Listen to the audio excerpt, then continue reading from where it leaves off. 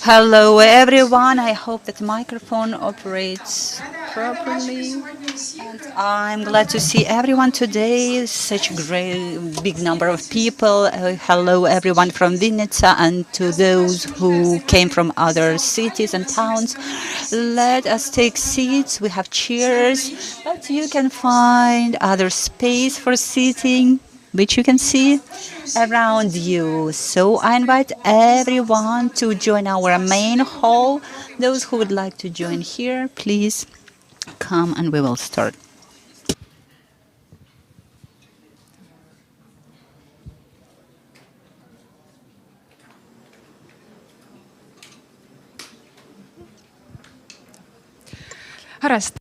Okay, then let us begin. Thank you for coming here today. My name is Anastasia Bobrova, and I am the coordinator of Ukrainian Urban Forum, one of the people who gathered all of you here, and I would like to greet you at the 5th Annual Urban Forum.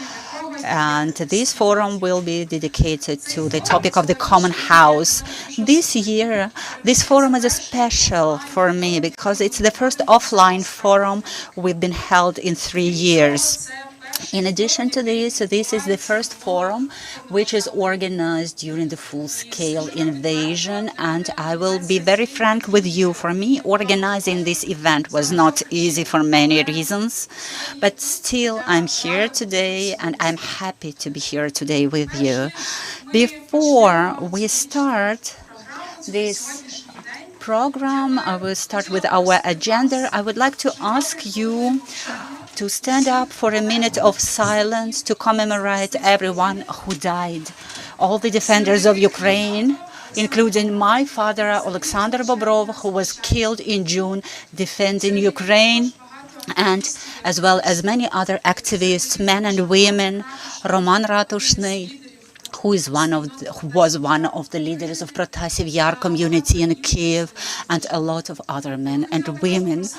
I would like you to stand up for this minute of silence to commemorate all people who were killed in Vinnytsia on the 14th of June last year from missile strike sent by the Russian Federation, and to commemorate everyone who was killed in this war of Russia against Ukraine.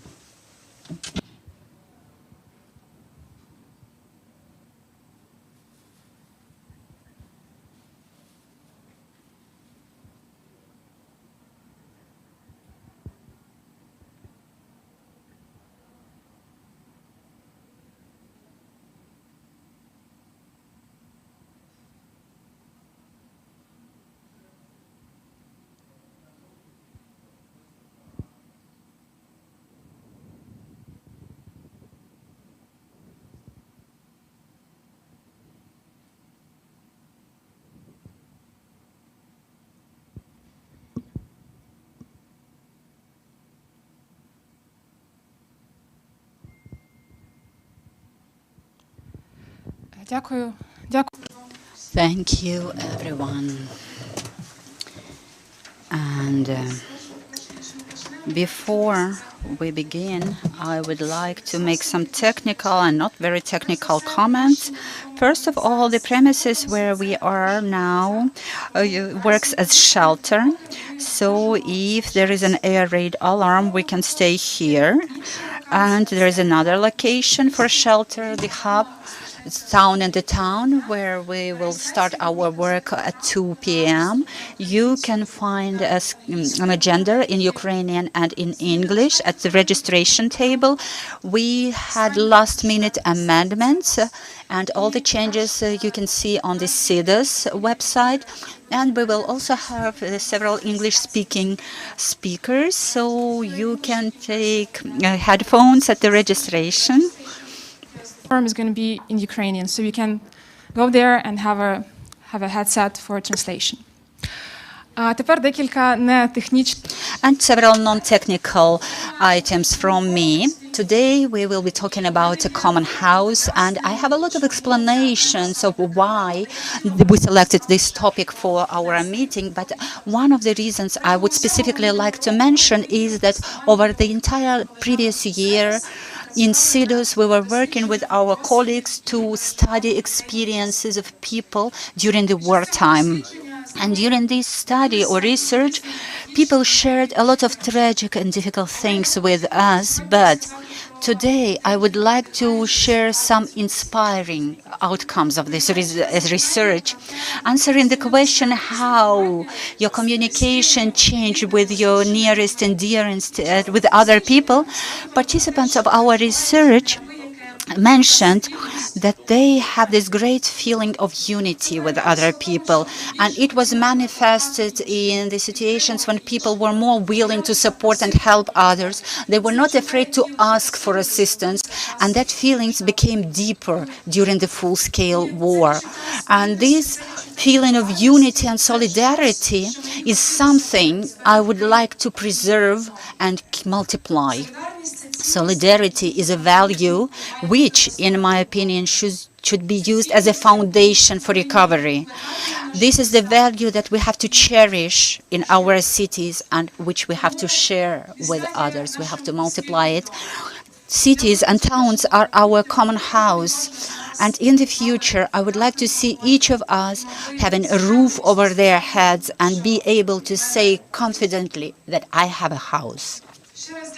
Thank you very much again, and I would like to thank the team that were thinking together with me about how to organize this forum, who shared their ideas and who were working to implement these ideas in life. And you can see people wearing sand-colored T-shirts with an inscription Ukrainian Urban Forum.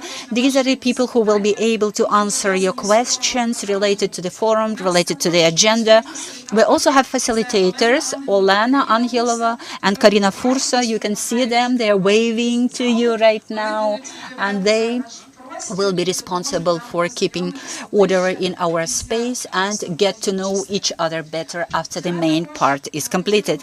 I would also like to thank all partners who supported this year Ukrainian Urban Forum.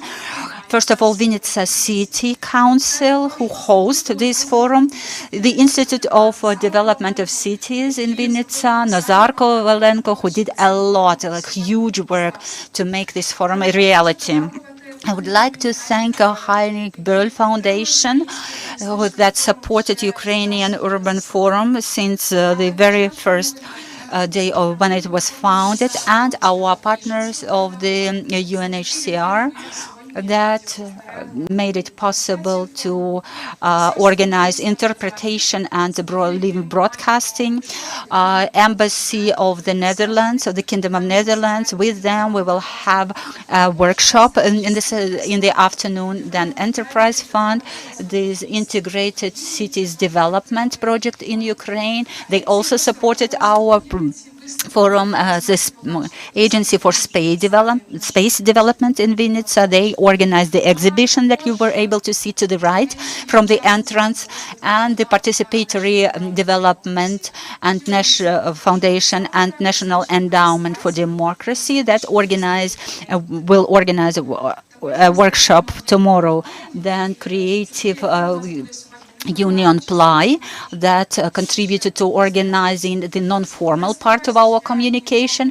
I hope I have not missed anyone, and now we can start the official part of the opening ceremony, and I would like to give floor now to Serhii Morhunov, Vinnytsia town city mayor.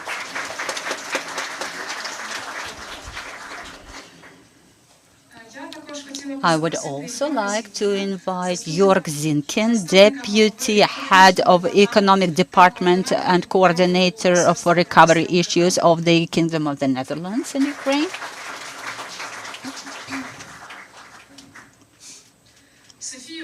Sofiia Oliinyk, Coordinator of the Democracy Endowment and Human Rights Development of Heinrich Boell Foundation. Fiona, Senior Officer for Development of UNHCR.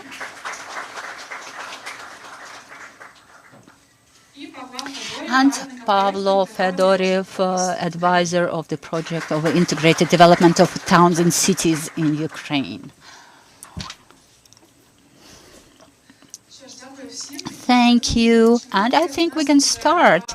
We will have 2 rounds of presentations during which we are going to talk about the vision of Ukraine's recovery and importance of cooperation of various stakeholders in this process. And first of all, I would like to give floor to Serhii Morhunov, Vinnytsia city mayor. Please, the floor is yours for opening remarks for our participants. And please share your vision of Ukraine's recovery with us.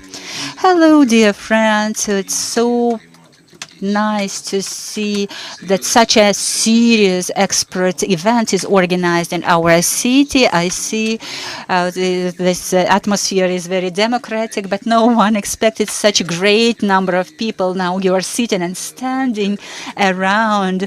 But I think that the most important thing is creating this atmosphere and having productive discussion within the framework of this forum.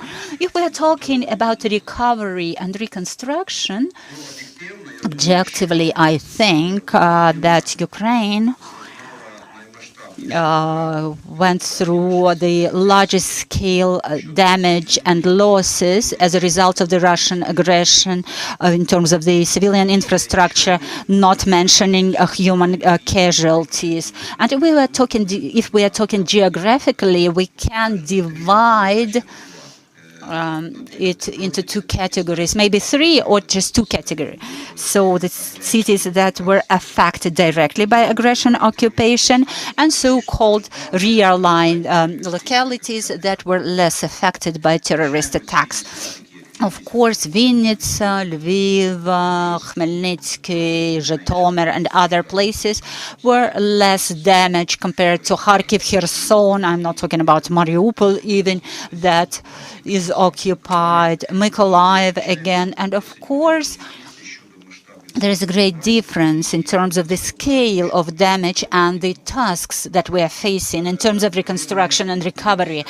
When we are talking with the representatives of different communities, I'm talking about city and town mayors, at the initial stage, last year, after the conference in Lugano, I was a participant of this conference on reconstruction and recovery, and we had an impression that there is an understanding that we still have to reconstruct everything that was ruined and destroyed, and it was no clear understanding that recovery is not just rebuilding or reconstruction of destroyed buildings.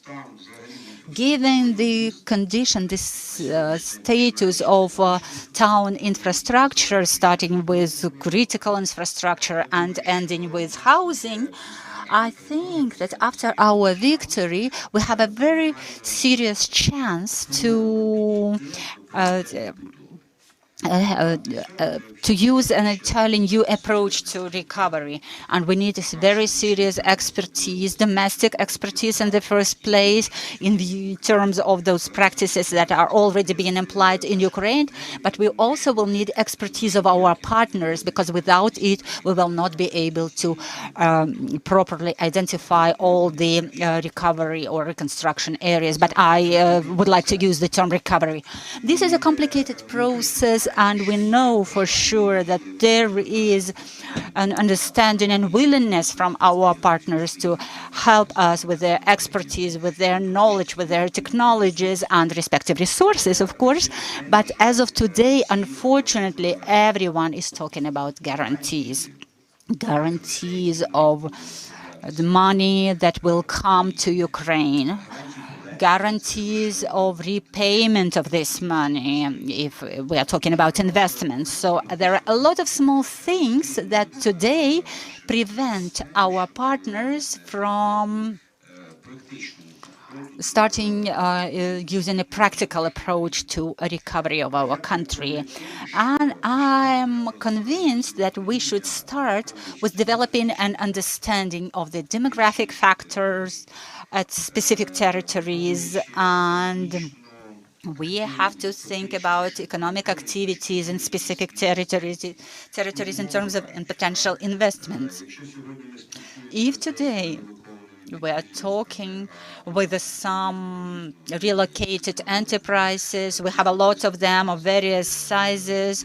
The total number is approximately 315 various business entities, and not less than a half of them have no intention to go back to their original territories where they used to work. Because for security issues, yes, because Kharkiv, for instance, which can be reached by a missile from the Russian territory, it's for 15 minutes, it reaches Kharkiv. So all businesses are now thinking whether it's feasible and advisable to invest into this territory. So we have to remember all these things, the security issues, air defense systems. We will not be able to push the Russians back from every 500 kilometers away from Kharkiv, or Sumy, or Belopilya, yeah, where we help them a lot. So in Sumy Oblast, they are 8 kilometers away from the border, and they are bombarded with mines, and people have no time to switch on the air raid alarm, and they have no time to go to the shelter. So all these territories will not be attractive for investments, and we have to remember that. If we are talking about Vinnytsia, western parts of Ukraine in the rear line, and activities, economic activities, of course, will be different here. But I think that in addition to this, we have a lot of challenges to be faced in order to create these ecosystems in communities, making each community attractive for investments, and to develop this understanding in each individual community of the strategy and areas of activities for their recovery. But without this general political understanding, and of our military administration, of our president, without this general political will, it will not be able to implement, because we have to have a clear vision of the strategic plan for our recovery. Thank you, Serhii. I can't help but agree. I can't help but agree that it's very important to have a proper strategic planning, but also we have to take into account the safety risks, the security risks. The war is ongoing. Now I'm giving the floor to Jorg Zinken. Jorg, please tell us how, in your opinion, from the viewpoint of the Embassy of the Netherlands, the recovery would look like. What is the role of the Embassy in this process? Thank you so much, Anastasia. And first of all, good to see you all, and congratulations on Statehood Day as well, which is today, I believe. So I hope you all have a good day here. And thanks of course for having us here as the Netherlands embassy here in Ukraine. The ambassador would have liked to be here himself, but he had other meetings in Kyiv he had to attend. So he sends his greetings to all of you. Let me first start with saying that I arrived not too long ago. A few weeks I've been here now in Ukraine. And I'm very, very impressed by the resilience and the unity just Anastasia talked about so eloquently of the Ukrainian people and Ukraine as a country as a whole. And I think especially in this time that you're all going through, it's important to stay united and stick together in these difficult times. So I'm very impressed with that. Then on the topic that we're talking about today, as Anastasia said, I'm here as a coordinator for our reconstruction work here in Ukraine, and I arrived here with all the energy that I can have, since it's so important for us as the Netherlands as well, and for the European Union as a whole, I think, to make sure that Ukraine has a proper future, and I think we can all contribute to that. To say a few words about recovery in general, our policies are quite broad. We try to do everything that we can to support Ukraine. That goes from humanitarian assistance to help alleviate the first needs people go through, until early recovery, reconstruction, stability, as we call it, and all our terms that we use in policy documents. So it's quite a broad policy that we envisage. A few elements that are important in that policy are mainly water, health, and agriculture. Of course, as the Netherlands, we can bring in some expertise in that area, but it doesn't exclude any other important issues. Infrastructure, of course, is one of them, but also housing and social housing that we're talking about today. And I believe there is wide support for the reconstruction efforts in general, but also for housing and social housing in particular. And the World Bank needs assessment that had been published not too long ago also stated that, and that's something that we take seriously and that we try to work on as well. Then I think it's important to coordinate, to work together, and to make sure that we address the needs that are there. So our policy is not based on what we only can bring as the Netherlands, but we try to connect it to what's needed. And that's not only based on what the World Bank has produced in the needs assessment together with the government, but also on the needs locally. So that's why I'm also so happy that we're here, not only in Kyiv and capital, but also here in Vinnytsia, to discuss this and to see what the local needs are and how we can connect that what we have as expertise to what's needed here. And as the mayor just said, this is also an opportunity to do the right thing and to do it right, because we have a lot of experience in several other contexts, but I think we can apply all the lessons that we have learned here in Ukraine. First of all, using the expertise that's here in the country, but then try to connect that also as well to the expertise that other countries, such as the Netherlands, have as well. And that's also part of our program. So it's not only funding big funds that are here now in the country, but also trying to find the right companies that are working already in the Netherlands and have the right expertise to bring here to Ukraine. I think that's like the basis of what we're doing at the moment, and we're here to keep supporting that. That's what's happening locally. But as I said, coordination is key. It's important to make clear as a government, locally and nationally, what's needed, and then we can see how we can connect our expertise to that. When it comes to housing, we have done a few specific issues already. We have provided some training back home. We have organized the last event in February, I believe, on housing in the Netherlands with the Environmental Assessment Agency back in the Netherlands, and they indeed have a meeting later this day.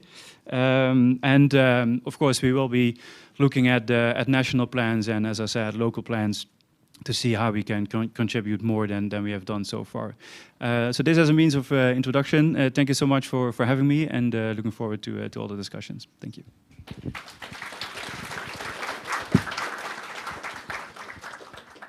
Дякую, що Thank you for pointing out the importance of the local authorities and the housing sphere. The housing infrastructure is the focus of this forum, and within the next several days we'll be talking about that more from different points of view. Now I'm giving the floor to Sofiia Oliinyk. Sofiia, what in your opinion recovery means, and what is the housing sphere's place in it? Thank you very much for the invitation. I'm happy to be here in Vinnytsia, and this is a unique event, as you highlighted at the beginning. For the first time, it's being done offline after the pandemic, during the war. It's a fantastic thing that we have the chance to come together here today. When we talk about reconstruction and recovery, the key word for me here is recovery. They have to be, these are not contradictory terms. These have to be, they have to complement each other. But it has to be human-oriented, people-oriented. Must remember at all times that it's all done for our citizens, for our people who are supposed to live in these cities for a long time. So we have to create conditions and circumstances for people to come back. If there are IDPs, we need to provide them with housing. And this is one of the questions we'll have to discuss today: where and how to live, and how the cities, how the municipalities can react to the challenges that we have had for the last 9 years. And throughout these last 18 months, this housing challenge is huge for the municipalities of how to adapt the cities to the new realities. The key factor for us here is to remember the human is the center of it all, of this entire recovery. Also, the political processes should also undergo recovery. So the changes that our country undergoes must happen simultaneously. One of the key reforms that is one of the most successful ones is the decentralization reforms and the powers given over to the local level is a huge success that helped the cities be stable and invincible during the full-scale war. We need to multiply and scale this experience during the recovery. We shouldn't let this process stop. We should scale it and multiply it. On the local level, on the municipal level, not only in the big cities, we must understand and we must remember that there are not only Kyiv, Vinnytsia, Lviv. There are other settlements, villages, small towns.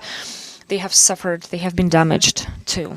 We need to keep caring about them. Do they have the necessary conditions?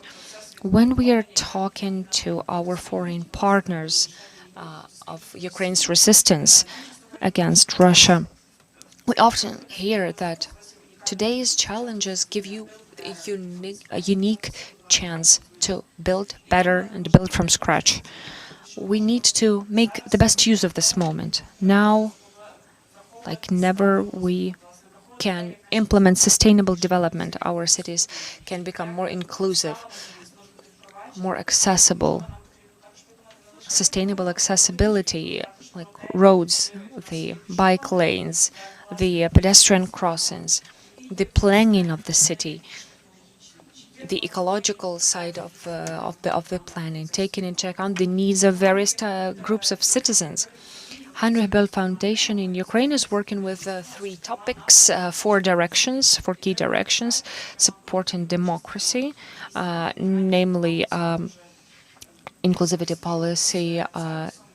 We have been working over 10 years with Cedos and the Ukrainian Urban Forum, how to involve the public into decision-making. We have partners in various cities of Ukraine where we stimulate and support them in sharing our expertise locally and giving the expertise to the local authorities, mobilizing the activists locally also to make change. Also, we work on climate policy and energy policy and gender equality and the safety and security for humans. These 4 components are key for us in recovery. When we're talking about a green recovery, I want us to remember that one of the priorities of the national policy is that it is a green recovery. We must keep in mind whether our cities are accessible, whether they take into account the opinions of the citizens, whether they are ecologically sustainable and safe and secure. First of all, it's physical security, but also we must keep in mind that it also includes the safety of communities, environmental safety, and the accessibility within the community. We must keep that in mind during recovery. So back to the housing topic. I'd like to thank Cedos for their recommendations they have shared with us, because they include the key principles of solidarity, inclusivity, participation that Anastasia mentioned. When we're working with political recovery, I think we need to remember these principles within the framework of housing policy, and that can be the basis for the recovery.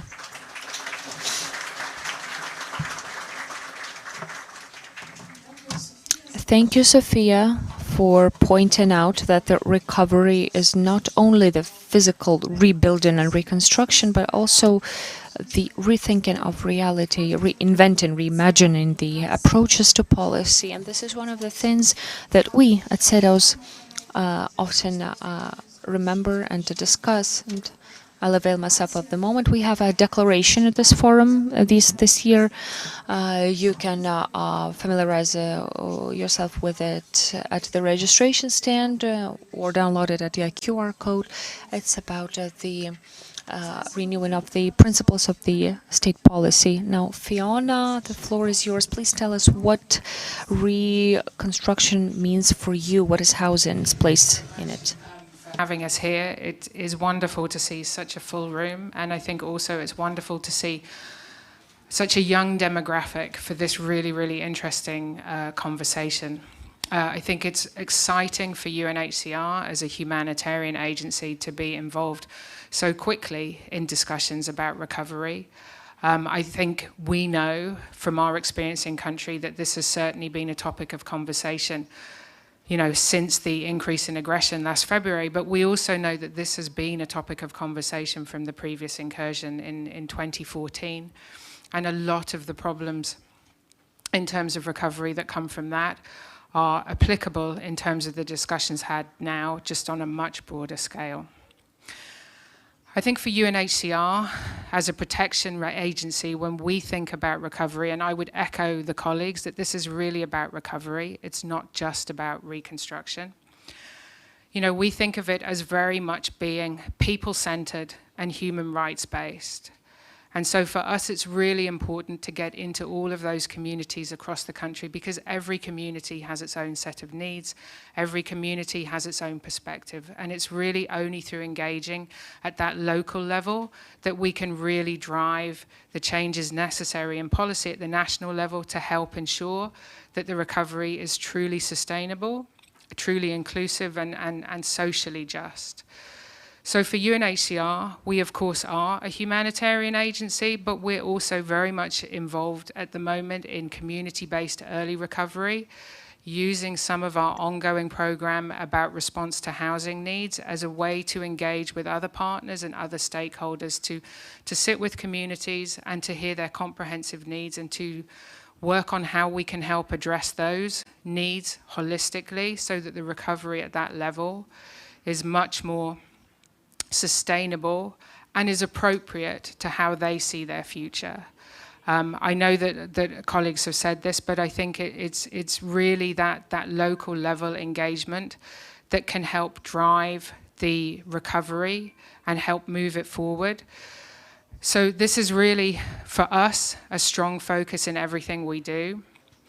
We recognize that there are communities across the country that have special needs that need to be encompassed in recovery, not least the fact that in Ukraine there is a substantial displaced population, but also we know we have many Ukrainians currently living across in Europe who want to come home.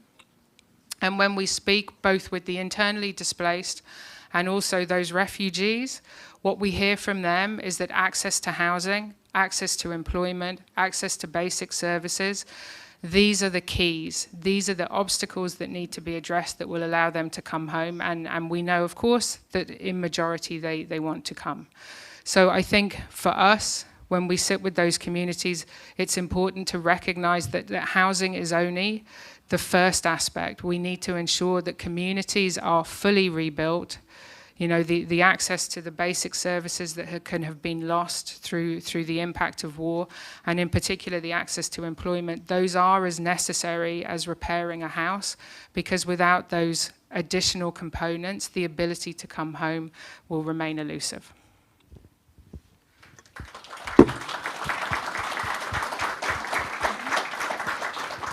Дякую, Фіоно. Я би хотіла також сказати. Thank you, Fiona. I would also like to say that we all remember that sustainable recovery of Ukraine will not be possible without victory. Liberation of occupied territories, recovery of integrity of our country and its borders. But the recovery process has been launched already, and we are now talking about it already, start to think strategically.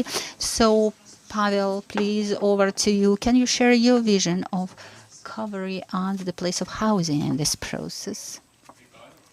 Hello, everyone. On behalf of the project, of our project, I would like to congratulate the team of organizers with successful holding of this forum, and I would like to greet all the participants, being online and offline. Integrated Town Development Project is implemented with support from the Germany and Switzerland. We are working to improve living conditions for people in partner communities in Lviv, Chernivtsi, Zhytomyr, Poltava, Melitopol, Kharkiv, and Podilsky district of Kyiv, and of course Vinnytsia, which is our partner. With the support from national and international experts, we are working to improve the general conditions for so-called integrated development of Ukrainian towns and cities, and we are doing that both at the national level, working with the legislative and regulatory framework, and at a local level, helping to launch structures and procedures that will bring towns and cities closer to better, more inclusive and fair planning in order to achieve the maximum effect thanks to the synergy of those spheres. It has been said that decentralization and reform of local self-governance provides the towns with a great scope of powers and resources, but still they are lacking today national regulation to implement this integrated development, and sometimes even municipal capacity to achieve the maximum effect of implementation of this project. And we are working to improve this situation, and we believe that the further support from municipalities and their capacity building in terms of planning and implementing integrated development projects, that this activity will be extremely important, especially in view of the fact that many municipalities and communities need to revise drastically their previous approaches to planning. As to the housing, Jorg mentioned already that the recent wording of the World Bank report on damage assessment demonstrated that housing is the most affected sector. For people, it's also the most immediate experience that they lived through during this wartime. This is how they were affected by the war. And the housing sphere in Ukraine for a long time has been depoliticized, and I think that bringing housing to the political sphere, making sure that the housing should be regulated by housing policy both at the national and at the municipal level, this approach will be the key for recovery of Ukrainian communities in the future. And for me, it's also important to emphasize that integrated urban development is not possible without development of the housing sphere. And here we have to be talking not only about housing and some architectural phenomenon, but we have to talk about it in terms of economy and policy of life.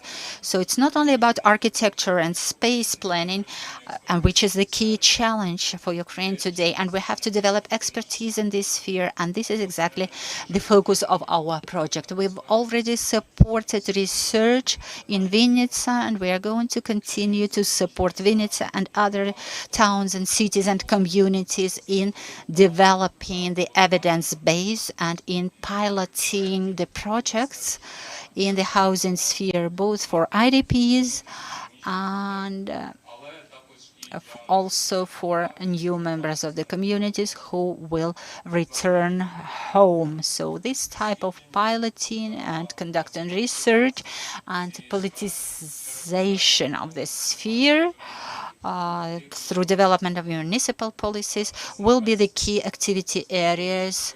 Without fair housing policies, in my opinion, it will not be possible to ensure sustainable and fair recovery. And here we have to emphasize that this housing does not exist in a vacuum. It should exist in the environment of sustainable, green, well-planned districts and communities. Thank you. Thank you, Pavel. Thank you for mentioning this central position of housing in the well-being of people and the connection of housing policy to other policies. We are going to discuss it during the upcoming sessions. And now we have a time for a round of discussions. And we have a lot of various people at this forum, representatives of civil society, local authorities, academia, specialists, expert communities. So we have to develop an understanding how we should work together to ensure sustainable development, to achieve all these beautiful results that have been mentioned by our speakers. So now I would like to give floor to Serhii Morhunov. Please tell us how, in your opinion, we can work together to ensure sustainable recovery of Ukraine. Well, first of all, I would like to thank all participants of the first round of presentations, because we seem to have a common understanding of the process of recovery and reconstruction. How this should be done, I think we can talk about Vinnytsia, from a wider angle. Today, any driving force in any territorial community is determined by its economic potential. So we have to create work places, the jobs, and we have to attract investments. In my opinion, this is our first priority. Today we have 3 industrial parks, and the 4th is at the registration stage, machine building park. So here we are quite active. It's not ideal, but we are moving forward. But we have a different problem now. Yesterday or the day before yesterday, a new enterprise was opened, and there were Russian investments in that enterprise, but now they transferred it to businesses. So they have a shortage of jobs because, of course, many people left. And unfortunately, IDPs who came here are not able to work. We have 47,000 of IDPs, 12,000 are children, then 12 to 15,000 are elderly people. And others, the remaining people, are not willing to work. For instance, in Mariupol, they used to work for Azovstal for 45,000 hryvnias, and here the maximum is 20,000 hryvnias, so they are not willing to work. And of course, the business capacity now to pay decent salary is also quite low. I'm not talking about now doctors, the teachers. They receive salaries from the state fund, but their number is approximately 2,000 out of this 47,000. So we have to create conditions to bring back those Ukrainians who went to other countries. And using simple logic, let us think about some ordinary town in Germany. There are 5,000 refugees from Ukraine, and approximately 100 of them are from Vinnytsia. They already see the living condition, comfort of life in local communities. They've learned the language, they found jobs, and the kids go to kindergartens and schools. And my question is, how many people will come back to Ukraine? Today, we do not have an answer to this question. To answer it, we have to create conditions here in the Ukrainian towns and cities, because if we provide them with housing, but there is no job, no one will ever come back here, because in any case, in many localities in Germany, the life is more comfortable for them. But in order to create these conditions, we should not only provide them with housing, but with good quality housing, I emphasize, but also we have to create a quality infrastructure, starting with healthcare, primary healthcare, secondary level. Education, of course, goes without question, because we have to implement education reform as soon as possible, because in Vinnytsia, we should not have 5 universities with 3,500 to 5,000 students, yes? So what would be the capacity of this university from a scientific point of view, of scientific framework, of innovations and so on to this? And we need to train personnel. We need professional vocational education, because today an operator of any factory line should not have a high education diploma. The technical education is sufficient. Professional vocational training will be sufficient.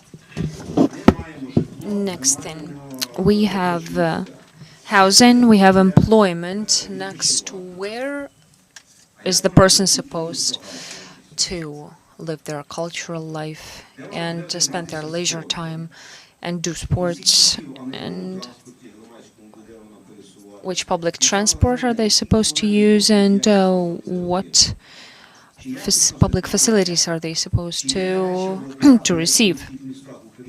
High quality potable water or hot water during summertime. Only 8 municipalities, including Vinnytsia, are providing their citizens with hot water in summer. So energy efficiency, blackout, that we have already survived this past winter, where I think we're going to have even a worse blackout this year, 2023-24. If we're talking about the recovery, we should create an entire ecosystem of recovery. How is that done practically? I am convinced that no community, territorial community, even the million citizen cities, are capable of solving these problems on the level of ecosystems, because they simply do not have the money for that. They don't have enough money.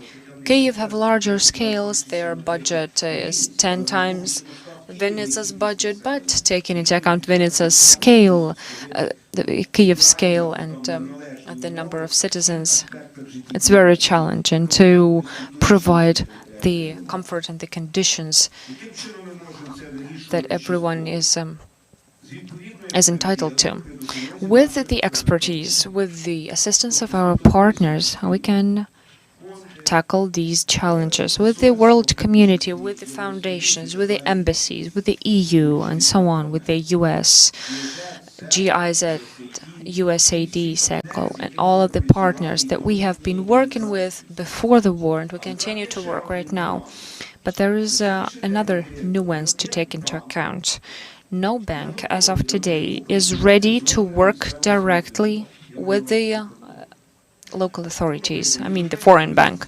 For instance, the European Investment Bank. They want governmental guarantees from the Ukrainian government. And the government says, all right, so let's bring your projects together and let's define which ones we can support, which ones not. Now, simple arithmetics. How many territorial communities have suffered the biggest damage from the occupation or from direct rocket attacks? I think hundreds of them. If every community applies 2 to 3 projects, or cities that are centers of the regions, 10, 20 projects, when we add it all up, will our government be capable to set the correct priorities for these projects to support the communities?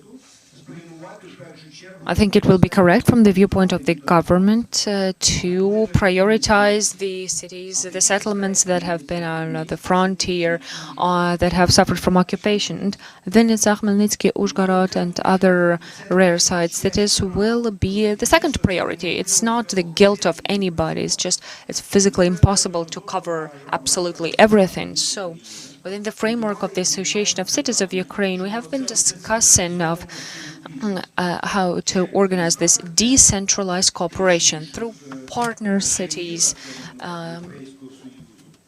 the European Union structures, the institutions or foundations of the European Union, with the support of the embassies of the countries that are our partners. So all of this should happen simultaneously in parallel. So when we are working with the communities, many of the institutions have seen how positive these practices work when they implement the project and investment solutions that have been applied directly to the community. Communities know better what they need, what their needs are. Also, they undergo all the process of participation and public discussion. And the most important thing, the representatives of local authorities, local self-government, are personally responsible to the community and to the donors or partners that they work with, according to certain directions. I can go on for like 40 minutes minimum, but let's cut it short. You understood the logic of what I'm saying. Let's discuss the housing. I mean, if we had been working on that way with our partners, if we continued, the effect and the speed of achieving the result would be much higher, much better. But of course, we cannot just say, oh, okay, let's build blocks of flats, apartments, and give employment. No, it's not realistic. People will not come here. When they have seen Prague, Berlin, Zurich, Munich, they have seen the water quality, the transport quality, the heating, the attitude to citizens, and so on. They have their quality elevated. Well, what I've heard positively, they've said, Ukrainians say that our medical assistance is better than German one, for instance, at least the primary level, when you can directly access your family doctor and so on. That's a positive. Now, housing. Housing should be high quality, and there should be several options of using and receiving the housing options. Yes, we do have a market of primary housing. In Vinnytsia, no housing items are built without an investment agreement that must include an object of social infrastructure. This is a practice from back 2014. Since then, thanks to investors, we've built 8 kindergartens and given a complete makeover of 4 kindergartens, so on.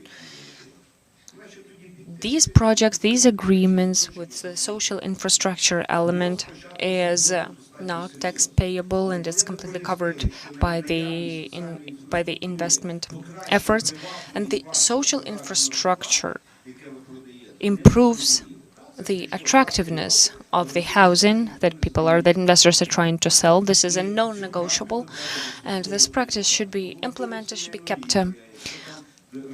The family doctors' offices, big infrastructural objects like schools, they can be covered by common effort, and so on. We don't have a practice of the rent housing like in Austria on a community level. Ukraine does not have this correct practice like that, this expertise.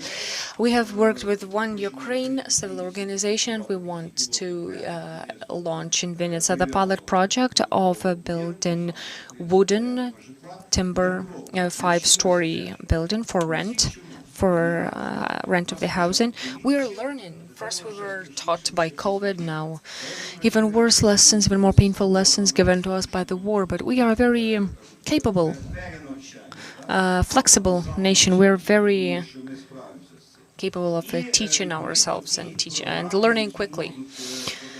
The programs that can grant financial support or can grant credit, for example, the project Dia Osela. It uses the state budget and the assistance of our partners and the local budgets, wherever these budgets are capable. Because let's imagine Khmelnyk or Yampil in Vinnytsia region, they're not capable to cover that with their local budgets because they just don't have it that scale. So, to finalize, I'd like to say that only in our being together, working together, cooperation, a strategic understanding of where we're going, and a precise, clear plan with the support of our partners, we can achieve this result. Thank you. Thank you, Serhii, for for commenting these difficulties that the communities and cities can face on the recovery path, and thanks for being ready to experiment and to implement new approaches to housing. Jorg, now the floor is yours. Please tell us how can we cooperate for recovery, but please be very brief because we are very short on time. So the floor is yours, please. My best to be very brief. A few points that I would like to highlight, also responding to what the mayor just said.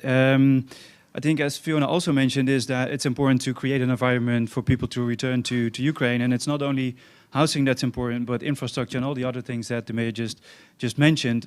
But what we also know is that housing is one of the essential elements that we need to focus on. But I think it's not only the environment for return that's important, but working at the European Embassy, it's also important to think about EU accession and all the work that's being done in that regard. So I think that's something that needs to be in our heads as well. Then the localization agenda, as I mentioned already before, that's key of the work that we're doing at our embassy, and I think also for a lot of international partners that is key of the agenda. But to make sure that all these elements are being implemented, so from infrastructure, education, housing, all those things, you do need indeed the right partners, and not only the right partners, because I think, as I said, there is a lot of support to get things done, but also you need the capacity, and we all know that capacity is short because it's needed somewhere else, unfortunately. But there are international partners such as the Netherlands who can help in that regard as well. One of the things that we're trying to do is technical assistance, which might sound again as a very civil servant word, but I think it's an important issue as well to provide capacity, to provide knowledge and expertise. One of the bigger cities in the Netherlands, called Utrecht, is doing exactly that. A few of the civil servants of Ukraine, of a few cities here, do work in Utrecht, our municipality, at the moment, to gain some expertise, to gain some knowledge from our colleagues back home, and then they can come back in a few months' time to apply that here in Ukraine. That's one of the ideas that you can apply and can work on. Of course, there are a lot of more options, but this is one of the things that we try to do. I will keep it at that for now, to be short. Thank you. Дякую.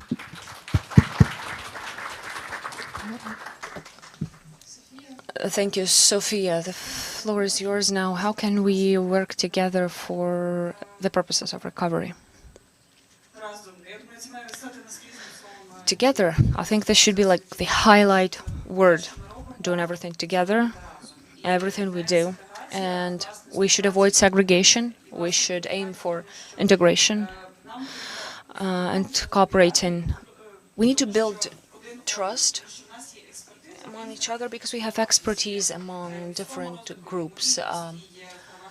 Municipal development, human rights, environment. We have enough expertise even in this room and within the society among different organizations.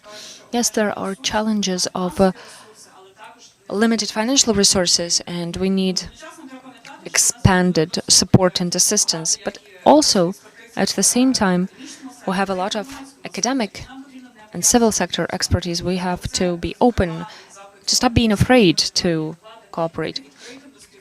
This is a call for the local authorities to be open for working with experts in a particular sphere. When we're talking about the academic circles, we need to step outside of our bubble and work with all of the settlements, all of the communities that we are in. This cooperation is at its utmost importance. And we are happy that we can support the Ukrainian Urban Forum, because this brings together all of the important experts. Last year, we were supporting the experts in Chernihiv that were building changes for the general plan of the recovery and reconstruction of the city. Also, last year, we've been working with the Center of Municipal History in Lviv, talking about participation. When we're talking about the recovery, we do need the employment, we do need the economic recovery, the housing policy, but at the same time, we must remember about the reintegration of veterans, of both male and female veterans. We must remember about everyone who who used to be an IDP and is now building their life and is looking for housing elsewhere. These are different experiences. They must be integrated in the process of recovery and reconstruction. So I would like to highlight that when we're talking about recovery, it's about cooperation. I thought I wanted to compare it to a triangle, but now I think it should be even wider. The authorities, the civil sector, everyone who used to be IDPs, who found their home elsewhere, everyone, each one of us who are experiencing the war, and this experience should be transformed into the recovery. We should also be talking about the business, and these square with these four components must listen to each other, hear each other, and cooperate. These are not separate bubbles. This is a matter of cooperation that aims at making the recovery conditions more adequate. So if we would like to stay in our localities and live there and get education there, then we will have to come to an agreement. So the key point for me is to ensure synergy of those four sides, four stakeholders. Our foundation works with civil society and academia that can provide their expert knowledge to the towns and cities, and they can gather the data that can be used for developing policies to be implemented both at the national and at the local level. And one of the key tasks for us is to strengthen the resources, develop capacity where knowledge or possibilities are lacking. Thank you, Sofiia, for mentioning this human-centered approach, which is a key for recovery. And now I would like to give floor to Fiona. Please tell us how we can cooperate and who are the most important actors in this process. Agency, we would really focus in on three words: partnership, coordination, and localization. For us, our role here is to partner with and to support Ukraine as it moves through this crisis and into recovery. And I think our value added comes from being able to work and engage not just at the Kyiv level, but also much more locally and help those communities most impacted through the war to begin the process of recovery, whether it's through delivery of services or whether it's through, through advice and support based on previous experience. I think our partnerships can also be leveraged beyond the borders of Ukraine. You know, as an international agency, we have strong partnerships with other stakeholders. But as UNHCR in country, we have a very large operational footprint, and this gives us the opportunity to really help promote the needs on the ground in the situation and to really help other partners who are sort of operating beyond borders understand what's happening here and what's needed to help the Ukraine country move forward. I think in terms of coordination, this forum is a really good example of what needs to happen. There's a lot of activities happening across the country, and this is a large country. And it will be really useful moving forward to harvest a lot of that information and to have that knowledge transfer and lessons learned, because this is a way that we can potentially identify solutions to help in other areas of the country quickly and easily. And I think this then plays into localization, which for us is a priority. We partner predominantly with Ukrainian entities. And there's a reason for that, because we want whatever we do to ultimately be sustainable. We want it to play into the fabric of the country, but also because we recognize that the perspective and the capacity to drive this recovery, it must be Ukrainian. You know, our job is not to use our thought process to drive what we think should happen. Our job is to support Ukraine because Ukraine and Ukrainians know better. We can use our expertise, we can use our lessons learned, but really we want the driving seat to be local, because that way it will be the recovery you need and it will be sustainable.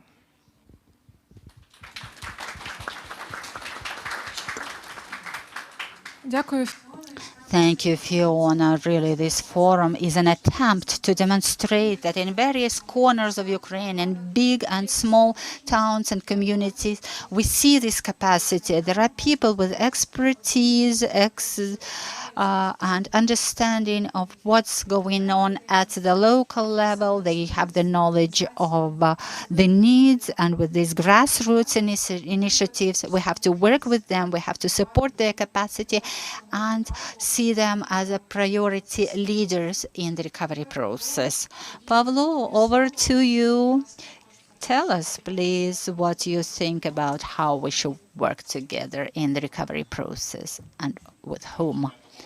Continuing what Fiona just said, Ukraine is and will be the owner of the recovery process, because Ukraine will determine where and how we will move forward. And of course, Ukraine is responsible for the future coordination of assistance that will come from governments of other countries, international technical assistance programs, humanitarian agencies, international financial institutions, and so on. Everything, all of that is responsibility of the central government, and the rest, how it will be localized, should happen in accordance with the European Charter on Local Self-Governance and in accordance with the subsidiarity principles. As Mr. Mayor said, the community knows the best, and the community should play this central role in bringing people back, in creating respective environment and the prospects that will be offered to people who will live in the respective community. Everything should happen with and in the community, involving civil society, ordinary people, academia, businesses, and other actors. This should be the key, and we as a project are working to ensure public involvement in the decision-making process in the municipal life processes. There are two sentences I wanted to mention because they're super important. First is multi-level governance, and the second is inter-municipality cooperation. The former is that we will inevitably have to develop the models of interaction between various levels of governance. Local governments, central government, individual agencies. This is still ahead, but we have to start thinking already today who will be responsible for what and to which extent.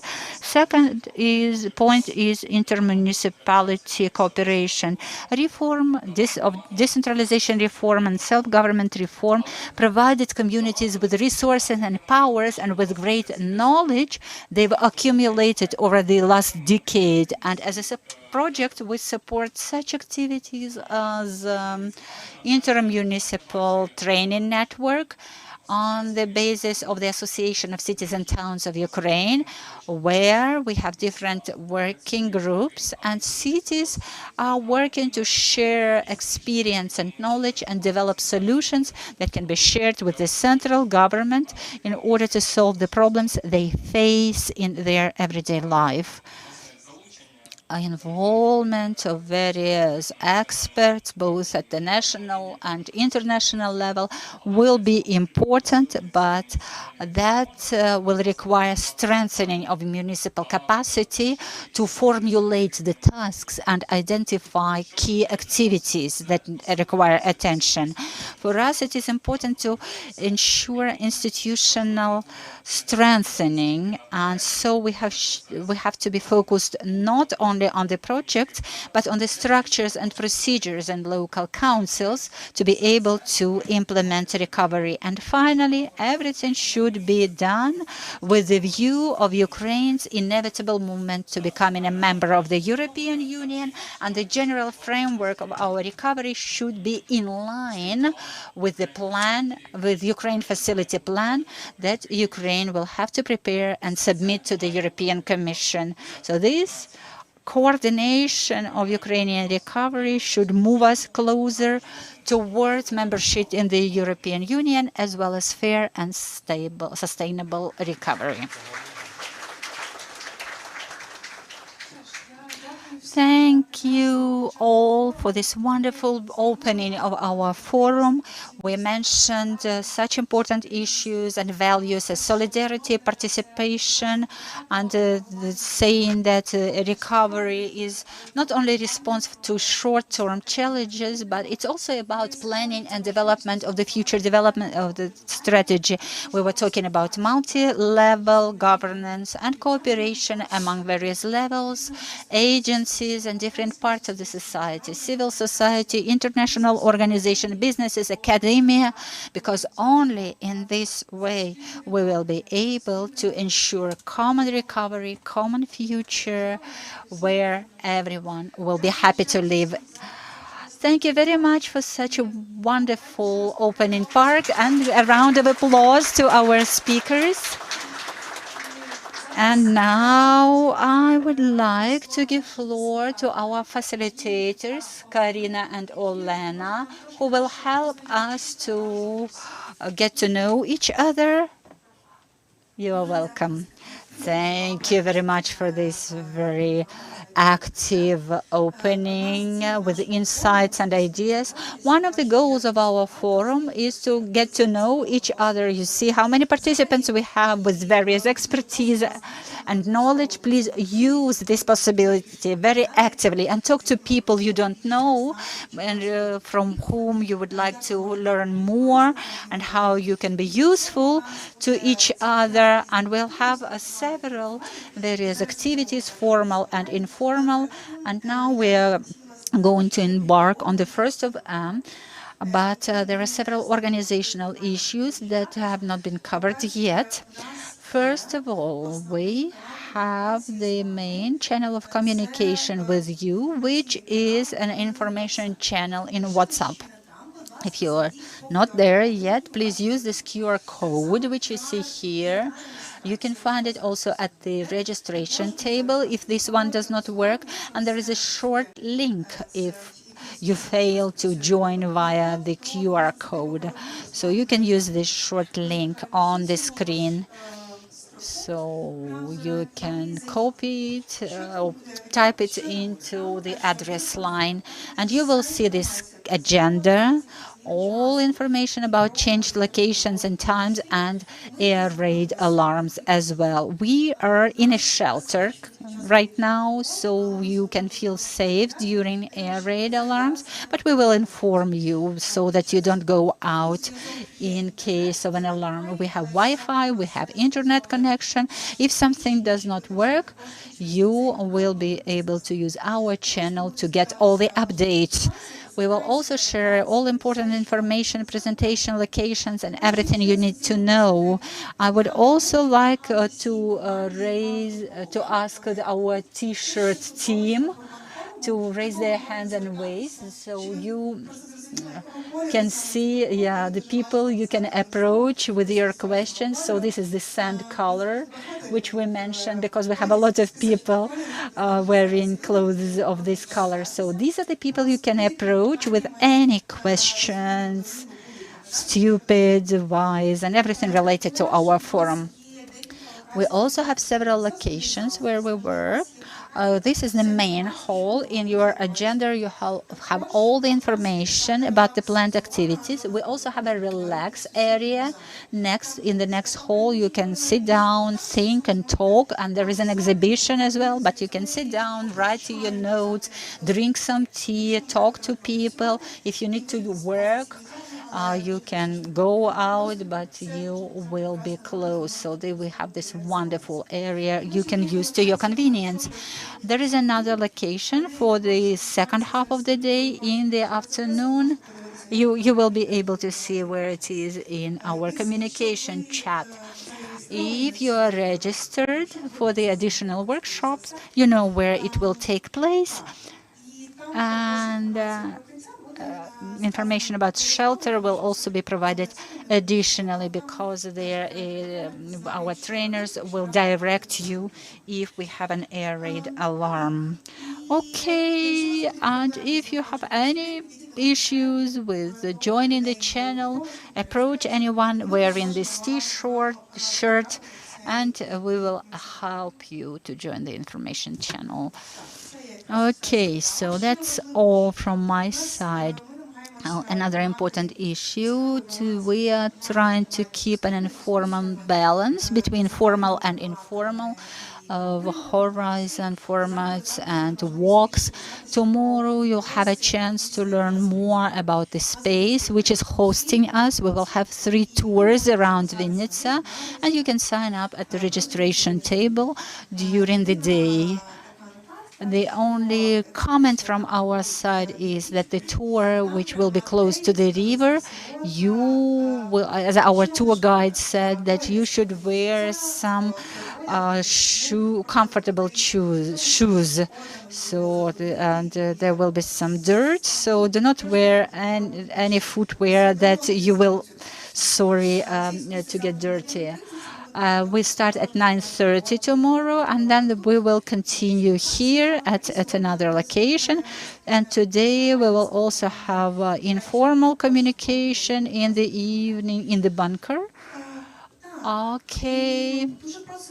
And if you would like to share your impressions, we would be very interested to read your impressions or critical ideas or thoughts that come to you during our discussions. We would like to extend our discussion from offline to online sphere, and please invite and involve your colleagues. Please write about this, share your ideas, and use hashtags that we suggest. So this Urban Forum in Ukrainian or English, so that we will be able to find one another and understand who's here, who's thinking about what, and involve it into the online, share it in the online space.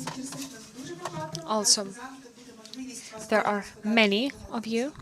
It will be difficult to ask the opinion of each person on what we're talking about here, so we'll be happy to receive feedback from you through the online instrument menti.com. How to use it? Let's have a test run. There's a question to familiarize with one another. There's a QR code that you're supposed to use right now that you see on the big screen, or go directly to menti.com, enter the code that you see on the screen, 36020099. If the QR code does not work, you can use the regular way of entering the website.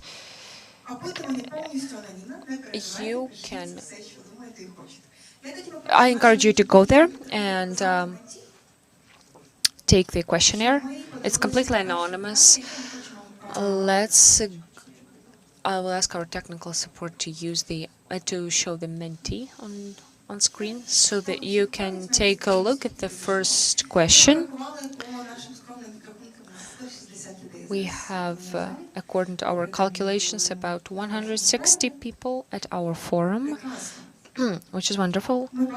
We can see the number of responses rising. So the first question is the place, from the location from where you arrived here to Vinnytsia Urban Forum. Where did you come from?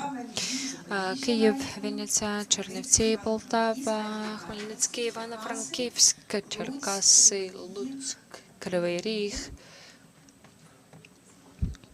I can see increasingly more responses. Slovyansk, Berlin, wonderful. Horodny, Chernihiv region, Lysychansk, Kharkiv. Please go on. Please keep answering. You can see Vyshhorod, Odessa. Great. Let's use another 30 seconds to answer this question. Okay, Dnipro, dear guests, our dear English-speaking guests, please take the questionnaire too. Don't slack.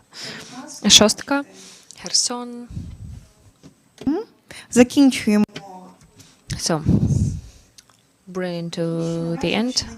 Question 1. we see the most people came from Vinnytsia, Kyiv, Ivano-Frankivsk, Chernivtsi, and Zaporizhia. The most people came from those localities. After you have answered the question, after you have voted, at the bottom of your screen on your phone or your device, you see the icons to react what you see. When we go on to voting for certain options, you will be able to send your reactions. Next question is, what is your background? Where are your origins from? So the place where you were born.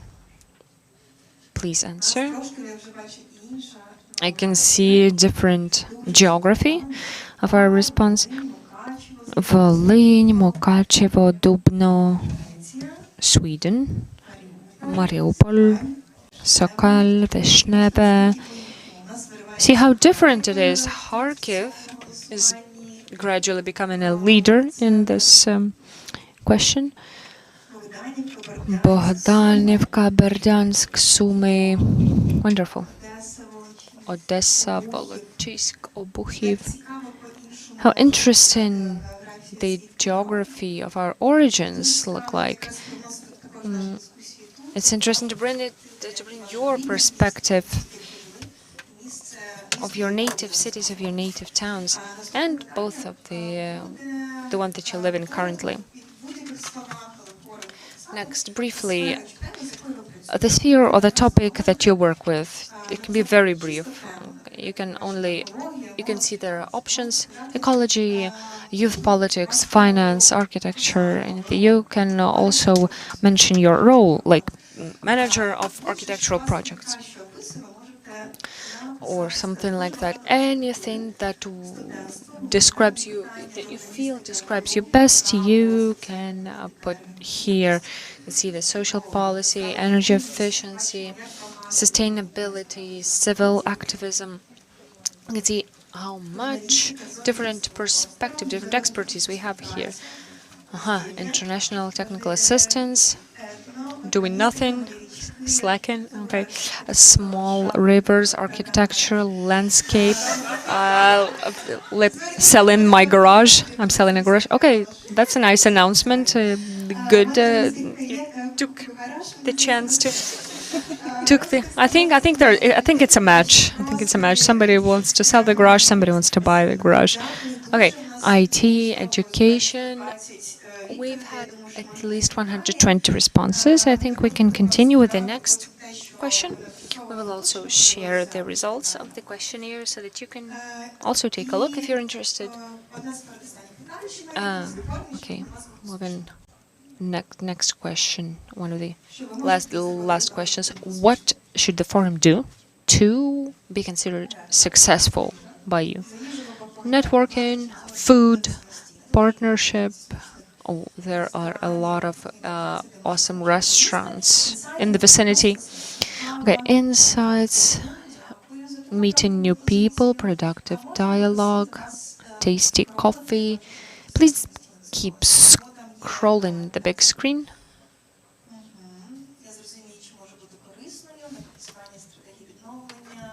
Working on the strategy of recovery, printing a t-shirt, networking, meeting new people, finding new knowledge, buying a garage. All right, next forum in Chernivtsi. It must be in Chernivtsi. Okay, nice idea. Exchanging expertise, sharing important information, networking. That's all up to you. We will be encouraging you to it, but you please look for every opportunity to build contacts that you need. Okay, another bit of your time. All right, last question. You've already started to vote here. So, if your city was a hero of the movie, what genre would that movie be like? You can tell us which city you came from, or which city is the city of your origin, and the genre. Okay, comedy. Comedy gets the most votes. Next, detective. How many investigative journalists do we have here? A drama, a musical. Thank you for voting for the musical. Almost no sci-fi. It's almost almost equal votes for action movie, comedy, musical. Thank you. We'll be continuing to work on the development of your cities. I'm giving the floor to Karina to give you another piece of activity, make you more proactive. Thank you, Olena. Does anyone want to comment? If you voted for the option that's called action movie, which city is that? The city of Sumy.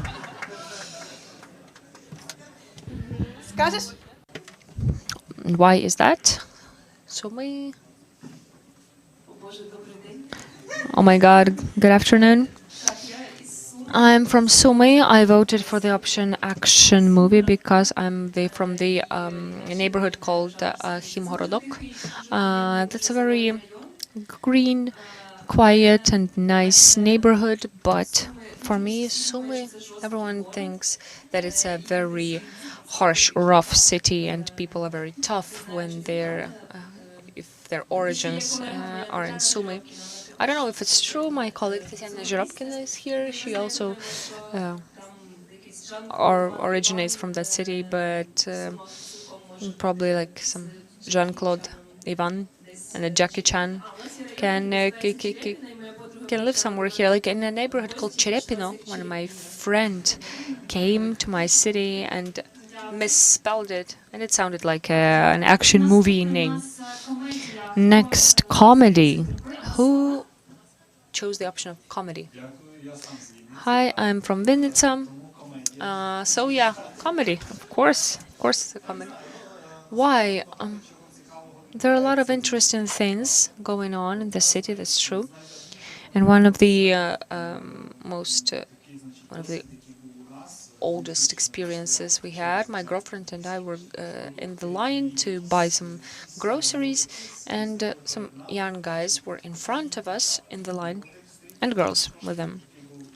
And one of the guys was kind of drunk a bit. He took his business card and he said, "My name is Gapochenko Andriy," and there was a rhyme that he used afterwards. So this rhymed pickup line was something like out of this world. Thank you. Next, drama. We have 18 votes for drama. Who'd like to speculate on that? Like a couple of words. Why did you choose drama? Why did you vote for 18 people? Anyone?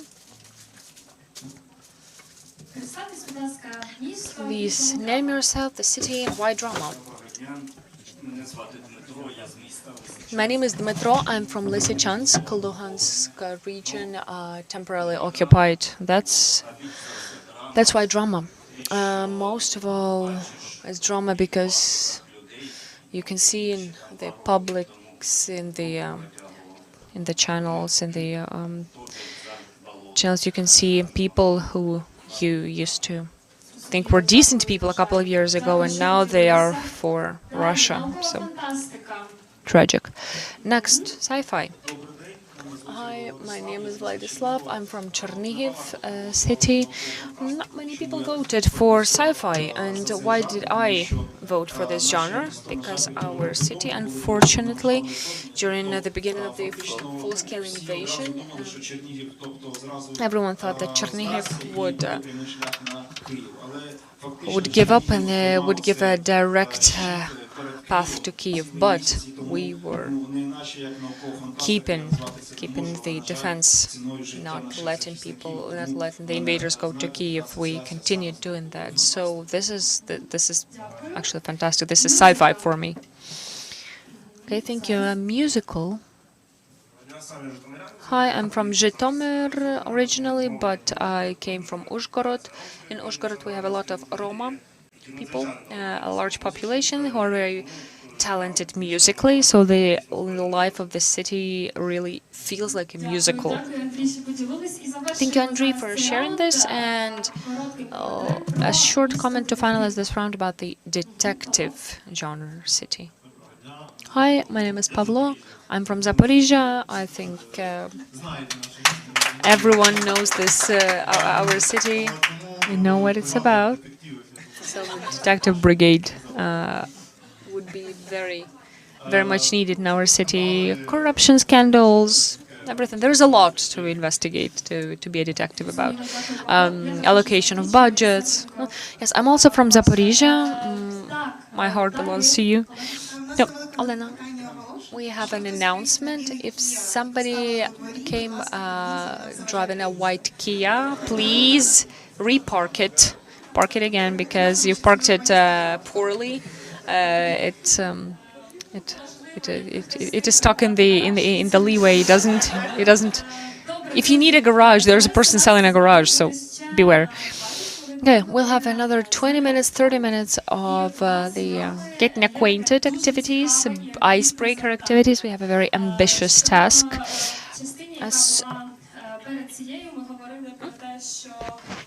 In the previous part, we were talking about importance of our common action, and I think that now we can check how successful we will be in terms of efficient interaction and cooperation. We will have a very interesting exercise because we will have the speed dating round now. We will have 4 questions, and for which of these questions you will have to find 3 people you do not know, and for 5 minutes, that will be fluctuating time, 5 to 7 minutes, with a stranger, you will have to discuss this question. There are a lot of us, and we have limited space here, so we will need our complete concentration on one another. So how are we going to organize it for the upcoming exercise? So it will be very important for you to listen to the question, and then just please focus on me and try to remember the questions. So for the period of this forum, we will practice a signal.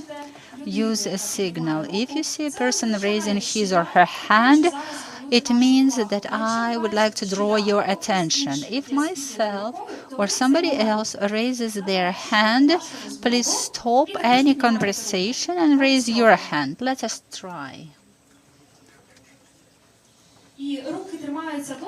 And keep it up until you see everyone raised their hand, or we have silence, complete silence. When it's complete silence, then you take your hand down.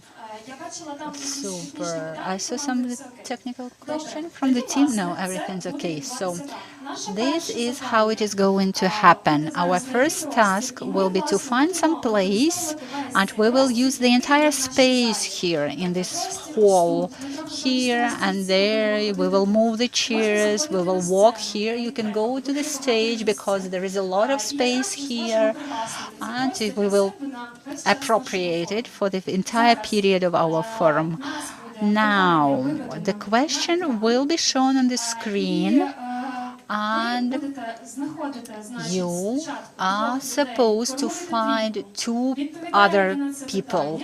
You create a group of 3, answer this question, and then when you hear loud music, this means you have to thank your interlocutors and find other 2 people you have not talked before. From time to time, I will raise my hand to draw your attention, and let us see how it will work. So you have to find strangers, get to know them, introduce yourself, and you have to start every round with introducing yourself.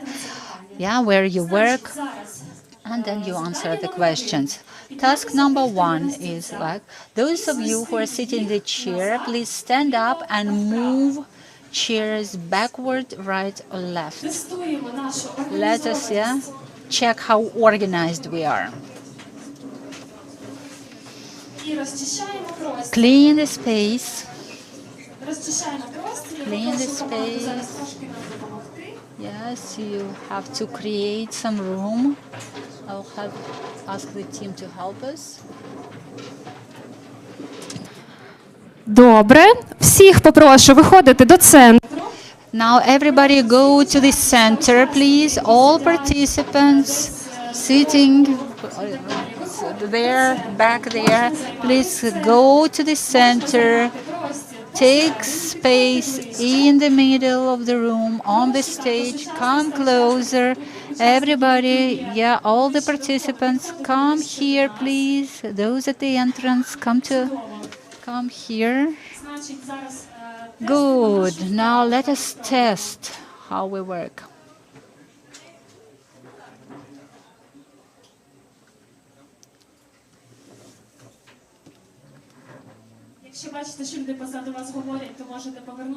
If you hear someone talking behind you, you can go back and give them a judging look. Okay, wonderful. First question. Where are you from? Tell people about your place. Do you often go on business trips? So now you create a group of 3. Go. You have 5 minutes from now. Стрійки.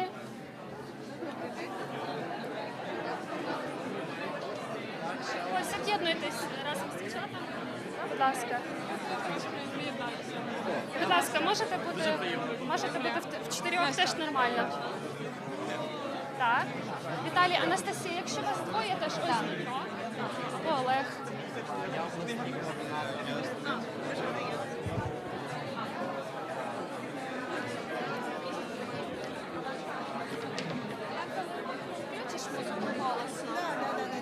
А потім буквально люди походять чуть-чуть. Дякую, дякую.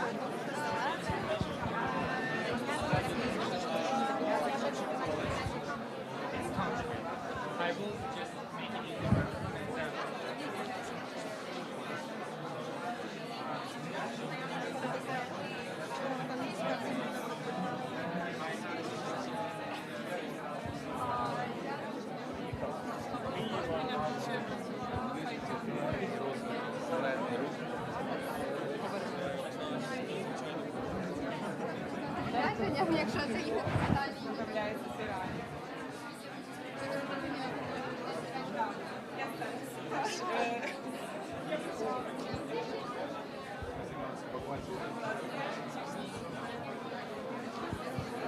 Ще час триває, ви можете спілкуватися більше, так.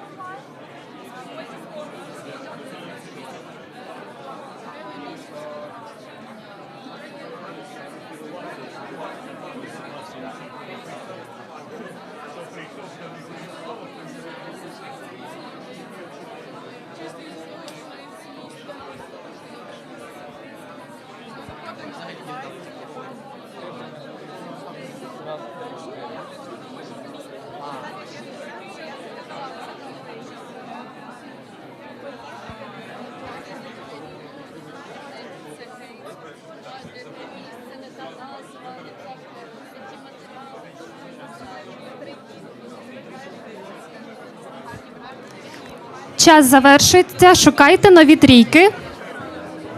Шукайте нові трійки.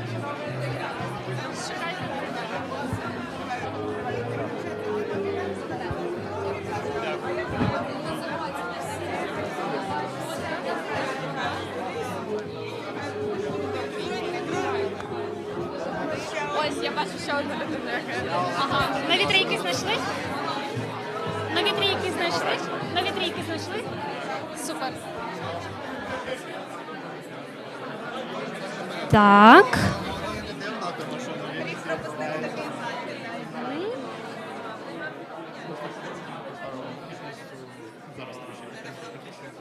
Ні, не треба. Так. Добре. Іноді, коли ця вправа працює, і коли хтось ще не почув, що треба завершити розмову, є шанс підслухати якусь дуже цікаву розмову. Sometimes when people do not realize that the time's over, you can overhear a very interesting conversation. I hope you found another group of 3 and be ready for the next question, which is tell people about what inspires you the most now. So professionally or your hobby or any work in which you invest your energy and which makes you feel good. So you have next 5 minutes. Go.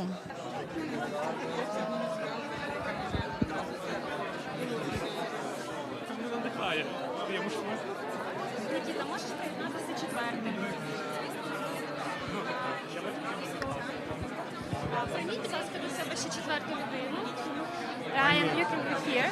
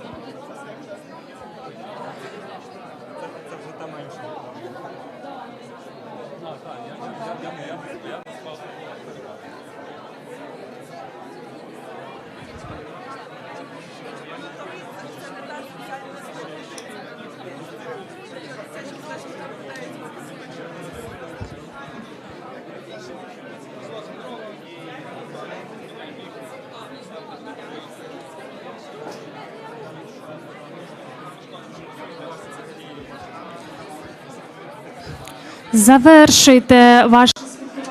Now we are coming to the end of this conversation, and you have to find another group of 3 now.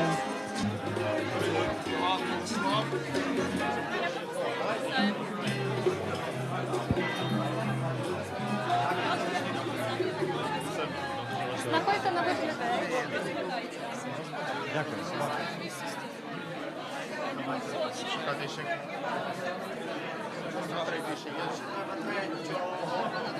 Нічого, я думаю, що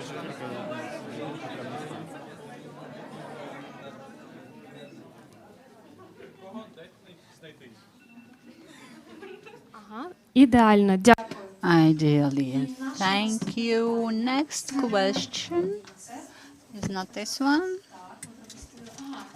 We skipped one. Oh, no, that's right.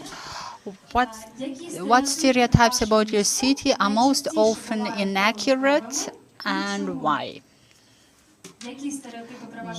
Which stereotypes about your city are most often inaccurate and why? Go.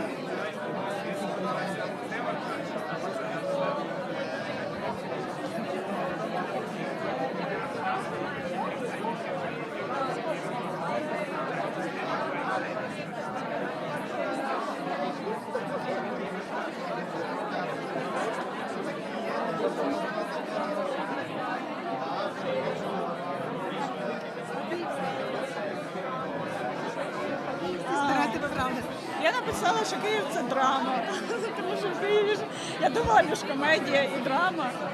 Потім подумала, завжди драма. Що робилося, от їду вчора ввечері, ні зранку їду, зранку сказав. Водій такий каже, то машиною кинула. Він такий, оце зробили ремонт. Ну що, не можна було рівно зробити, оце зараз казали.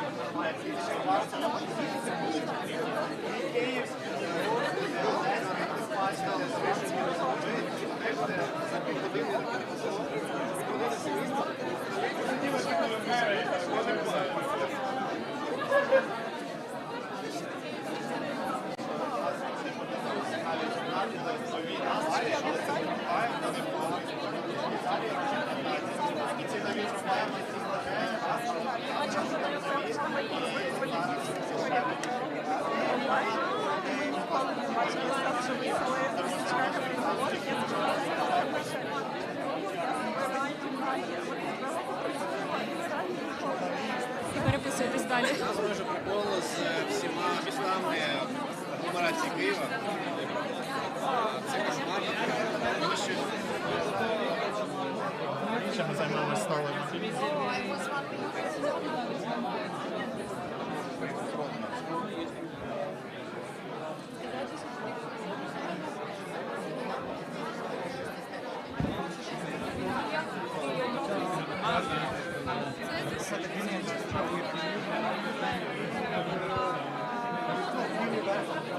Ще 12 хвилин, то я багато говорити ще трошки зараз, щоб вона з Вані не перестресувати його завчасно. Просто у нас магазинчики, містечка,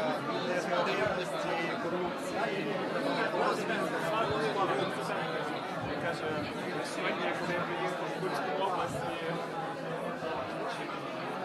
або якісь приміщення, як гігантський замок, він зведений з листового металу, як декларьовка гігантська.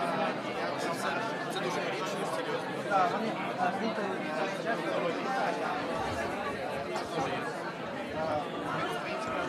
Зачиняються вони останні.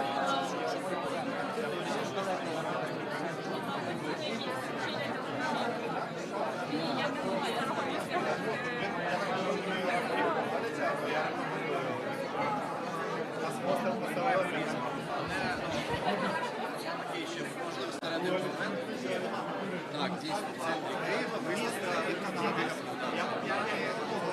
а на вулиці Федорів ще в 2010 році.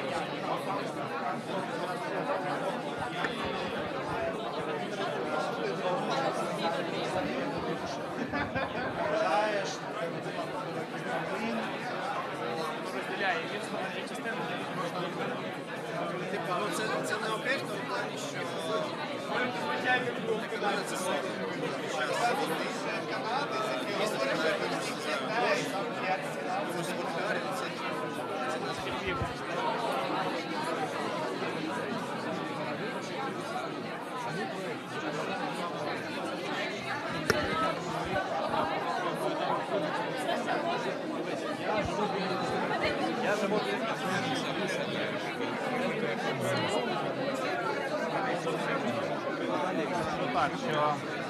Друзі, завершуємо спілкування.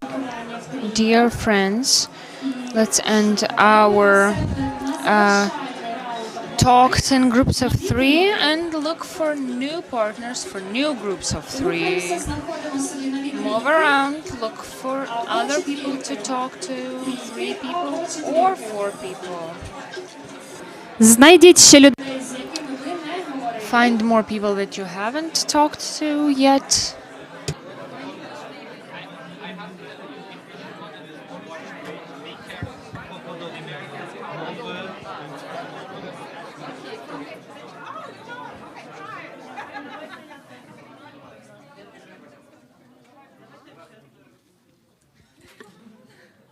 О, тепер чудово. No, wonderful. We have the final round of discussions. And the last question is, which part of the forum are you most looking forward to and why? Here you can say, is it your first time at Urban Forum? If it's not the first time, tell more, your experiences. Why did you come this time? If you have any expectations from the program, also please include that. Okay?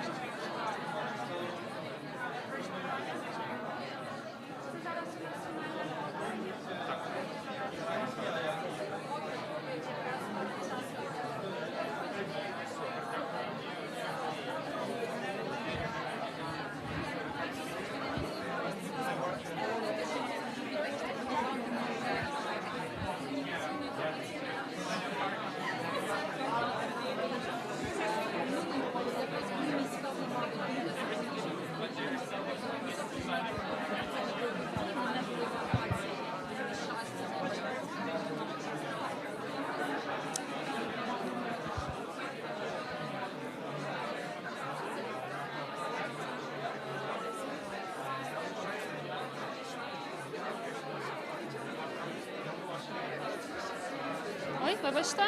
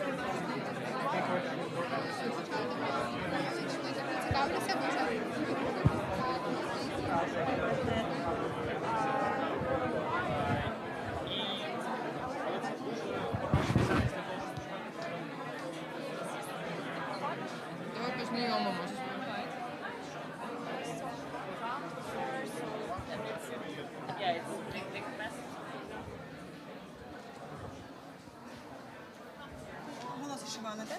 Так.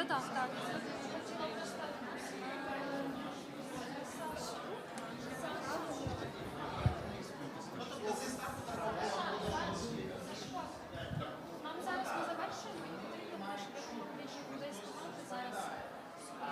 Ми зараз ставити стільці. Ти встигаєш через 4 хвилини, я чекаю тебе. Ага.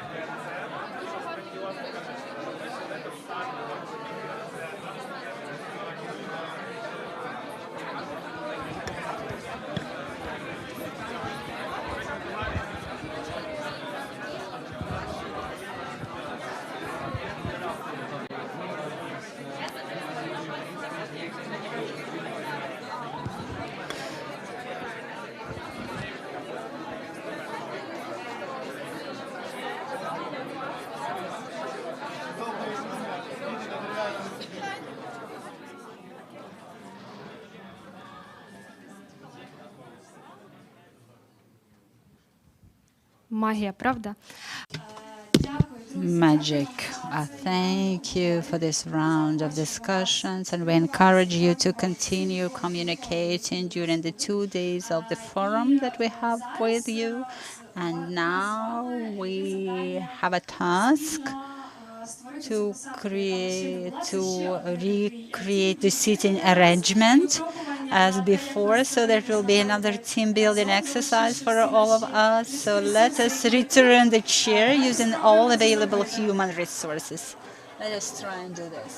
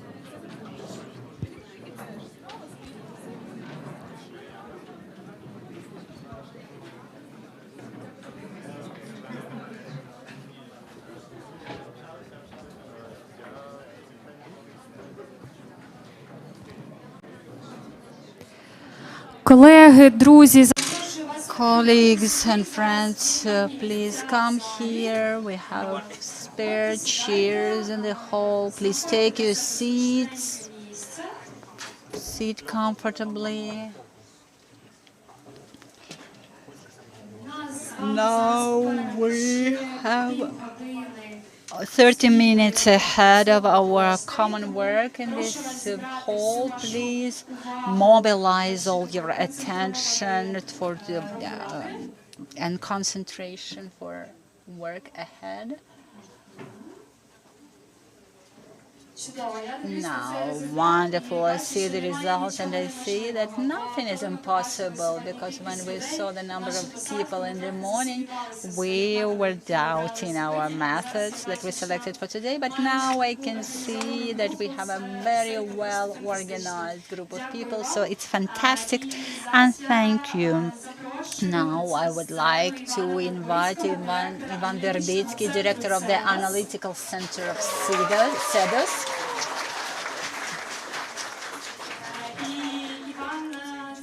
Ivan will be talking about the common house, reconstruction and housing policy of the future. Thank you. Sorry.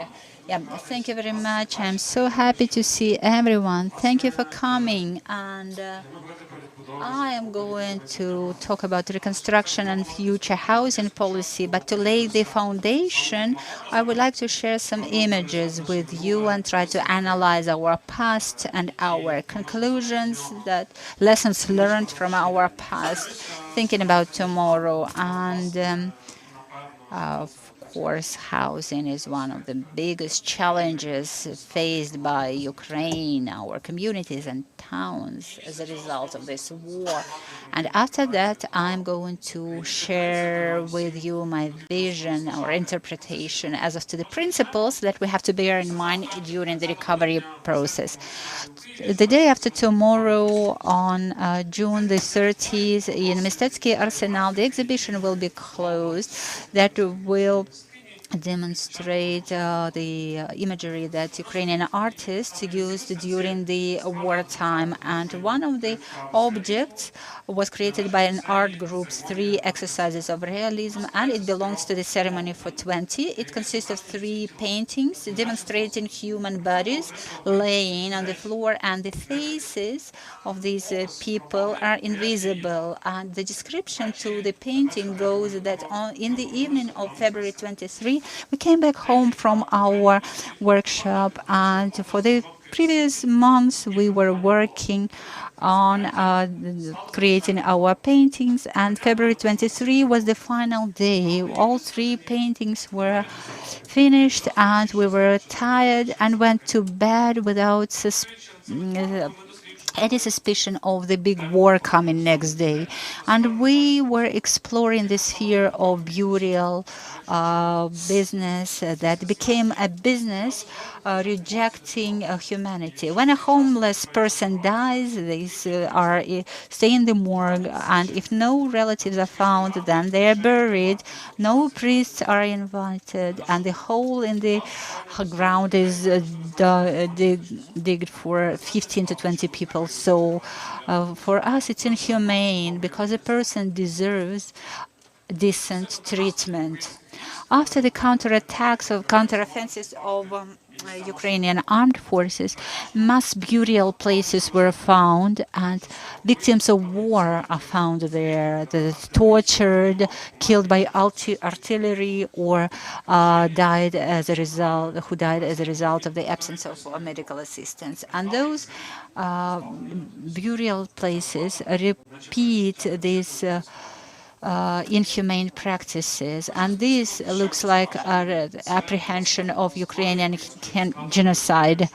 And this is a poster created by Natalia Shurga and a Danish Michael Colin Anderson. Probably you heard this name before. This poster can be bought on Redbubble website, and there are 3 figures on this poster, with a woman holding a child by a hand, and then there is a girl with a bicycle on the other side of her, and this lady shows a middle finger, or the pointing finger showed, the middle finger showing Russian planning, go and fuck yourself, and we will rebuild Ukrainian cities. So it's a rephrase of Zmeiny Island Defenders, which gives an answer to the question we are trying to answer in various spheres of our lives, how we should recover and rebuild our city free from Russian imperialism. So how the Verkhovna Rada returned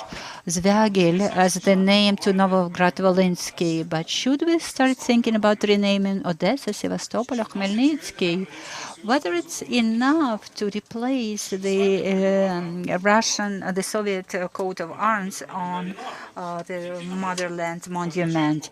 We have construction norms that require that kindergartens should be built separately with sufficient space for playgrounds. Sometimes they also call it a terrible Soviet heritage, because now when we build the kindergartens, we should not spend so much space. We can use multi-story buildings. So should we go for decommunization here as well?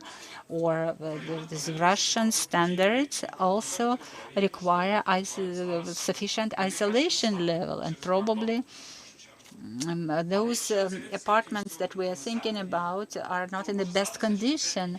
But again, if we have a lot of greenery around the buildings, that maybe this decommunization means a rejection of standards and ensuring that they are aimed at creating better life space. Russian imperialism manifests itself in various ideological forms. The Soviet Union used to be even from the point of view of Marxism, even the leftist intellectuals criticized it for its authoritarian nature. And at the same time, we have Sweden as a social state that functions in the conditions of competitive market economy. And we read all those beautiful Hugo books. But at the same time, as Russia, they are market economy. But Russia is a very specific form of market economy and very authoritarian ones, where we have this exploitation of natural resources and maximization of enrichment that enables us to call it a radical neoliberal state. It's not only total state regulation, but also a total absence of social solidarity, which is extremity. And if we reject one of them, it should not push us to the other extremity. Europe's recovery after World War II is a good example of development of democratic state with a dialogue between trade union and employers, good construction norms. And being a developed market economy does not mean that everything should be regulated by the market, because the market cannot decide it, because the framework for market functioning is set by the state. And the essence of democracy is that we have to come to an agreement as to the established framework. And we should have sufficient intellectual courage to be able to answer the complex questions related to decommunization. So we now abandon the state plan, but we still develop state strategies. We rename Pushkin Street, but we still use Cyrillics. We are against total state control, but we still have to develop market economy. And there are different types of market economy, different types of socialism, and we have to find our own approach, which taxes we have to pay and which guarantees we would like to receive from the state. And here, dear ladies and gentlemen, I would like to address you. So that's growth of interest in urbanism in Ukraine, what we saw 10 to 15 years ago, was mediated by the Russian interest, because urbanistica is very difficult to translate into English. Now we have urban lifestyle, or urban activism, urban studies, but urbanistica or urbanistic can have different meanings related to various activity areas. Sorry about mentioning the country we would like to forget, but this analysis and deconstruction of external influences that we experienced are critically important for us to be able to reject them. So in the beginning, in early 2010s, a new mayor was appointed in Moscow, and the cities was a place of large-scale protests against the developments that were taking place there. And one of the responses to these protests was policy for creating the possibilities for depoliticized activities for the youth, and development of urbanistic programs and urbanistic transformations. And in Moscow today, they have better public transport than in Kyiv. And this is the center for, is a city for people, according to Zinken, unlike Ukraine, where this book was published by an independent publishing house. This book, Cities for People, was published by the state. And the author of this book, Yangel, he thanked the Russian government for the possibility to publish his book in Russian. So that it is about the ways of legitimization of the government in the eyes of the population.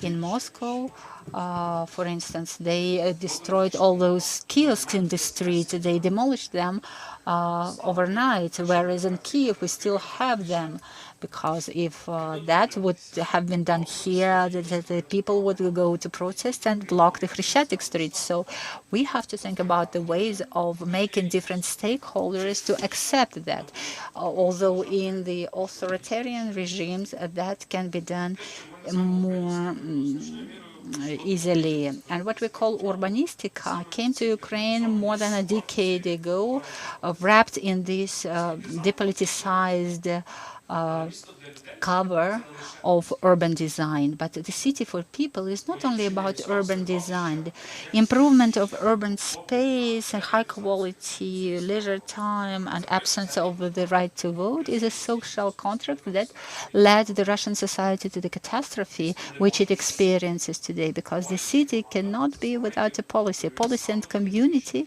is related to political participation and political action. And if we want the comfortable urban environment be based not on authoritarian regime and money of nature resources exploring economy, the way will be longer but more sustainable.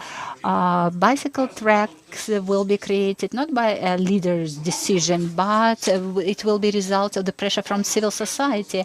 And for civil society, in the civil society, each bicycle NGO will be counterparted by automobile drivers NGO. And that's about democracy, when different groups with different interests use their representatives to defend their rights and interests.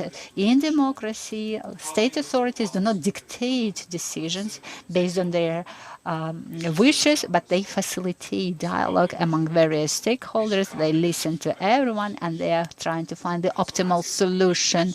Transformations require more time, but they are more sustainable because it's not a decision of one person, but very wide consensus of communities. And that means that the development vector will be changed dramatically.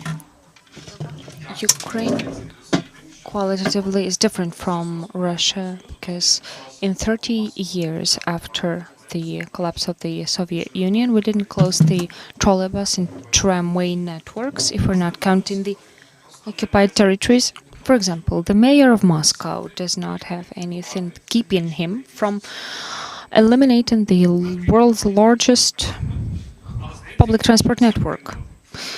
The mayor of Kyiv maybe would love to do that, but nobody will let him, nobody will allow him to do this.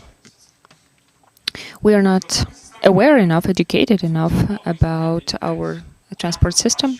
We will fix that. In the authoritarian system in the Russian Empire, it was them who took the historic self-governance in the form of Magdeburg right, Magdeburg law.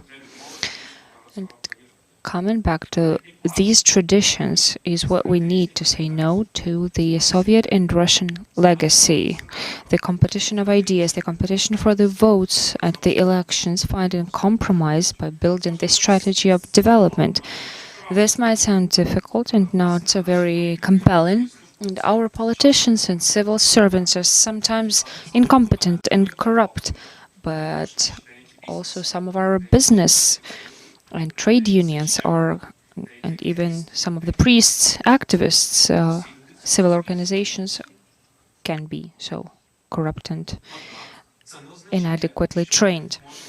They might be, but it doesn't mean we can replace all of them by unbiased technocrats that we brought from abroad. That can't be. Appointing CEOs instead of electing mayors is what the Russians used to do. The technocrats is the informal name of the community of professional economists that are ruling the key institutions of Russia that allows this country to accumulate resources for the war against us. Technocracy without the civil control is a direct pathway to a catastrophe. Of course, professionalism is critically important. I work in the think tank and win my money by researching for the good of the government and its decision-making, good decision-making, but also the analytical research can easily contain manipulations. The way we conduct our research can directly influence the results of that research. We need the variance of institutions that do the research and productive competition amongst the researchers to stimulate the quality and provide triangulation. Another problem of excessive technocratization is the essence of the data. When Hryshchatyk was bringing back the pedestrian crossing, there was a calculation of how long for how long will it slow down the flow of the cars, and then they were taking the decisions. Was it critical for the city or not? Was it desirable or not? Is barrierless environment on the roads the most important thing right now? So based on the values, based on the strategy of development taken by the community of the city, very different decisions can be taken. That's why we need not only professionals, civil servants appointed by their professional merit, but also we need the politicians that are responsible to their electorate. We need that In Ukraine, there is a lot of room for perfection, but we are developing, and further improvement is possible. The key is in our hands. As Viktor Zotov said, the city is its people, less aesthetics, more ethics. We don't only need to discuss the park benches, but the public discussions on should we privatize the infrastructure for private cars, should we deregulate the construction or improve the social housing building. We need the place and the platform for the dialogue. We need to understand how we want to organize our state and local policies in various fields of life. Let's take housing, for example. In the Soviet Union, the housing fund all of the housing facilities were the property of the government. And then they launched the program of the government housing building, which resulted in the housing that we have in Ukraine right now. It was given free of charge to the citizens. People received this housing, but it was not their private property. The responsibility for servicing of this housing was the government's responsibility. After Ukraine's independence, people received the right to their property by privatization. Around 90% of the housing was privatized according to this policy. On one hand, it gave the people the pillar, the basis for surviving the transformation towards market economy in the 90s. But on the other hand, it didn't solve the housing crisis completely. First of all, not all of the people, not all the citizens had something to privatize, had something in their property. Then, after 1994, new people were being born, surprisingly, and the government did not have any resource for continuing the housing. Private constructors appeared and went into the market. Not everyone has, unfortunately, the resources to buy property or even rent the property. What is to be done with that? Formally, privatization of the housing did not revoke the state system that existed before. You can get into the line to receive the property, and your community might, when your turn comes, give you that property, and you will afterwards privatize it if you want. But the chance that you'll receive this apartment in this line is close to zero. The government and the community have no money to build the property and give it out in this way. Moreover, even if that had happened, the question would be the efficiency and the justice of such policy.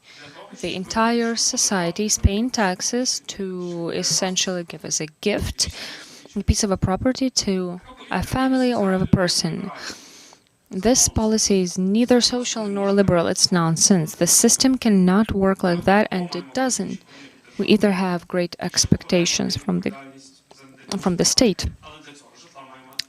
if we expect it to give us the housing, but the government is supposed to have these resources. But do we want to diminish the role of the government and privatize? But then we have to reduce our expectations. So what do we want? The right-wing policy or the left-wing policy, or a compromise, a centralist compromise? But this cannot be done all at the same time. What we're doing right now, nothing is being done. The system still has some time until it expires, still have some resources. About 90% of people before the privatization had the housing and property. The problem for national policy was not that pressing, but increasingly more young people came into the market and they did not have anything to inherit. They could not count on anything.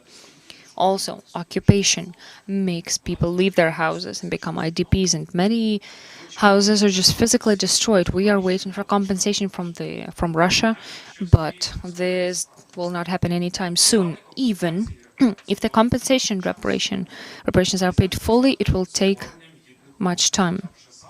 So we must work on creating dignified conditions for housing right now. So mortgage or discount loans for buying property and housing might be the solution.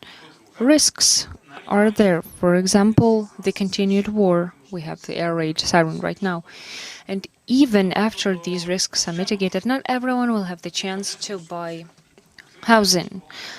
Like in the Soviet Union, the responsibility of taking care of the housing is on the owners, but the government, the state, is not the owner anymore, is not the proprietor. We are. We must agree with that we are not very effective users and caretakers of the property. If we compare ourselves to the Baltic country, Germany, Czech Republic, Poland, even if we take the quality of services and the quality of their housing, ours is much lower. Our last year research in Vinnytsia suggests that people are most unhappy about the quality of the housing in our city. We have a pressing need in the subsidies to pay the facilities, because many of the housing items need fixtures every 40 years, and that might cost almost half of their market price. And up until 1990, we paid additionally to accumulate costs that would cover fixing these property items. Even without that, paying for facilities was a challenge. And after some time, these accumulative payments were brought back, but that was voluntary. What's to be done with this? First of all, this can be paid by the government. These costs can be covered by the government, but is that just? Where do we take the costs for that? If I cannot pay for fixing my car, I don't expect the government to pay for that, right? What about subsidies for gas, or receiving a discounted loan, or receiving a car as a gift? No, that's absurd, of course. But the same logic we perceive as quite clear when it comes to propriety. When we talk about the car, we understand that owning it is responsibility and covering the service costs. We don't think that way when we're talking about housing. If I can't afford a private car, I use public transport. Societally, we have agreed that mobility is important, and free movement is one of the key rights of a human. That's important to implement the human potential to its fullest. So we use part of the taxes to develop public transport. This is an available option. If you want to pay extra, you pay extra for the comforts. But this basic option is important, so we try to support it and prioritize it. We can use the same logic with the housing. The right to housing is one of the universal rights of a human being. Having a place to live and a roof over your head is important for the economy and the societal life, and develop yourself as a human. So the social housing can be tackled like public transport. If I don't have the resource to use the private transport, I use the public transport. If I don't have a resource to rent or buy or rent an apartment, I can count on social housing. But as we have already found out, we have privatized the entire housing fund in the 1990s. Before the full-scale invasion, the social housing system consisted of about 3,000 housing items nationwide. In Kyiv, there was about 74 apartments for a huge city of 3 million people. Directly speaking, honestly speaking, this system was very marginalized. The social housing system, the procedure of receiving these social housings was very complicated and did not fully cover the needs of the vulnerable groups. But European experience tells us that it should not be so. If we bring together the fully subsidized and the partly subsidized vulnerable groups, we can reach a balance when the system of this social housing is sustainable and will recreate itself in the long run. Such long investments, long-term investments, can be interesting for a certain niche of the investors. For example, the pension funds, who don't need the skyrocketing incomes, but they need the stability of their incomes. It can also suggest sustainable options for people who are not in the vulnerable categories already, but still don't have the resources to buy property, an apartment or a house, or cover it by a loan.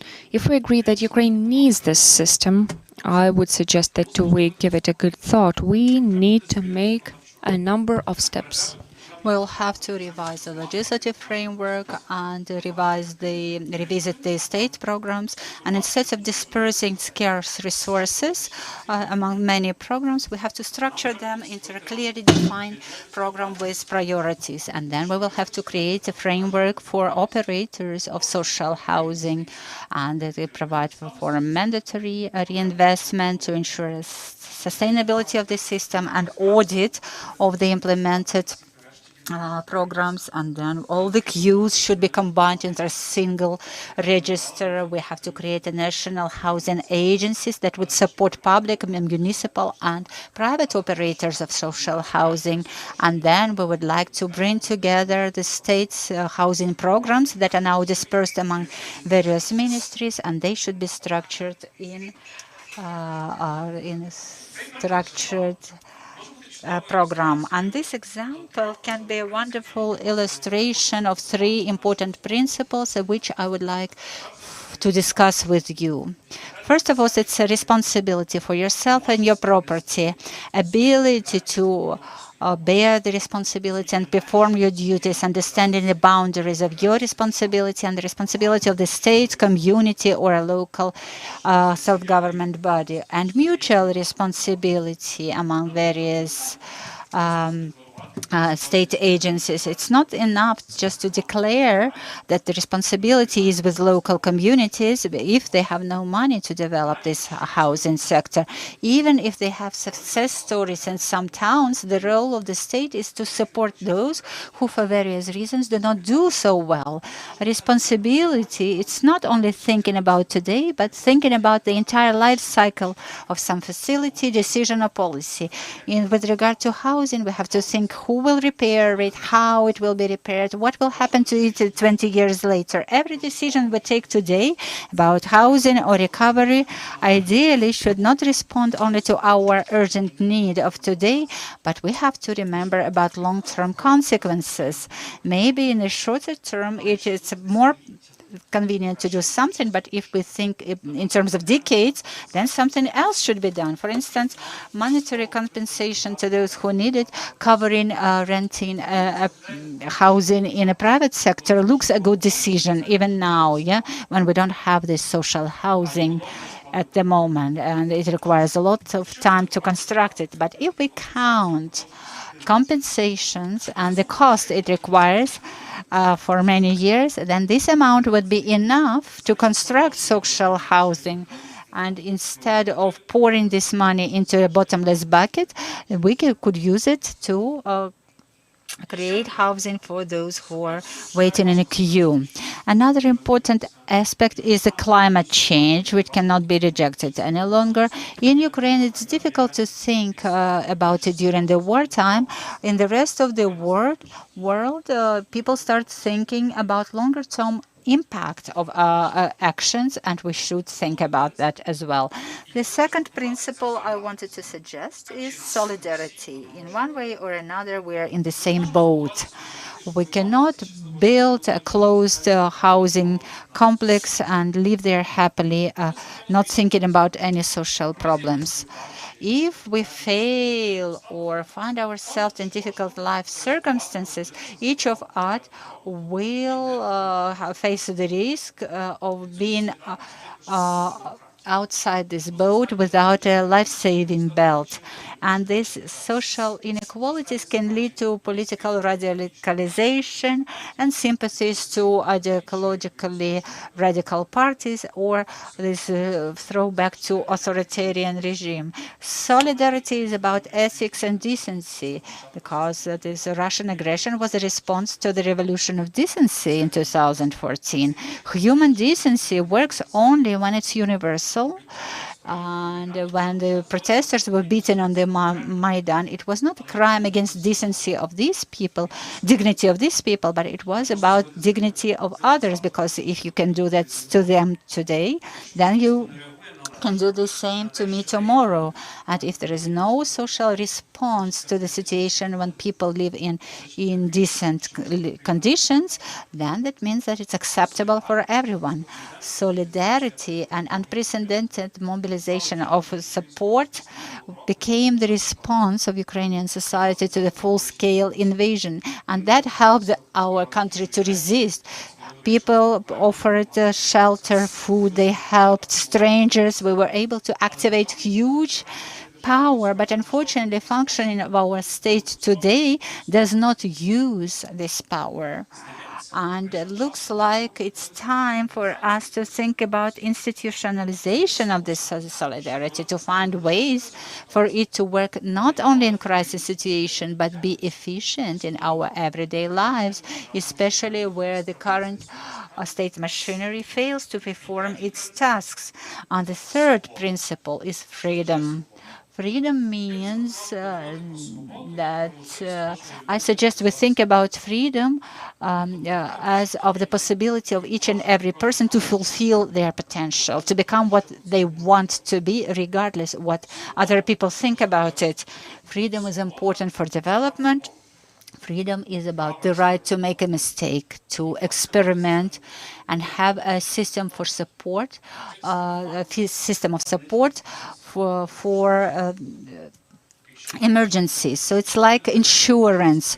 If we want every person to have a possibility to fulfill their potential, this system should be universal and accessible for everyone. Usually we receive this support from family or friends, but not all of us have them, and not all of them can support us.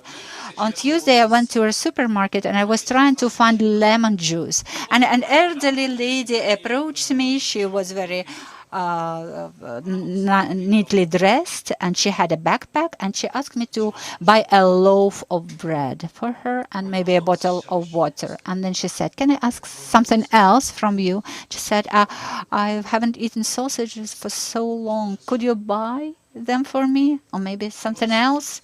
Maybe cheese, sour cream, anything else?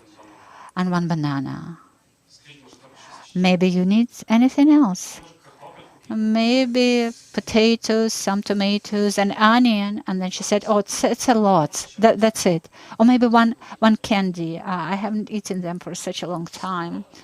Freedom is a situation when you are not hungry, despite of whether there are kind people in the supermarket, or maybe if we look in a way that people are ready to support us. We lived through the famine, great famine, and our best memory is about this strategy is to create a situation when no one dies from hunger anymore. And we cannot be the Russians for ourselves, for our people. Our freedom is a possibility to create a welfare country, a country where every person is treated with dignity, and where no one is treated in an inhuman way, the way we see now in the liberated territories. In one of the towns, my colleagues talked to homeless people, and they said that during the first month after the full-scale invasion was the best time for them. So it was the most difficult time for the majority of us, but for them, for someone, it was the easiest. Because in March 2022, homeless people were able to receive necessary things, shelter and food. In different countries, homeless people face different scale of problems depending on the state policy. State policies can be changed. Democracy is the tool for such changes. We have this tool to make our society and our state stronger, and let us use it. Let us stay together and stick to each other. Thank you.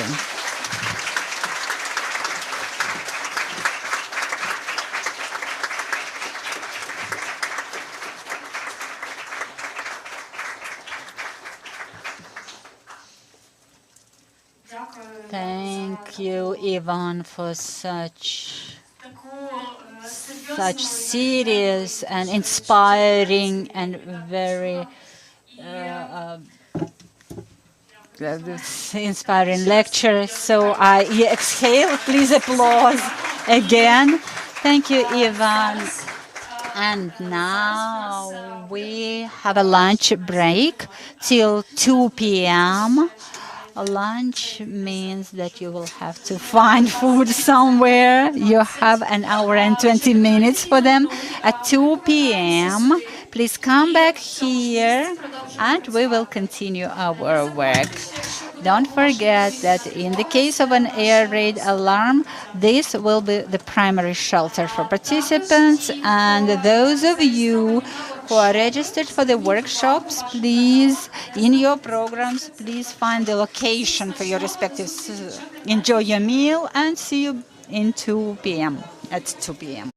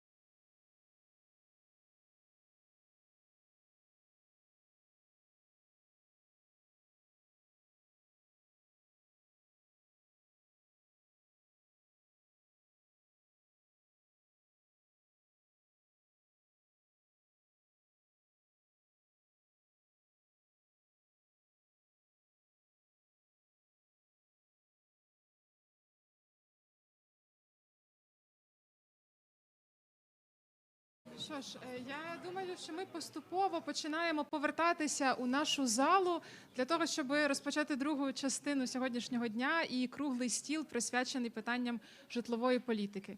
Поки у нас є ще декілька хвилин, прошу вас усіх поступово до нас, займати місця, брати водичку. Please come back, take your seats, get your water. In a couple of minutes, we'll be returning to our agenda.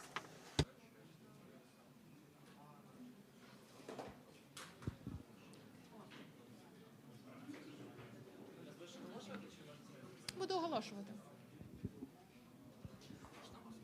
Так. Сюди? Ага, давайте. Давайте. Угу. Добре. Добре. Та якщо ви раптом є учасником If you happen to be a participant of this roundtable and you happen to have a presentation you'd like to show on screen, please approach our tech team and share the presentation with them so that they can show it on screen.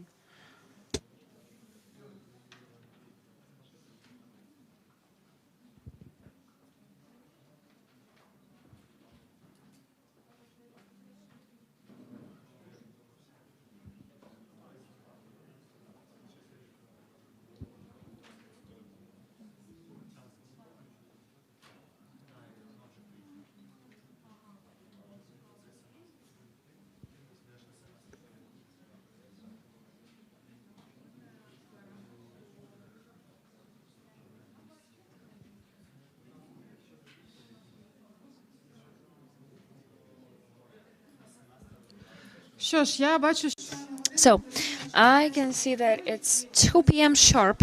That means that we have to come back to our roundtable on problems and issues of housing policy in Ukraine. I'm happy to have you back here. There's still time to take your seats. My name is Anastasia Bobrova.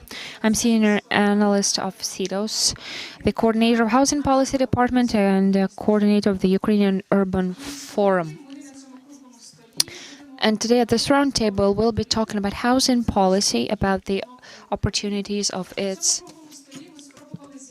development in Ukraine. Here we wanted to bring together different organizations and institutions that are interested in the development of housing policy, of updating this policy. Of course, we couldn't bring together everyone we wanted to see here, but we will talk about the standpoint of the national and local authorities, international organizations, civil society organizations on housing policy, and who else? That's it. We will be working in 2 languages, so if you need interpretation from Ukrainian into English or vice versa, you can take the headset at the registration stand and use the interpretation. I would like to invite on stage our participants. Svetlana Startseva, unfortunately she'll be joining online. She's the head of the Department of Housing Policy and Improvement of the Ministry for Communities, Territories and Infrastructure. Ms. Svetlana, we can see her on screen. Also here we have Andrei Ocheretny, Vinnytsia Deputy Mayor. Andrei, please. Welcome on stage. Whichever seat is more comfortable, seems more comfortable for you. We have other screens, so don't be worried don't be worried. We'll see Ms. Svetlana too. Also, here we have Ivan Paruch, First Deputy Chairman of the Board of State Fund for Support of Youth Housing Construction. Good afternoon, Ivan. Nice to meet you. Also, Ivan Verbitsky, Director of Cedos think tank. I'm completely happy that there's such an ovation for Ivan after his lecture. Everyone has had the chance to meet him closer, to get to know him closer. Alexander Anisimov, head of NGO New Housing Policy, Spatial Planning Researcher at Aalto University, Finland. Roberto Villasexto, head of Norwegian Refugee Council, Country Department. Alexandra Shatirko, Social Development Specialist at the World Bank. Hopefully Alexandra is here with us. She's joining us. And Fiona Allen, Senior Development Officer, United Nations High Commissioner for Refugees.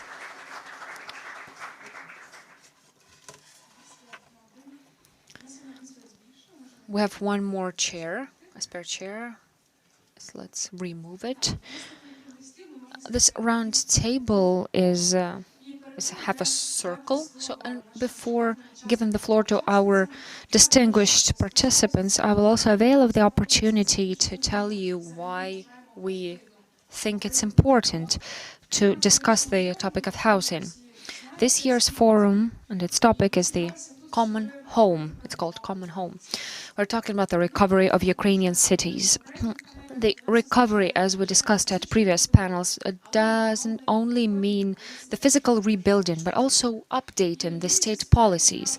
And one of the spheres that needs update and recovery is housing.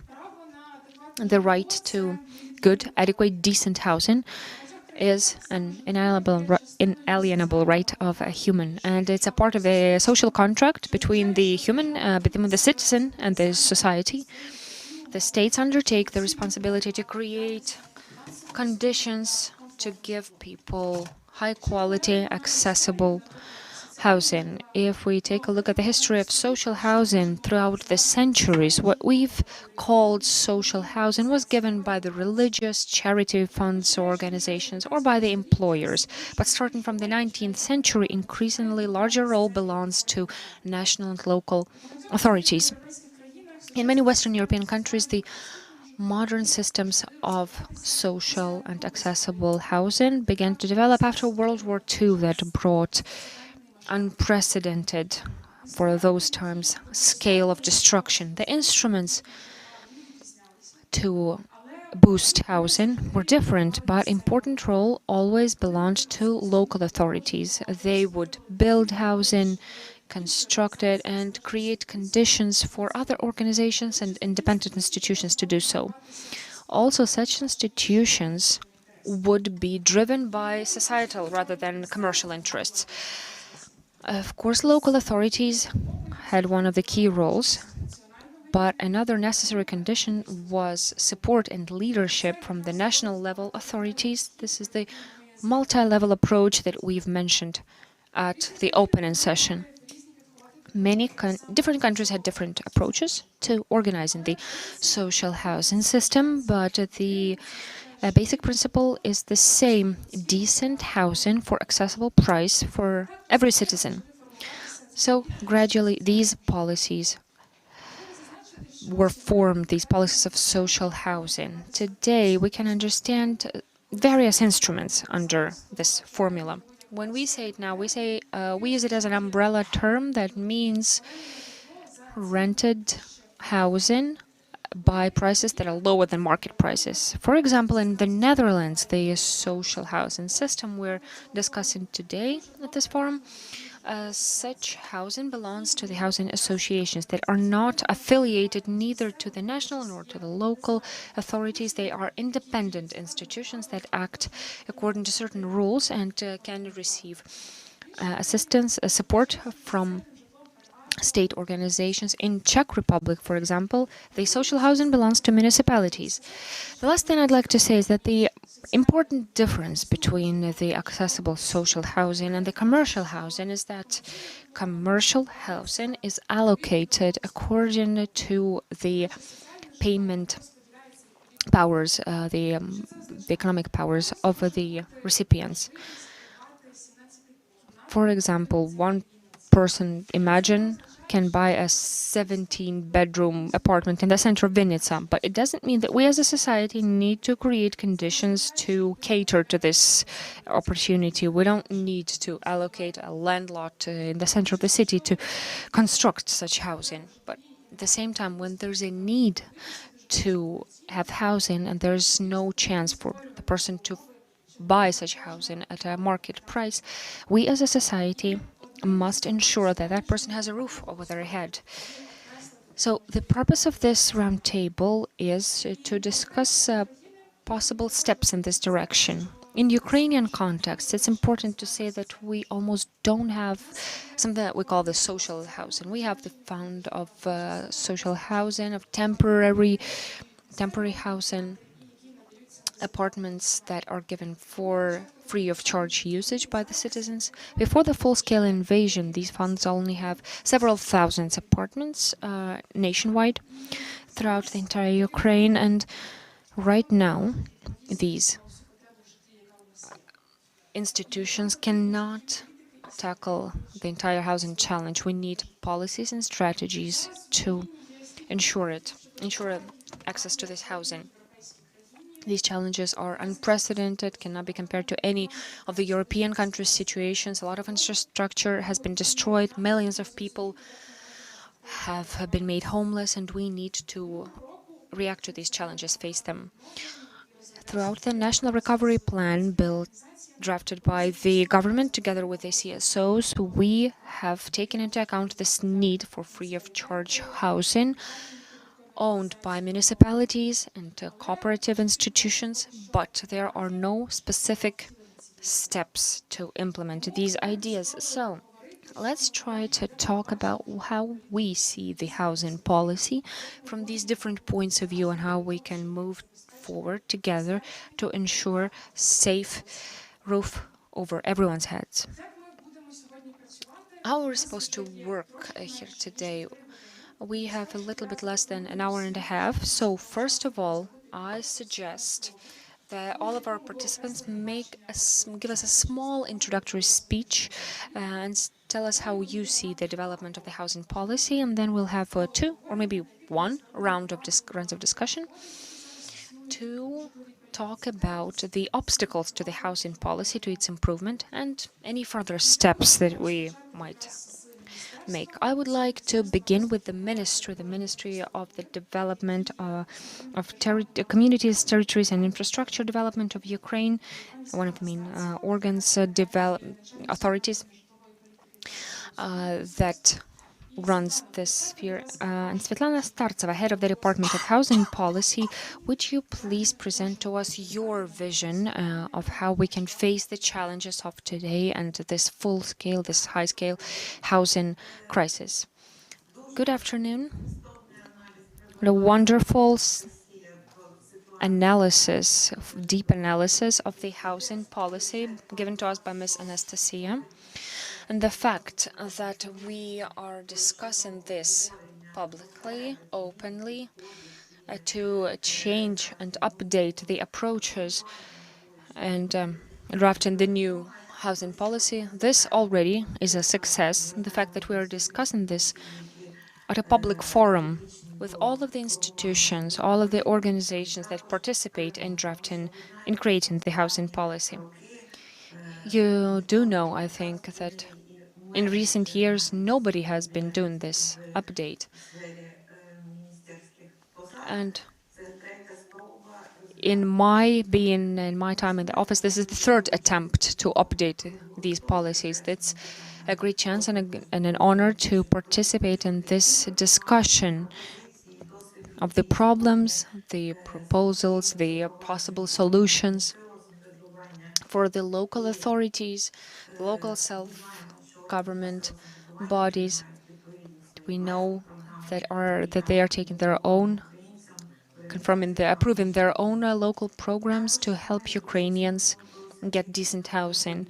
We also value the experience that the international institutions and consultants are giving us, everyone who works for the benefit of Ukraine, to share expertise, to consult of how they implemented their respective housing programs in their countries.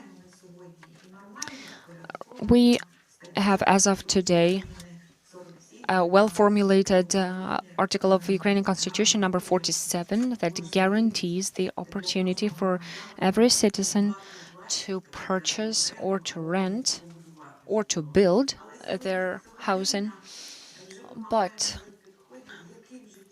this situation nowadays calls for new approaches. You know well that in Ukraine we've moved on from rent or state municipal housing to private housing.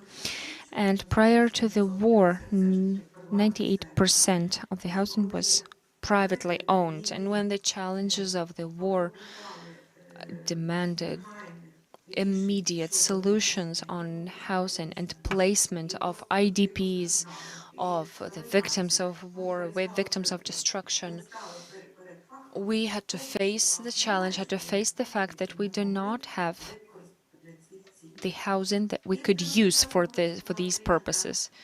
In 1995, the Parliament of Ukraine has approved the state housing policy concept, and it is still relevant even today. Nobody revoked it, so it is still technically operative.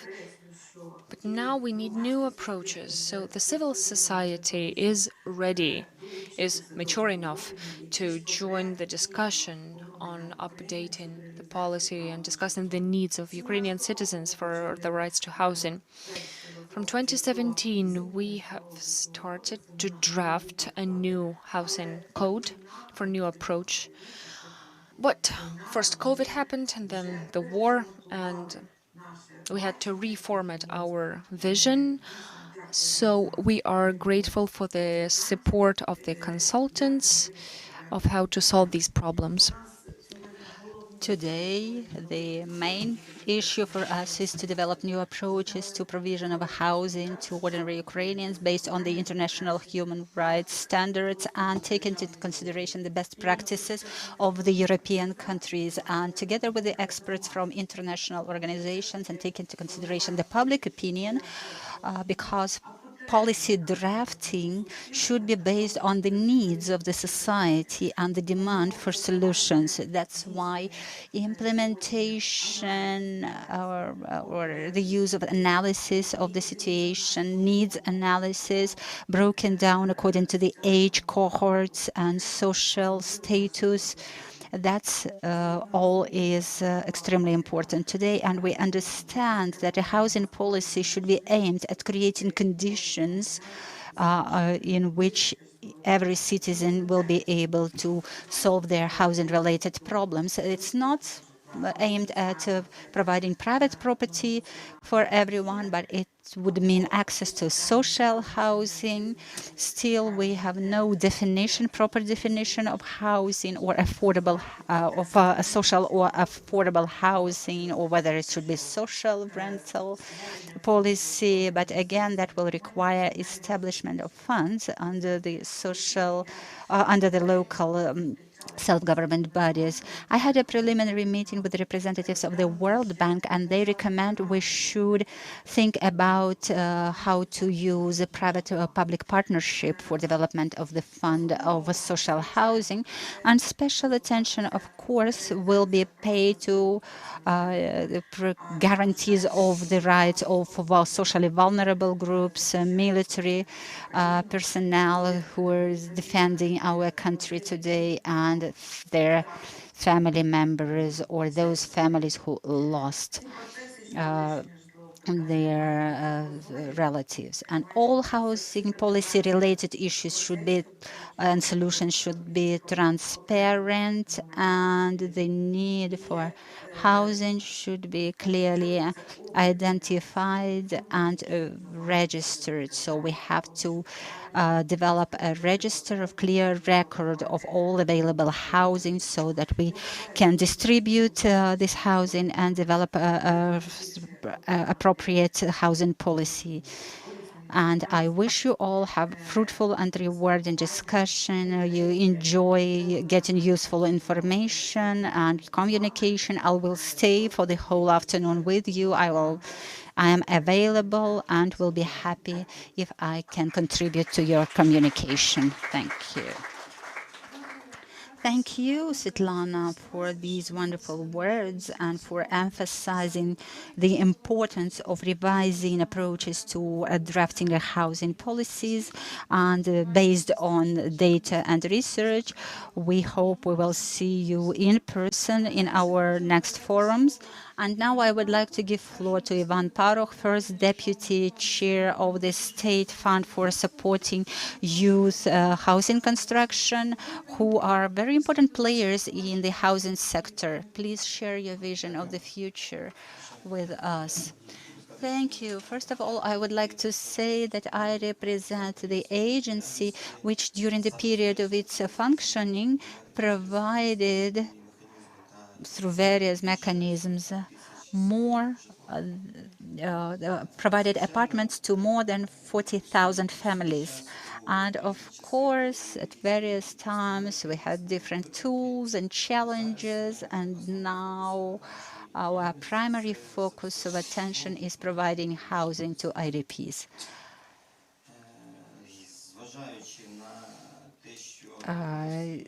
We have very clear understanding of the fact that the state budget expenses are now used to cover those budget lines that are dedicated to ensuring defense of our country.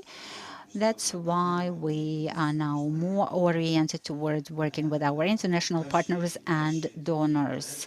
The first project, high quality project, and we are going towards the end of the first stage of this project, which is provision of housing to IDPs with German funds. It started before the large-scale invasion, and part of it was implemented during that period. And I would like to mention that after the beginning of the full-scale invasion, the first mortgage loan that was issued in Ukraine came from our organization, from the resources provided to us by our German partners. Our partners apparently believe in our country and our families, have trust in us. They receive loans on beneficial terms, and they believe in victory, but still this trust to the country and to the organization, to our agency, is visible. The first stage of this project was completed in the first quarter of the current year, and our German partners carried out audit of this program, and based on the audit results, a decision was made to continue the program and to increase the amount of funding. So we hope that during this year we will provide new loans from new resources provided to us by our German partners. And I was talking about this project in detail because we understand that the challenges faced by our country in terms of recovery of the housing fund will not be covered with our own resources. And that's why our ambitious goal is to use the funds of our international partners in order to provide all economically active internally displaced persons, to provide them the possibility to use this option of receiving a beneficial loan. We are working with several international financial institutions, and we use our positive experience in order to extend this program and to scale it up.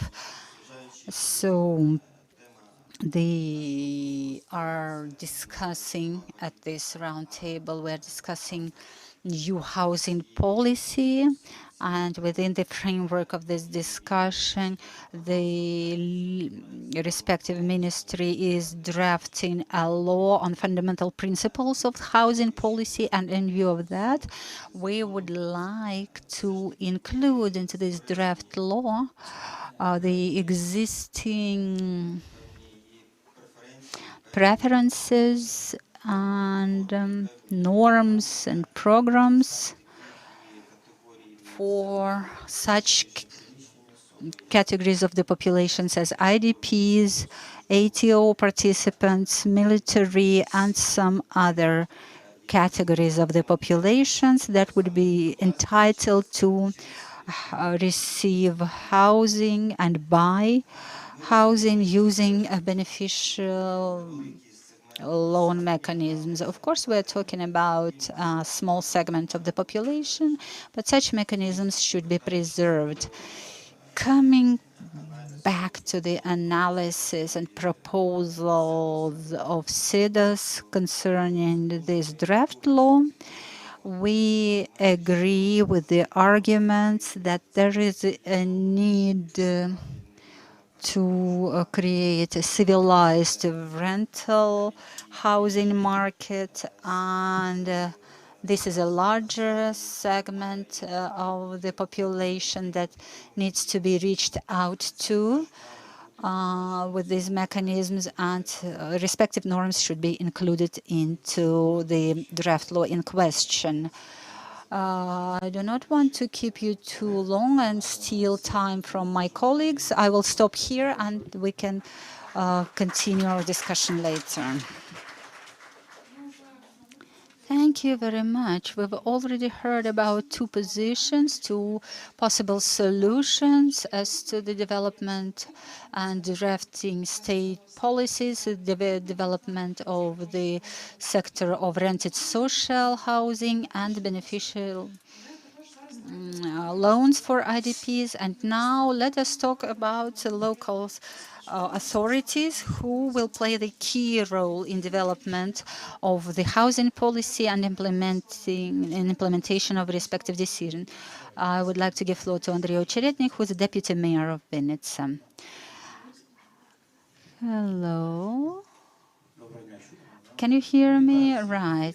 So I'm glad to welcome everyone in Vinnytsia, and we're so pleased that the fifth forum is held here.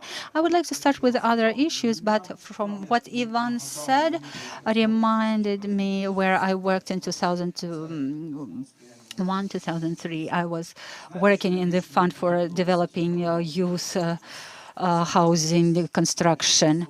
I liked the fact that it was possible to decrease the percentage of the loan and a percentage-free repayment after the third child is born, and the demographic challenges are very serious for the country. And if we use the tools that are provided by the fund, if they have this demographic component, maybe 3 children will make you entitled to repay 50% free of percentage. So if we use these demographic mechanisms, then the families will be living in decent conditions. Talking about Vinnytsia, after the 24th of February 2022, we encountered new challenges and we changed our priorities, because our first priority is to support the armed forces of Ukraine, second priority is to support IDPs, and the third, support for families with or people with low income and relocated businesses. And in the focus of attention of this urban forum are IDPs, 46,000 in the city of Vinnytsia. So now we have 405,000 population, registered population in the city. So these are new challenges in terms of accommodation. One of the elements of the accommodation issue we've been able to solve together with our international partner and GIZ, which is our long-standing partner. So we created accommodation the possibilities in dormitories, reconstruction, renovation, and so on. And we were able to provide a possibility for people to live in decent condition very quickly. About relocation, Kharkiv needs their businesses to be relocated. Kherson, Zaporizhia, Donetsk, and Luhansk oblasts. We have 317 businesses relocated to Vinnytsia, but these mean additional challenges. Where these people will work, who invited by the enterprises. We created a register, and private businesses can use it, and we have new jobs created by these relegated businesses. So these people are working in for these enterprises, and locals of Vinnytsia also work in these enterprises, and this creates another issue: who should work in those enterprises. So we have train and retrain people for to be able to work in respective professions. In terms of retraining, we should focus on women. For women, we should create conditions, normal conditions for accommodation, access to affordable housing, training for new professions, creation of conditions in kindergartens, schools, and hospitals, because men are now defending our country, the majority of them.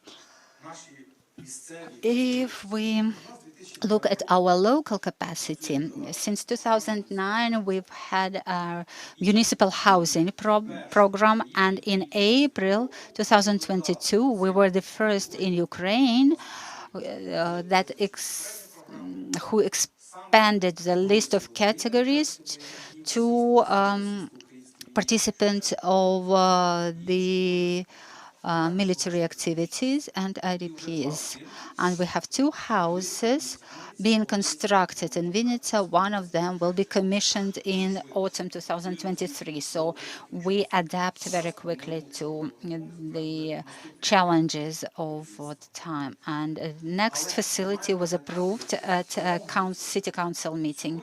But again, we should remember about the requirements for the housing.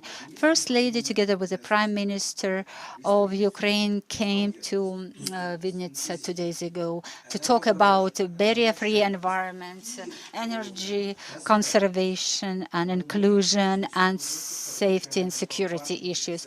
So for all houses now we have to design underground parking, that parking areas that can be used for dual purposes. Before the full-scale invasion, Vinnytsia joined the European Green Deal.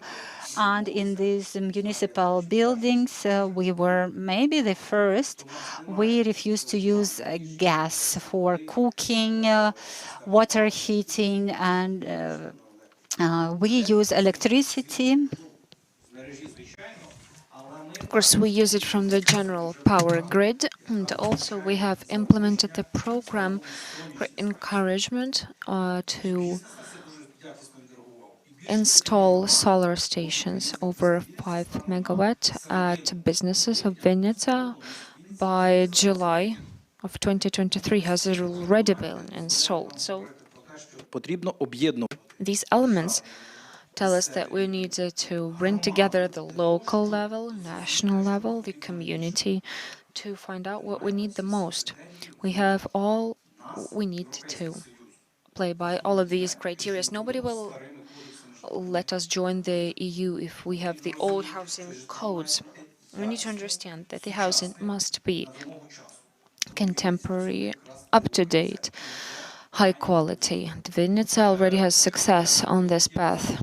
I would like to thank the GIZ representatives, the representatives of Nadia. There will be many more other successful projects for granting the temporary and then permanent housing for IDPs. Thank you for this manual that you gave me as a gift. I see you quote parts of it. That's a great manual that tells us how to move forward, how to take care of the environment, how to take care of a human being, how to be human-centered. This is what we start with. Thank you.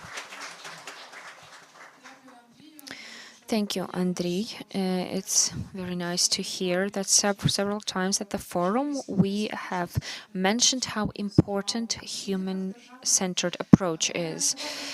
Also, let me remind you, if we have been talking about Vinnytsia and housing construction, we have an exhibition at the Glass Hall for your attention. Now, let's move forward and let's talk about the CSOs and NGOs that have always been the driver of progressive reforms in Ukraine.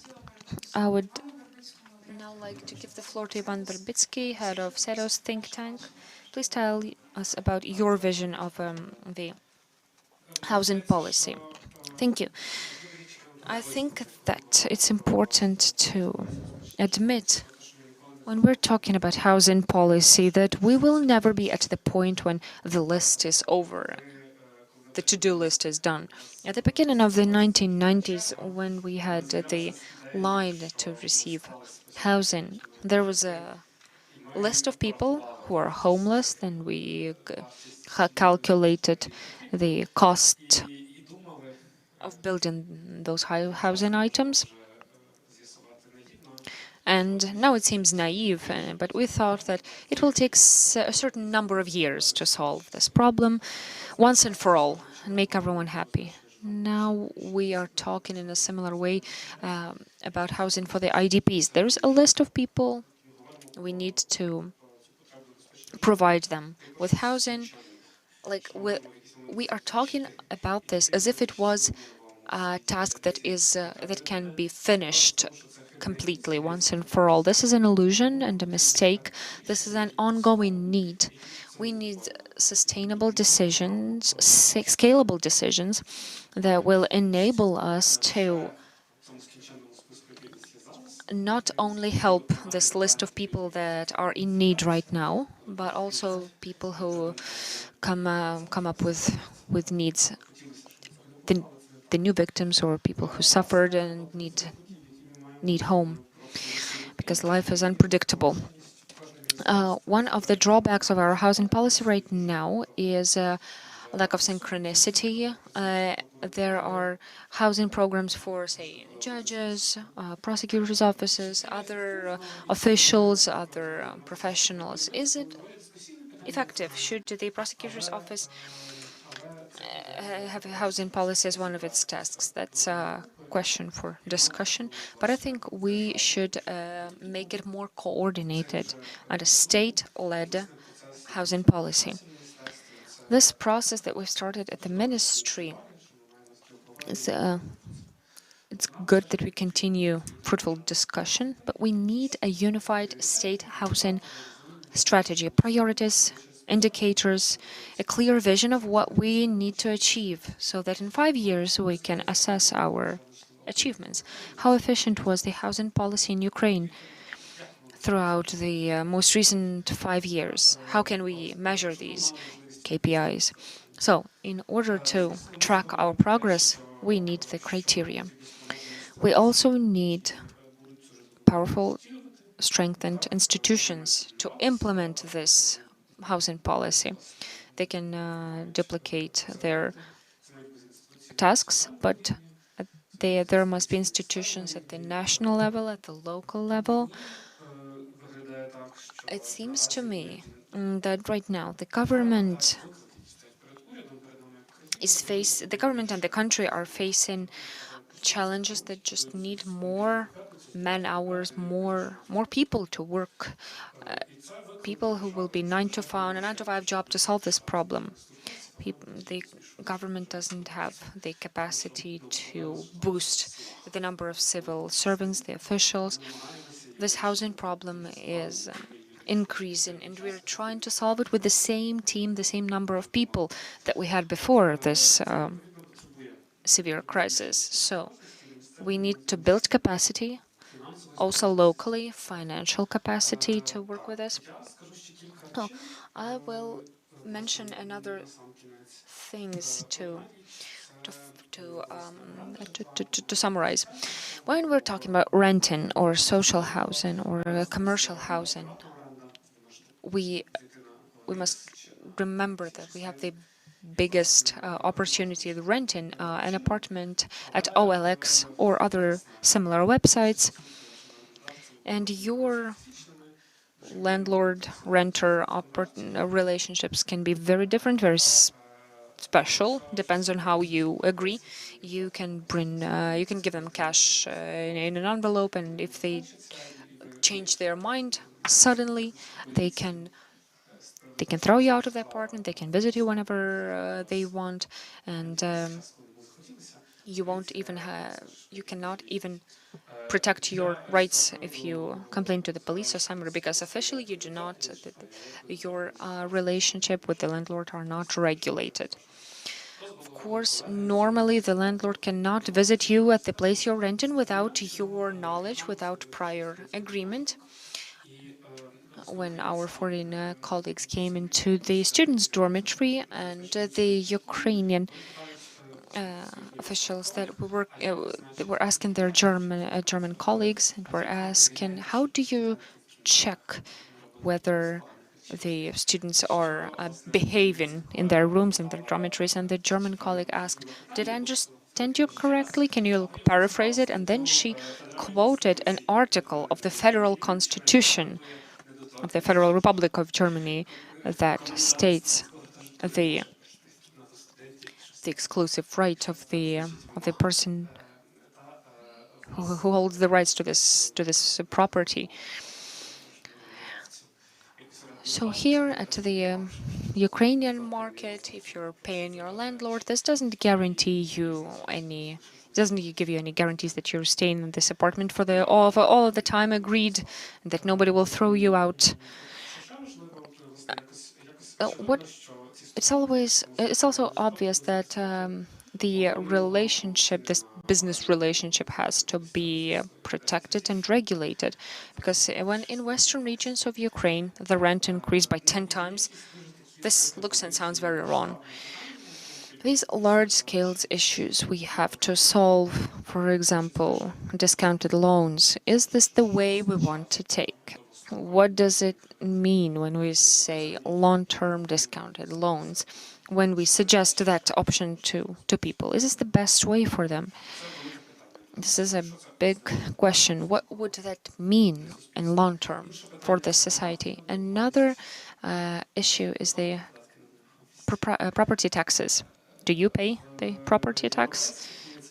In European municipalities, the property tax is one of the key parts of filling the budget. The municipality invests the money in developing of the infrastructure, in public transport service, in the road network, the schools. So that's why your property rises in costs, and you can rent out your apartment at a larger price and receive income, and also you can sell it for a larger price, and for this benefit you are paying the tax to the municipal budget to cover for the added value that you receive from the municipal services. As a result, this creates an impetus for the municipality to make these improvements, to make the streets better. In Ukraine, the municipalities do not have this stimulus, this cue, so property tax system does not work well. In Ukraine, it's a very small part of the municipal budget. Do we want to tax property or tax labor? This tells us a lot about our model of economic development as a country. Also, I'd like to mention, I have two more points. First point, it's very important to have this inclusivity when we're talking about the space, so that you can access your housing without any problems. Also social inclusivity, to avoid ghettoization, to avoid creating rich neighborhoods and poor neighborhoods. This has a bad impact on social cohesion, and it's impossible in Ukraine right now. The municipality cannot regulate which percentage of the housing is commercial, which one is social, because the ghettoization is in other cases will be inevitable. And the last point is homelessness. I cannot avoid talking about that. There are large regional centers, cities that you don't even have homeless shelters. I think this is scandalous. This is completely unacceptable. This is basic infrastructure, ground level infrastructure that we need to provide for our society.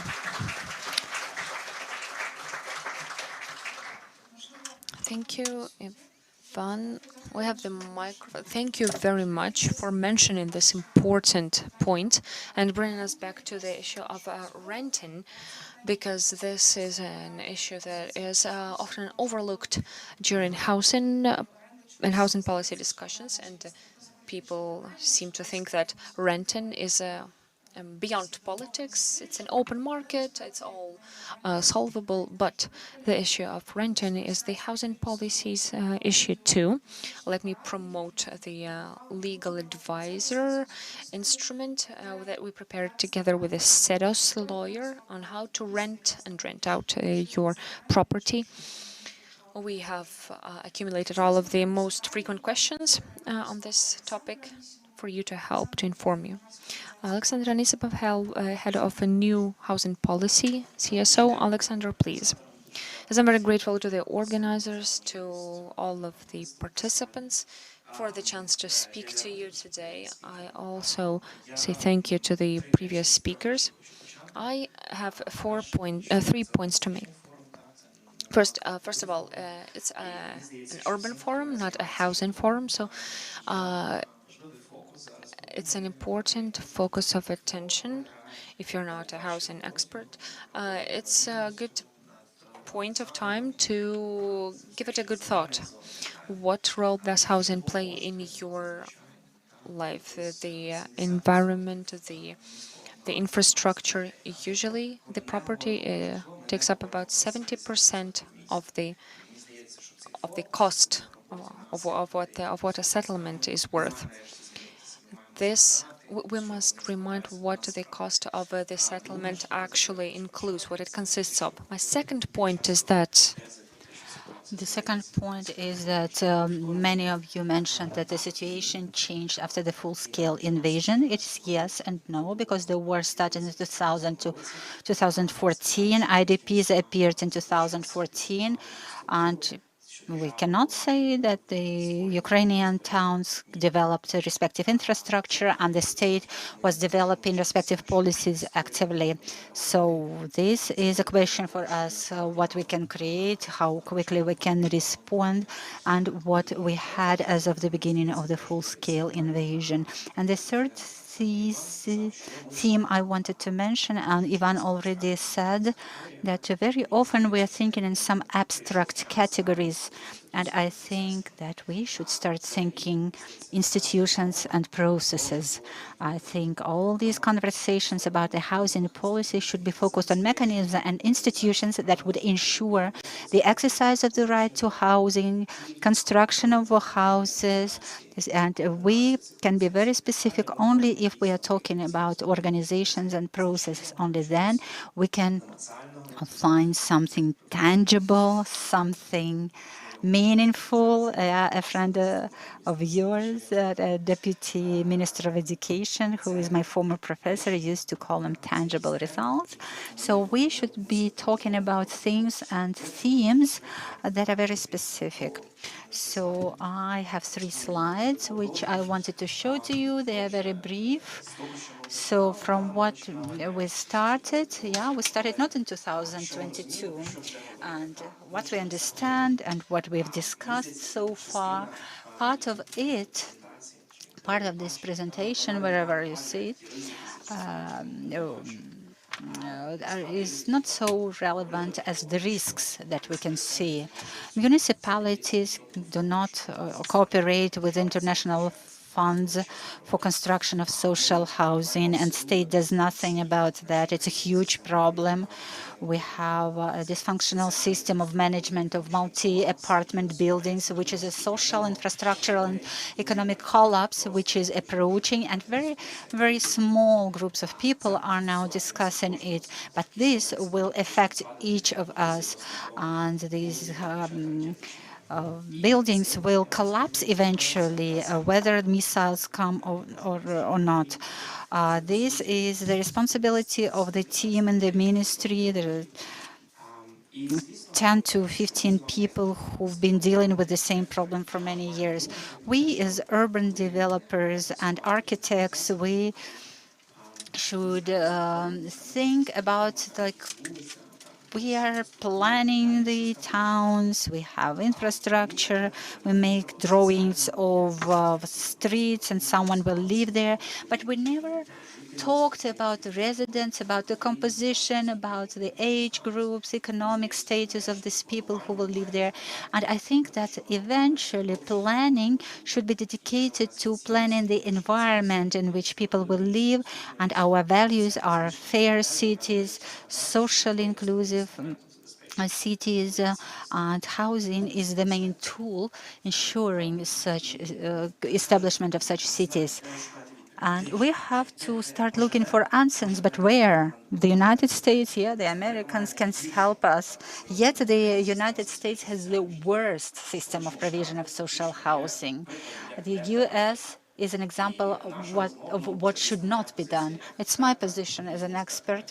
Various experts have various opinions, but if our goal is to ensure socially diverse cities, social environment, the US have other values like private property and so on. They have different objectives, and they've never achieved these goals in the United States throughout their history. So we have a report. So we have 20 or 30 copies left of our report. It's a report called on rebuilding a city that can be called a home. We developed it together with our Austrian and Dutch colleagues, and we should look at the examples that persuaded the world that this is the system that ensures sustainable long-term investments in housing and in creating the values that we would like to achieve. We're talking about Denmark, Austria, the Netherlands, the local cases such as Vienna and other successful cities in Europe. France can be quoted as an example. So these are the countries where social housing and housing legislation is really aimed at ensuring high quality of life. Mechanisms are well known. We should not reinvent anything. These are the mechanisms where the money is floating within the system. These are the mechanisms of efficient land policy. When cities control the use of land plots, it envisages development of quality legislation that supports housing operators.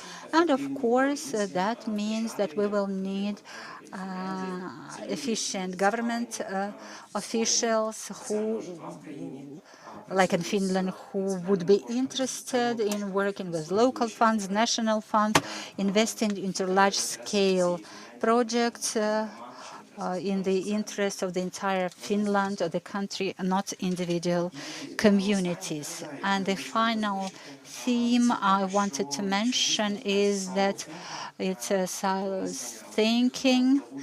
So that brings us back to the topic that the housing does not exist on its own. We have to reconstruct, recreate the territory. We're talking about a certain system which can be called a donut. system which consists of a set of measures which unfortunately is not implemented in Ukraine today. I'm not saying that we should not do something when other things do not work, but if we really would like to have a quality urban environment with affordable housing, we have to pay attention to everything, to reform of multi-apartment buildings, developing capacity of local self-government, creating land banks, territory planning. We need legislative framework, as mentioned by the ministry. We need national agencies of housing, the fund for supporting housing construction that would be interested in working with local governments. We need people in municipalities, professional managers who are able to implement projects. And of course, we need people who should be in the center of the entire system and who should be protected, which unfortunately is not the case today. And when we have all these components together, when the state and we as the society manage to achieve these points, then this vision, which is currently absent in Ukraine, and the vision that I suggest and some of the experts and civil society representatives present. So we need ecological, affordable housing, and then we will be able to reach this goal. Thank you, Alexander. Thank you. I will not keep you too long. Let us move on. And now I would like to present the position of international organizations that are involved in the recovery process. I would like to give floor to Fiona Allen, Senior Development Officer from UNHCR. Fiona, over to you. Thank you. I'd like to thank again for inviting us to sit on the panel and to join such a great conversation. I mean, I think a lot of the points from UNHCR have been mentioned by the previous panelists. You know, as we said this morning, for us, when we consider recovery and specifically housing, for us it needs to be really people-centered and come from a human rights base. We know how fundamental housing is now in the context of Ukraine. After security, housing is the number one consideration for the displaced. It's the number one consideration for refugees about their ability to return home. So how can we tackle that? It is a significant challenge, and it is incredibly complex. And UNHCR does not sit here as an entity that claims the expertise over housing policy. Our role in country is to help support the government and Ukrainians to devise their own policy. But for us, it's really important that we maintain a space in those discussions for the vulnerable, in particular IDPs and returnees, but also many of the marginalized communities for whom the impact of war is significant, be it because of their own displacement, or be it because they now live in communities that are supporting that displacement, and therefore access to key services has become tighter. I think when we look and we think about what we can do, I mean, obviously there is an immediate response that we're able to deliver through our own internal programming. But when we consider the discussions, I think some of the thoughts that we heard just now come up a lot. Ukraine needs a new, modern, comprehensive housing policy, and it needs to reflect the needs on the ground. And the best way to do that is from the bottom up and to engage with those communities. And we know that the needs around social housing and affordable housing and adequate housing are big. But what we also know is we can't develop a housing policy in isolation, that housing doesn't stand by itself. We do know the experience of earlier displacement, that we risk placing people in de facto ghettos if we don't consider where we're taking housing planning decisions. Are we linking them to services? If the services aren't there, can the services be delivered? Obviously, another key consideration at the moment is access to employment and how we can develop urban spaces where people can live comfortably and adequately and can access those full range of services. So for us as UNHCR, it's important that when we have these discussions, we're also linking them into other areas of programming and other areas of intervention for us. What we're trying to do at the moment in order to sort of respond to the immediate and to the more medium-term needs, but also to generate discussion and ideas around these precise topics is really work at those community levels, using our housing program as an entry point, but to also hear the broader needs so that we can start to devise locally based planning that will help in the short term, but we can use the information that we gather from that experience to feed into the broader discussions at the national level. So I'm conscious of the time. I know you want to have a full discussion and there's still 2 members of the panel. So I think for us, I would reiterate the points. It's very much people-centered human rights based, but it positions a housing policy needs to sit in the broader framework, especially when we look to the future and especially when we look to Ukraine's willingness and desire to join the EU.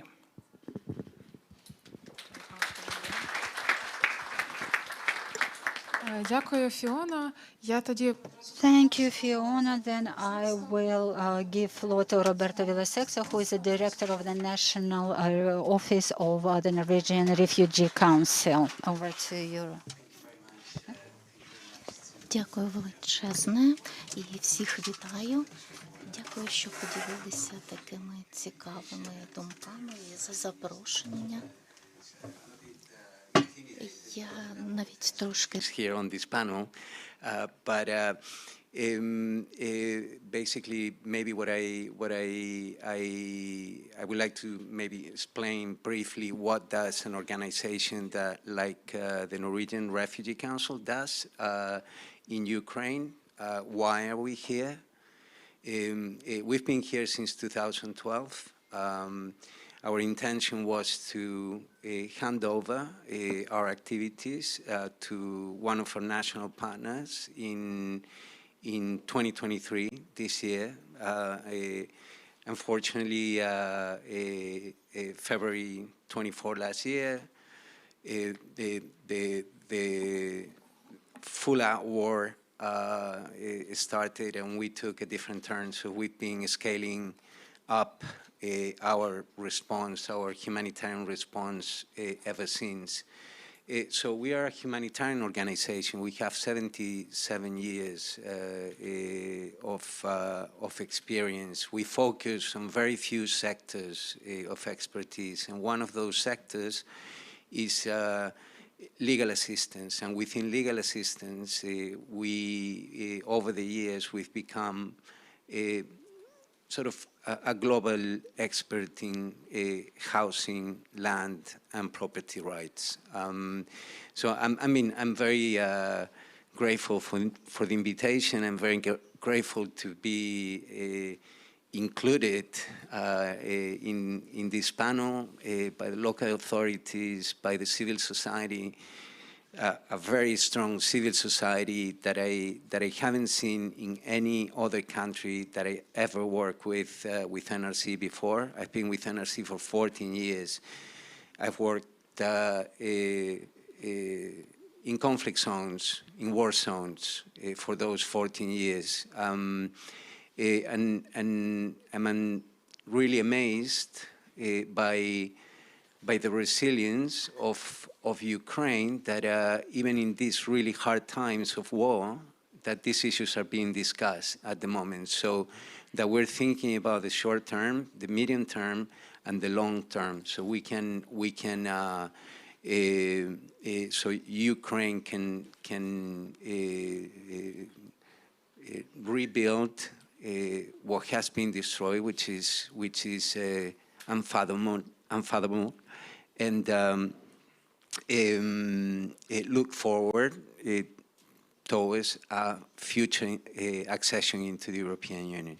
So NRC, the Norwegian Refugee Council, we at a global level, we are the lead agency of the housing, land, and property area of responsibility of the protection cluster, which is, as you know, or as you may know, part of the UN system of coordination.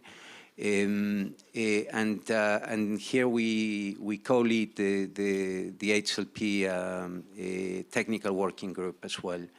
So this is humanitarian jargon, but these are the platforms of coordinations that we use to link up what we do to other initiatives, not only international initiatives, international organizations, the UN, but especially to the strong civil society, strong NGO, CBO, and CSO base that exists today in Ukraine.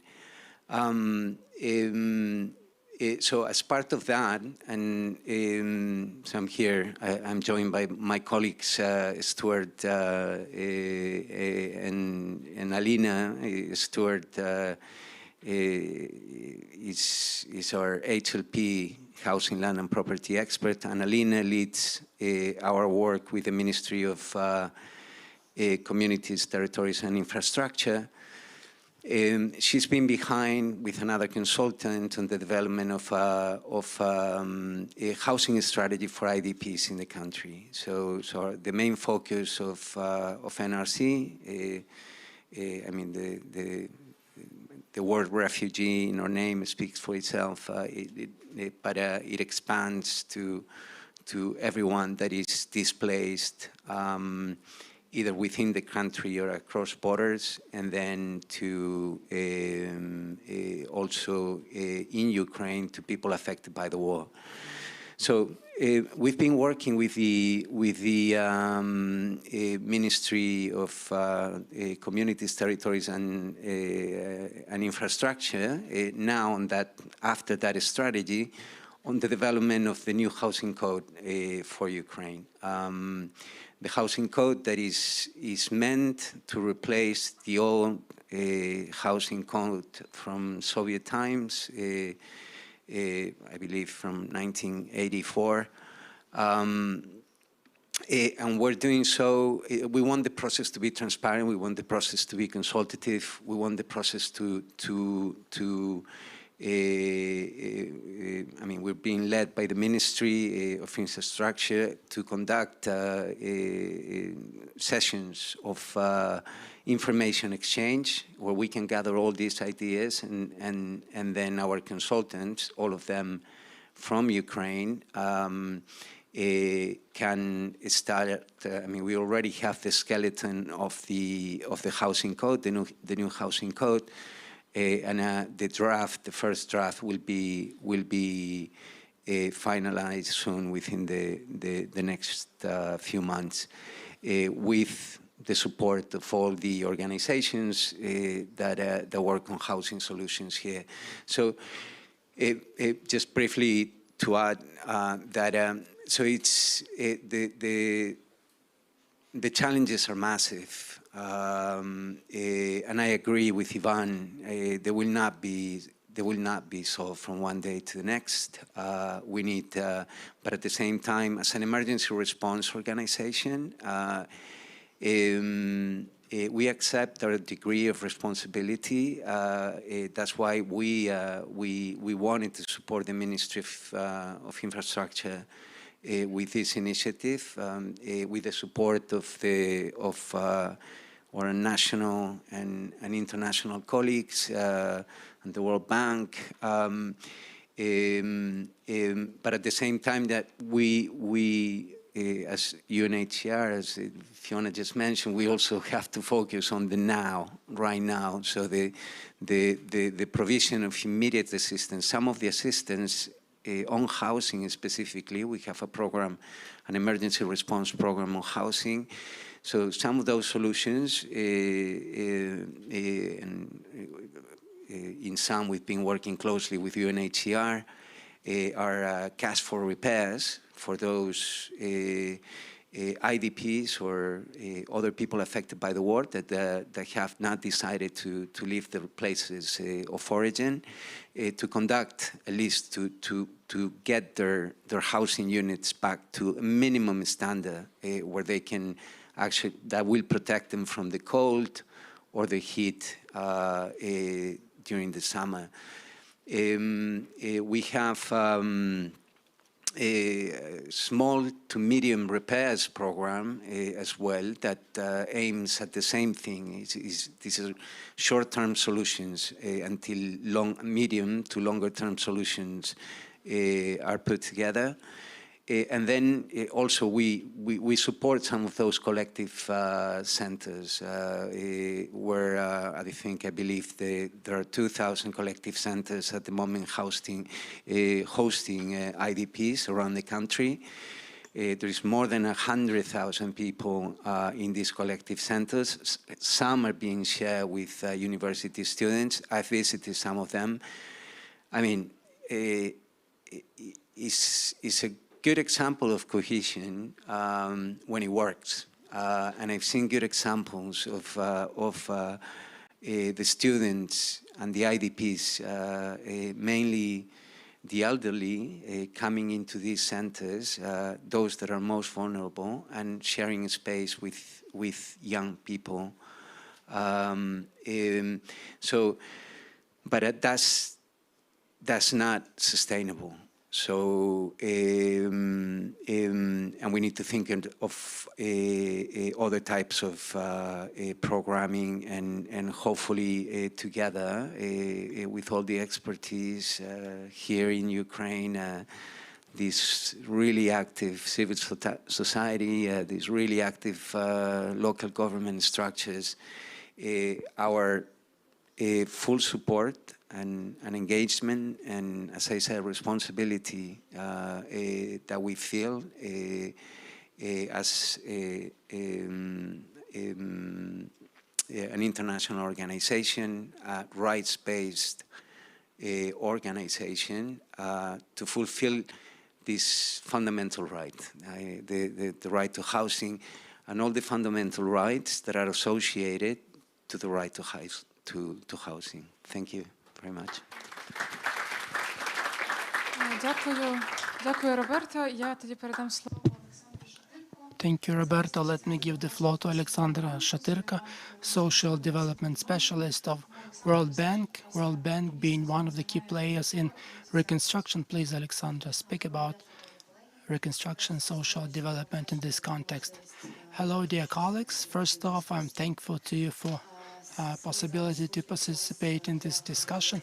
It's a good time now to update housing strategy in Ukraine, implementing strategic long-term solutions, strategies aimed at people. But it needs to be noted that in parallel, we shouldn't forget about short-term, immediate needs, measures to be taken now in parallel with long-term strategy development and perspective. That is why World Bank, in coordination with other partners, provides support to government of Ukraine in developing immediate response to the urgent needs of those affected by Russian aggression, namely rebuilding damaged housing.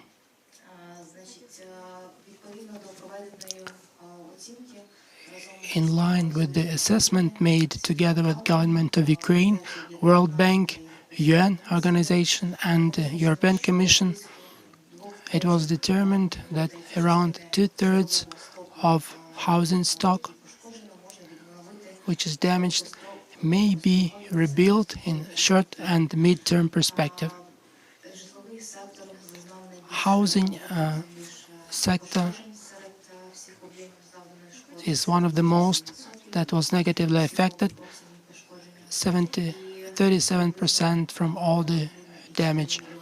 Around 1.4 housing units destroyed, damaged, and more than 3.5 million people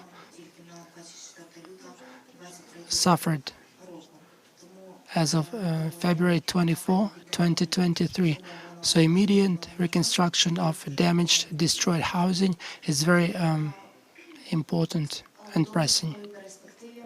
In long-term perspective, we need to note that it is necessary to take measures aimed at creating a contemporary state, low carbon, climate sustainable, energy efficient, and resilient facing natural disasters, also involving private sector. As we realize that this is a great burden for the country budget. Also, Svetlana mentioned at the beginning that social economic indicators for communities are very important, as well as demographics. This is what we should start off and base our reconstruction plans locally, and housing policy should be brought in line to the state of play in the field, so that the communities take part in creating these policies, because the key is human, the key is state response to vulnerability of people, inclusivity and well-being of population. It is important to note also that at the first stage of planning any policy, any decision-making by state, we need to consult a broader public. At the very beginning, at planning stage, we are to hear the voice in the field and their opinions locally. And it is important to respond to the voices of local people and to respond with efficient solutions and policies. Thank you. Thank you, Alexandra. We have very little time left, so I will switch to mode of not very kind moderator. So our next circle, I would like to ask all our participants to be as concise as possible. You will have around 1 minute to represent two main steps that need to be done in housing policy in Ukraine.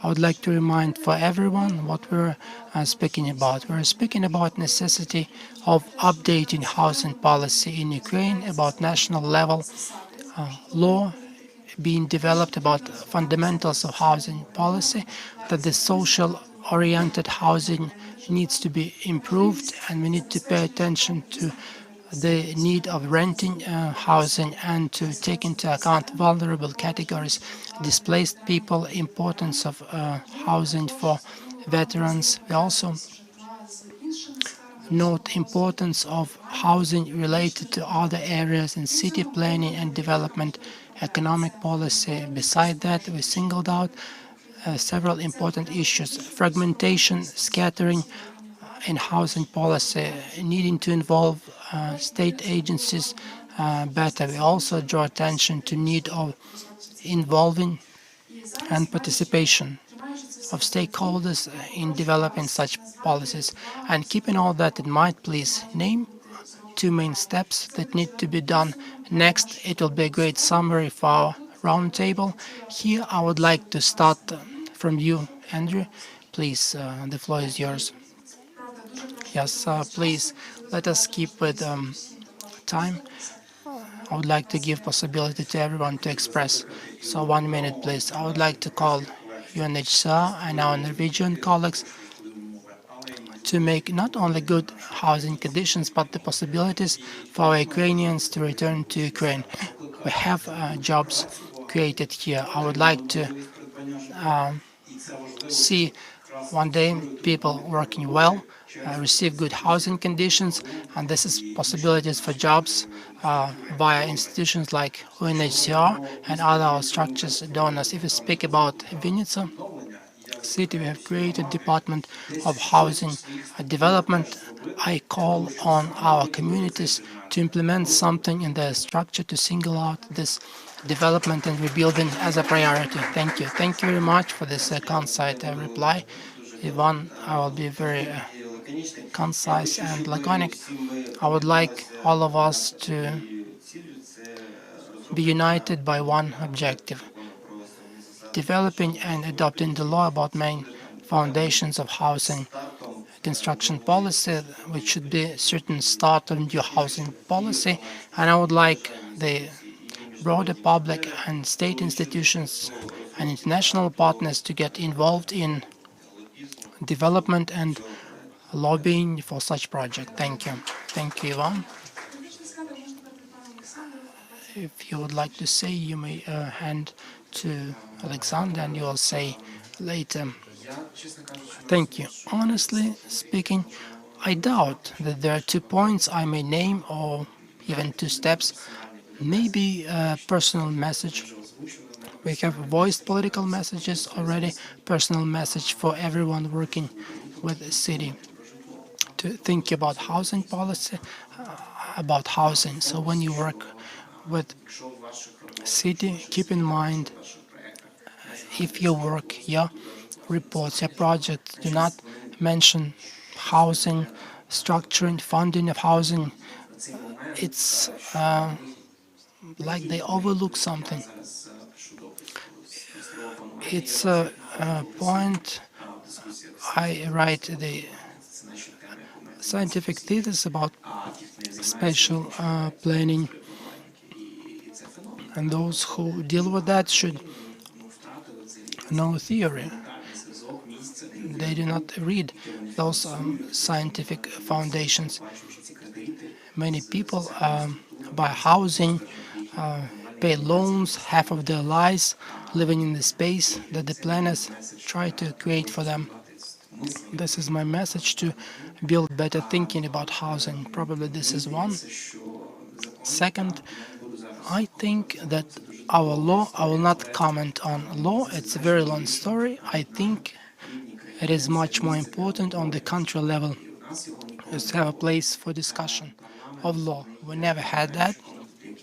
Parliament is not the platform that may involve civil society experts efficiently, so international organizations could create platform for technical assistance that would facilitate more systemic, more comprehensive, dimensional consideration of housing issues to discuss for all necessary stakeholders to work with that.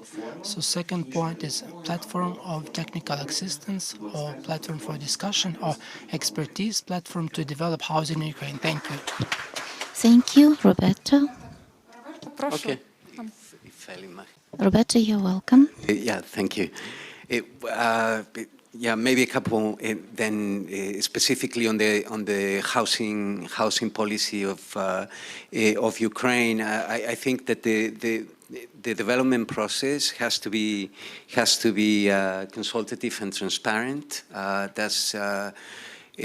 That's what we are trying to do through the work done, as I said, by our lead consultant, Olena, who's here.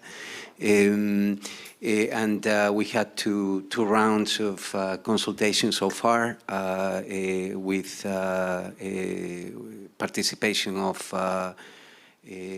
national organizations, international members of parliament, the UN. So it's that's ongoing. It will keep going.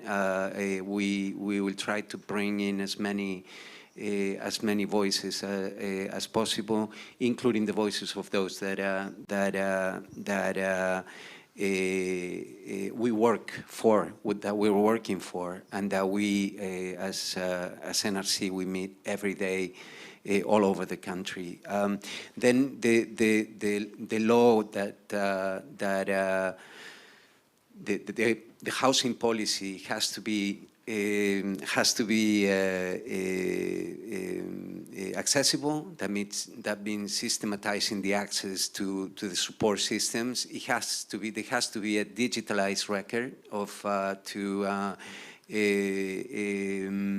be able to store the information on damaged housing.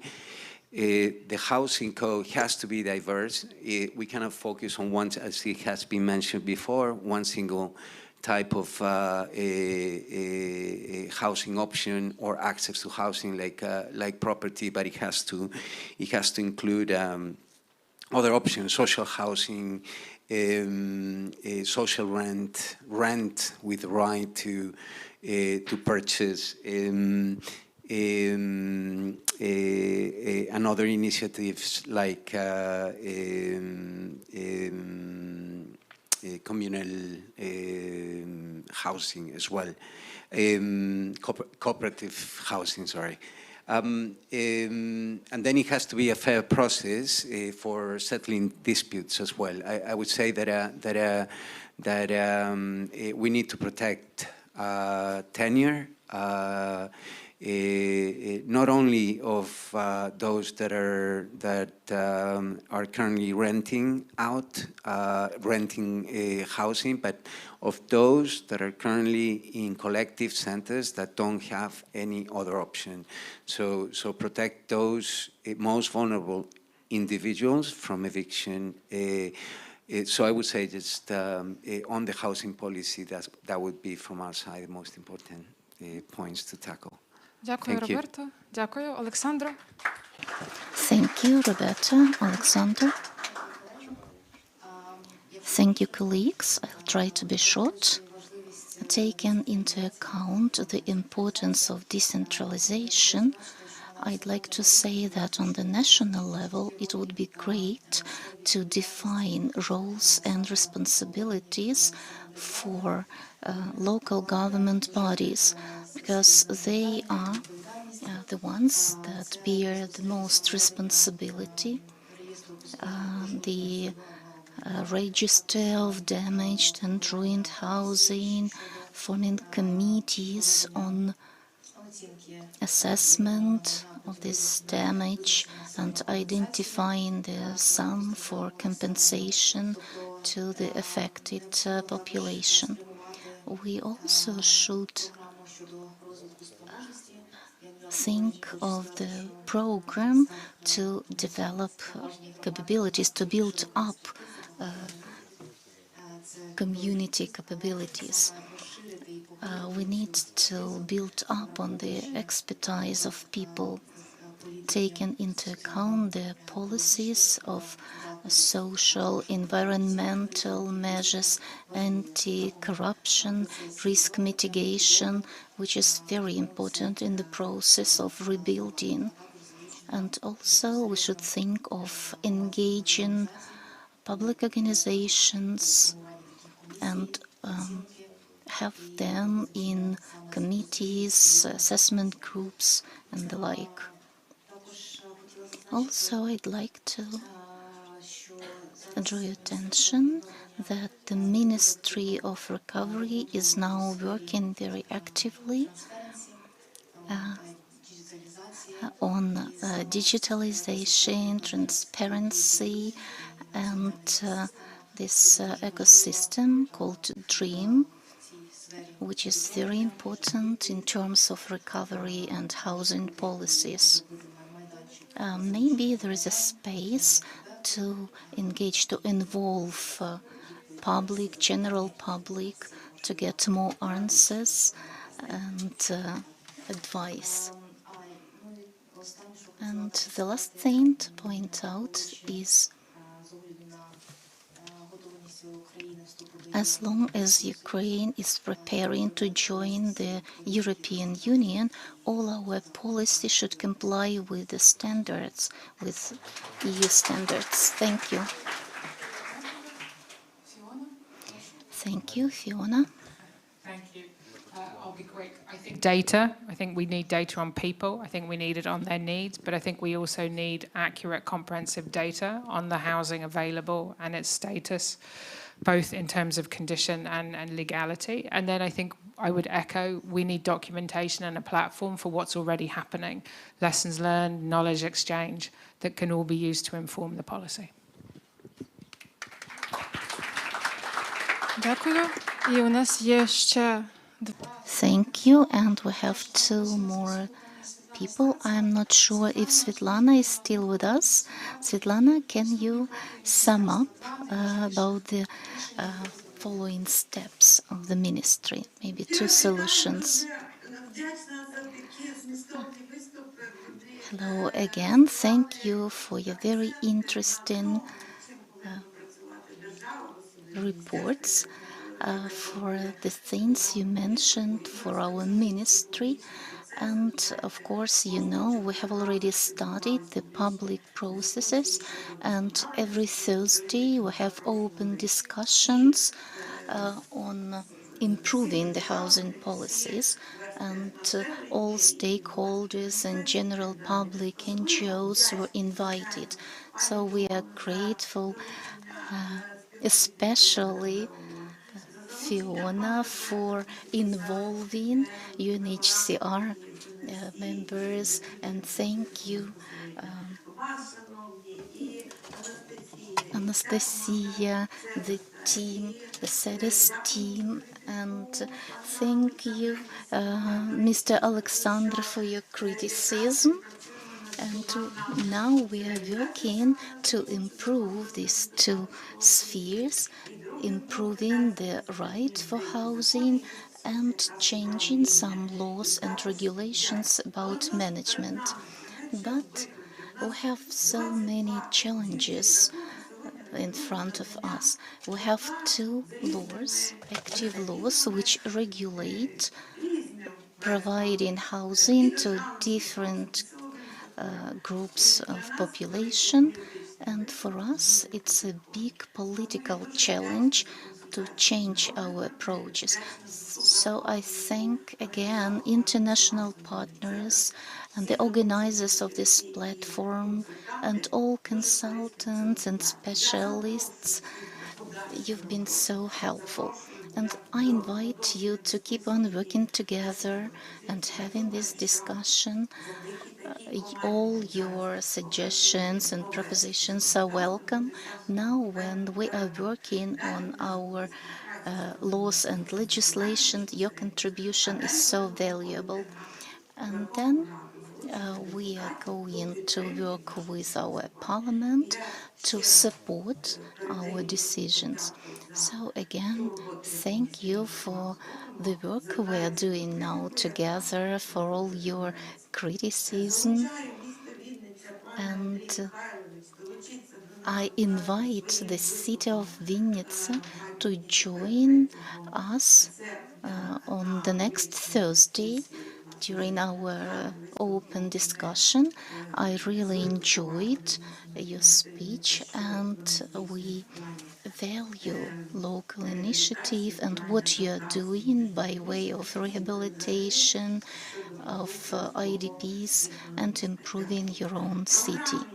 Thank you again. The programs Ivan was talking about, of course, they will be in future. They will be present in future.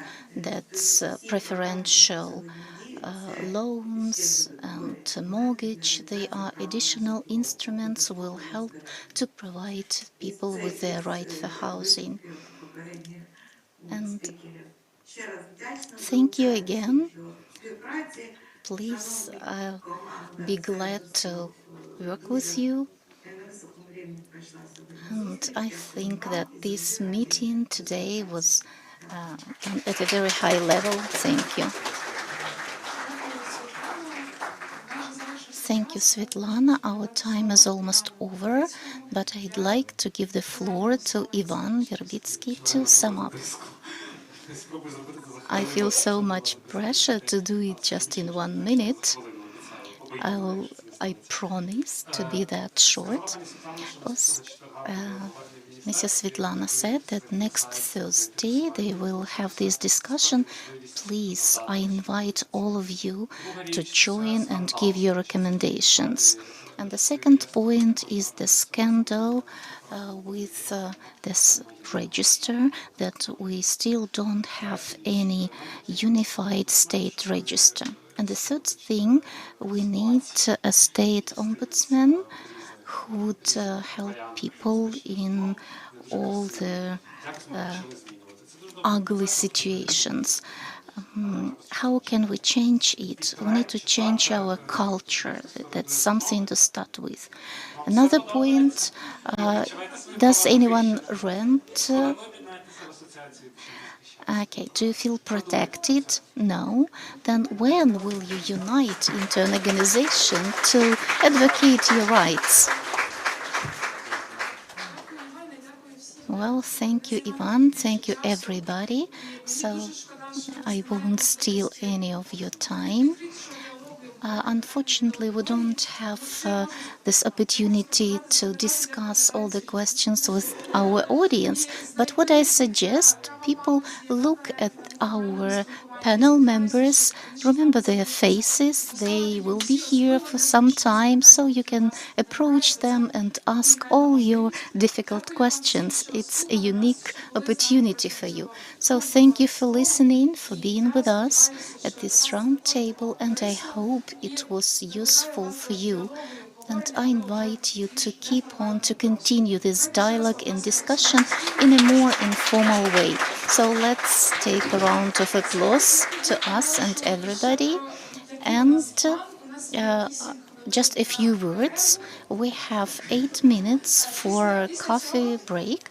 And after that, oh, actually we have more time for coffee break.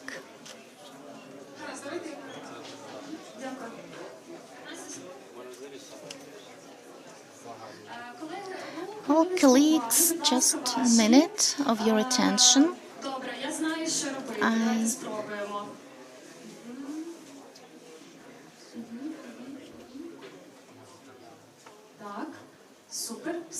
Okay, so it's still working. That's great. So, 3:45, please come back for our PechaKucha. I'd like speakers to come to meet during this coffee break, and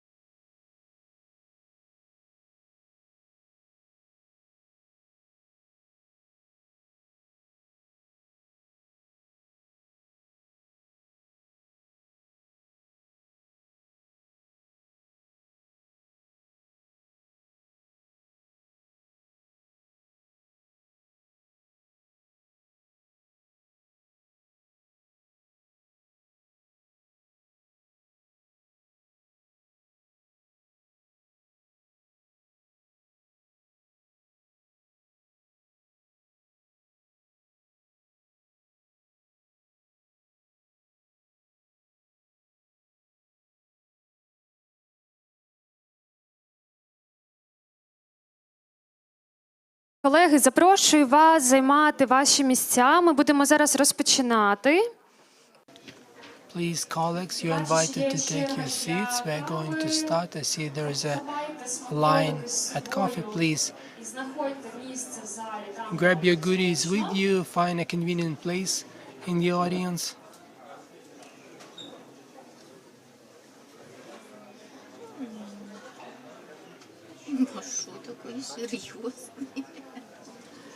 Добре, колеги, отже, зараз у нас з вами буде такий Okay, colleagues, we're going to have the PechaKucha format of work. Please raise your hands. People who knows what this format means. Okay, wonderful. Great. PechaKucha format is a series of short presentations. During those presentations, our speakers will have possibility to share their initiatives, projects, research. You may see the program for presentations in your agenda. This format is unique by every speaker is to have 6 minutes for their presentation. Classic format is 20 slides. Every slide changes in 20 seconds. In our case, we decided to cancel this limitation and to have in general 6 minutes per presentation, and the nuance is following. Please know that you will not have possibility to ask questions, no space for feedback here. However, after all the session, these presentations, we will send to chat link for those presentations. So if you would like to speak more to someone who presented their case, you will be able to go by link, find presentation, continue communication. Please, if you have some questions,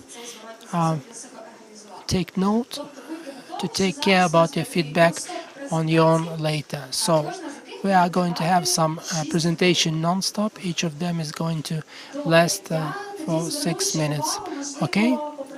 Let me pay attention.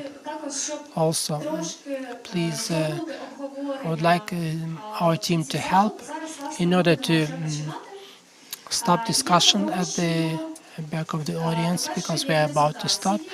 And I would like to invite Valentina Shalimborska to present first about possibilities of cooperation and support for communities, and she will say more how this works in Roskvit.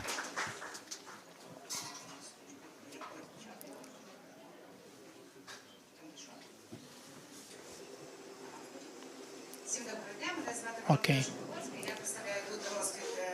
Good afternoon, Valentina Shalimborska. I represent Urbanist Coalition Roskvit. I'm happy to see members of coalition as well as our partners. Thank you for inviting us. Cedos. I don't know if many of you know about Roskvit, so let me tell a little. Roskvit team, coalition, Roskvit, Urbanist Initiative for Ukraine, started in March previous year as a response to the full invasion challenge. Coalition started from call of Mr. Drozdov, famous architect, to Fulka Treffers, famous Netherlands urbanist, saying we need to do something, saying we cannot wait for the war to end. We need to start thinking now how to help Ukraine to rebuild right. This was the start of coalition. It started with regular calls, communication, unifying around themselves urbanists, architects, ecologists, economists, and people who cared. First, communication was on a weekly basis. Then they understood that we need to unify European expertise, European experience, but definitely need to involve as many Ukrainians as possible. Now the strategy is that 50% of participants, specialists from Ukraine, 50% of participants, specialists from abroad, requirement to specialists from abroad to have post-war rebuild experience or some post-crisis ad hoc. Now we have many different researchers in our team, projectors, urbanists, architects, ecologists, economists, teachers, historians, also several members of our parliament. Objectives were set by Roskvit in July previous year remain unchanged to improve life in Ukraine now, and most important to be ready for the end of war, and now in this impossible time to rethink what cities should be like in future, the way our territories should be in future, what should be economic vectors, how we are to return people to cities. And again, this, I don't know, graph picture, it wasn't invented by us. This is experience, bad experience of Bosnia. This is a difficult experience of Beirut. When we're thinking about something urgent, when we're thinking about how to help now, when we try to respond to challenges of IDP, we have no right to reflect with temporary solutions. There is nothing more sustainable than temporary. So any project Roskvit implements in any communication, Roskvit supports with municipalities, with advisors, we always say that we need to do now, smart for this to work, to be within the future strategy. Those are our directions of work. We draw lots of attention to research, and I would say that this is more of a European approach. We do not allow ourselves to make decisions. We do not allow ourselves to be guided by some mayors. Do something to have a great, no. Why do we waste time for research? We know now that we need space. No, we say that we need time to research. We need time to understand why this space is necessary, how many people it may accommodate, what function it will fulfill, how it may be useful for Ukrainians, how it may be inclusive, which is the right grass to plant or trees. So those things require research. After elaborating different research, we try to do some actions, project with some municipalities, some successful and some not very successful. This is our reality. And of course, all results of our research, results of our projects, we're trying to tell, to show in different ways. We call it education. We implement several courses to improve awareness of municipalities with European partners, and on our own we do webinars, lectures on our platform for more general public. But this educational mission we think is very important for all Ukrainians. This is a little map of our current and done projects and research, very diverse map. If you would like some more detail about vision for city of Mariupol, that was represented today once again in the city of Warsaw and taken well in general, how I implemented small project for Berislav or Chaco. Very interesting stories. And you see the areas. Last second, just recently, I hope that this might be useful to this audience. We made a guidebook involving the public to the municipal development project, in the first place for municipalities. I think that the active NGOs may also be interested.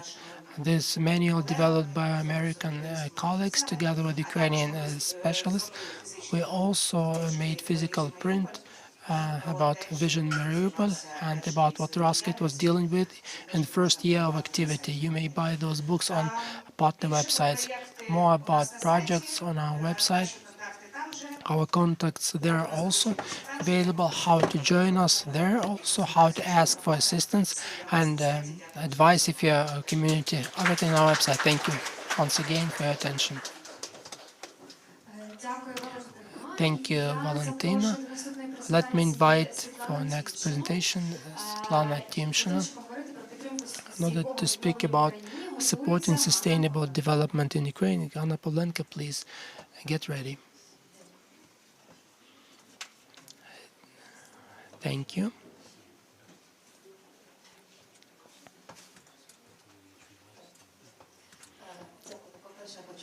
We got it. And the first place I would like to thank organizers for organizing this forum that brings up very topical issues. UN Habitat is the agency of UN promoting sustainable development of locations, working in more than 90 countries. Thank you. Main focus of UN Habitat is facilitating transformational changes in locations with help of knowledge, policies, practices, technical assistance, and joint activities. UN Habitat had mission to Ukraine in 2022. After this mission, visiting with government of Ukraine, the assistance to Ukraine was created. This program is being implemented by launching 2 projects. First project is on the way to inclusive and sustainable rebuild of cities in Ukraine, and second project, Just Transition. First project pays attention to inclusive reconstruction of Ukrainian cities to create facilitating environment nationwide, providing for set of tools and policies that would enable local and government incentive to resolve short-term issues related to reconstruction and long-term solutions about sustainability. Project is in the pipeline. We hope for its launch soon. What it provides: creating in-city urbanist laboratory that will deal with many issues, starting with creating the profile of cities, planning local rebuild, strategic planning, advisory services about policies, and of course, gaining potential. Second project, Just Transition, digital tools and potential for inclusive, smart and sustainable renewal in Ukraine. Many questions we heard today related to data, questions related with scattering in data, and this project will in part answer to this question. The main objective is improving digital capability of government and local authorities in Ukraine to plan sustainable renewal, neighborhoods in the cities, and creating neighborhoods aimed at development of communities.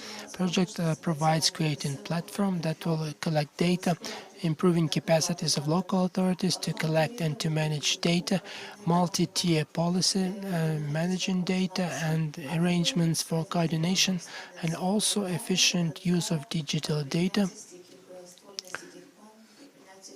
to make sustainable plans and to make sustainable decisions by local authorities, local communities, and all the stakeholders.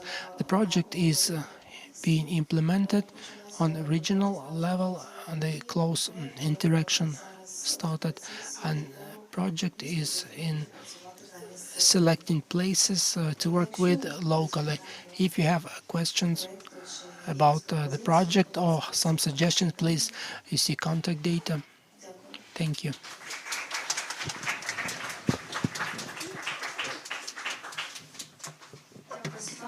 Thank you, Svetlana. You are so quick. You've made it so fast with your presentation, and I'd like to remind those who've come later, this is our presentation format when we have all of them one after another. If you have any questions, please put them down, and after this session, after this number of presentations, I'll give you the link to these presentations you can see on our screens now. So now I'd like to give the floor to Anna Pavlenka. She'll tell you about the global urban planning as a tool to involve people.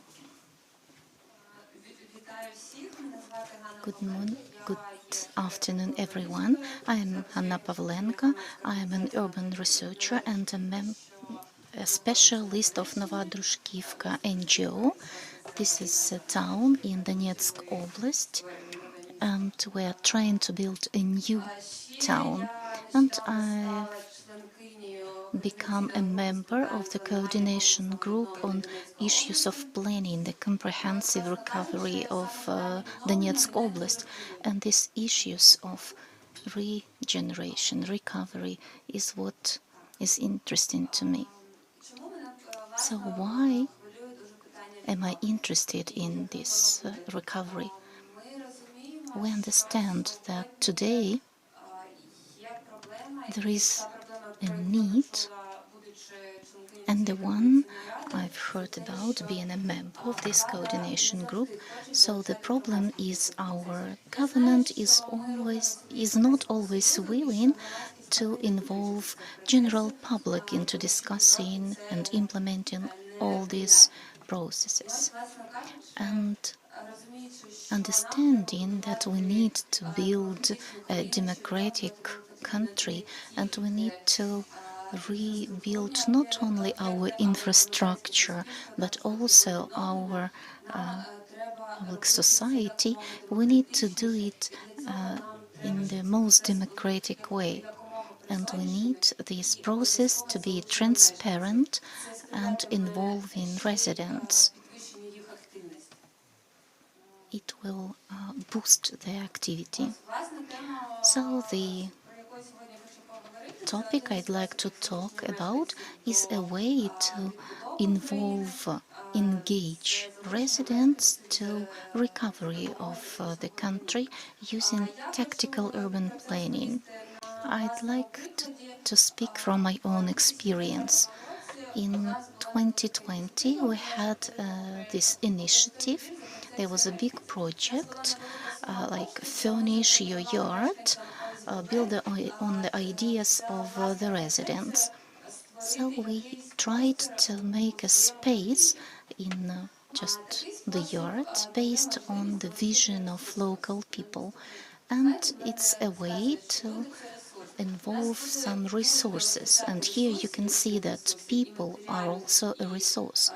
You will always feel the lack for resources, mental, human, other resources for recovery, and we need to involve all of them. And it's also a way to involve resources. So we bought some materials, but people and their work is a huge resource we could use. And we worked 4 days to create this space. You can see people working, even kids taking part, because we were building this playground. And that's the team which was working on the project.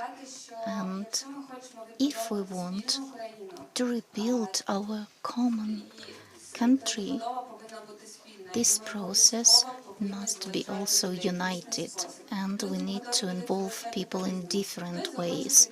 Someone will take part in discussion. Somebody will say, I'm not interested in all those words. I'd like to do something physical, something real, to do something with my hands and see the results. Some people will just plant trees. So all of these are resources that we need to use. Our local authorities aren't always willing or capable to use this resource, so it's up to us to do that. Thank you. Thank you, Anna. And I'm inviting Tetiana Pashinska with the project Kohati, with a prototype of social housing, and Anastasia Bobrova, please get ready. Hello, everyone. I'm Tanya, and I'm a co-founder of Kohati project. And I also participate in Meta Lab, this NGO. We started working even before the war, and we were engaged in project designing, researchers, but it was hard for people to understand what we were doing. So we did some research on circular economy, and people said, yeah, interesting. But now we have our local product, and we understand that we should use local resources, less of electricity. So everything we were talking about theoretically before the war, now we are forced to live and to work like that.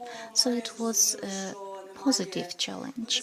At first, we understood that we had no space to accommodate our friends and colleagues, and we were looking for some space, some housing. We asked people with unfinished flats, and we offered to finish that for them. Then we found these collective sites, and it was our first full-scale project working at a dormitory. So we were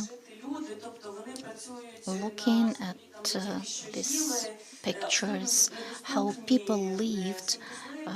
They had terrible toilets, everything cramped together, eating and sleeping at the same place. So we wanted people to have a friendlier space. And we came all together, me and all my team. So we took these tools, instruments, and started working on the walls. Then our friends' friends joined us, and by the end we had around 200 volunteers, and it took us about 2 weeks to do something unimaginable and amazing. Practically, we changed the whole floor, like rooms, kitchens, toilets, shower rooms, so everything on that dormitory floor. And we were working together, feeling that common spirit. And it was a kind of therapeutic experience. I worked so hard and felt so great. And that's how our team was created. We feel so much love and trust in each other when we come together and work together. So we finished working on that object and started looking for some finances. So gradually we've become more institutionalized.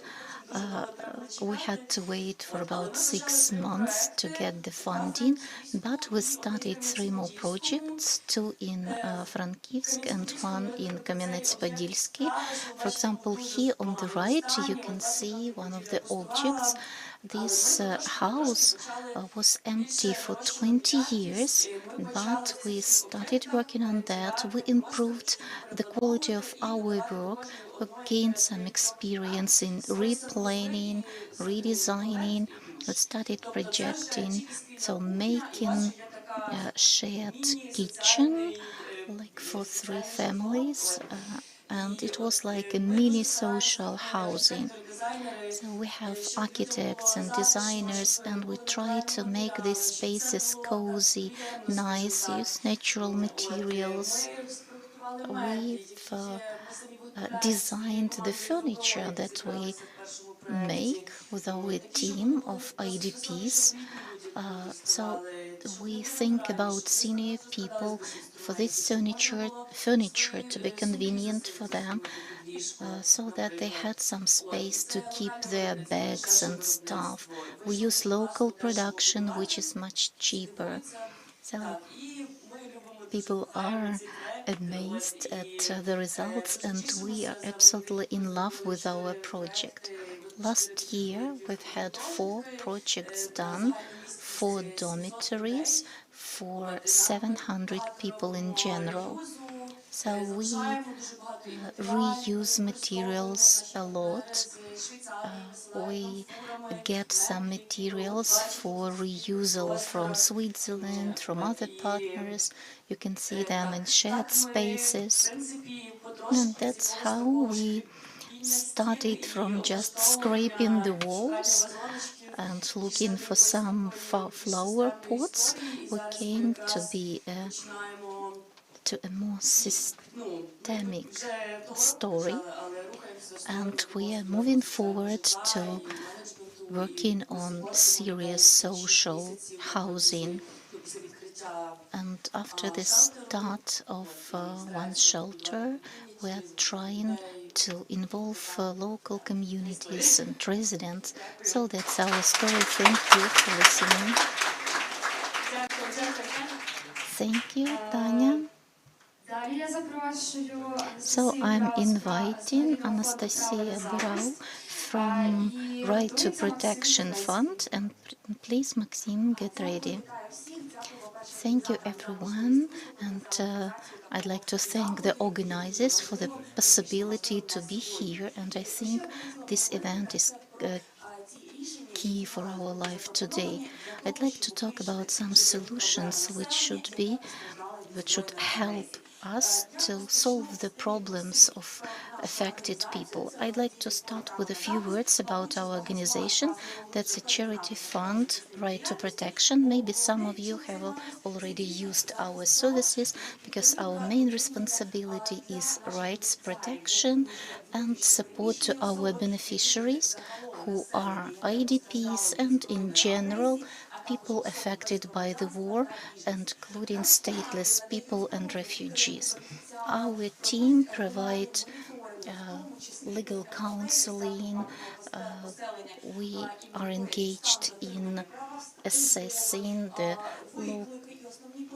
collective sites to identify the main needs and how their rights are enjoyed. We use advocating instruments to change the existing practices and provide general help to those who need it.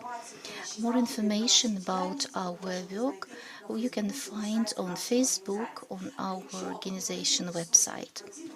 And to talking about the challenges that IDPs face and our society in general faces.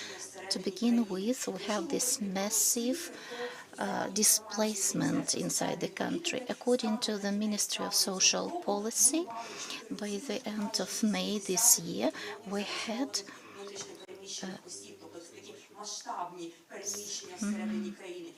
million IDPs, and for people looking for some refuge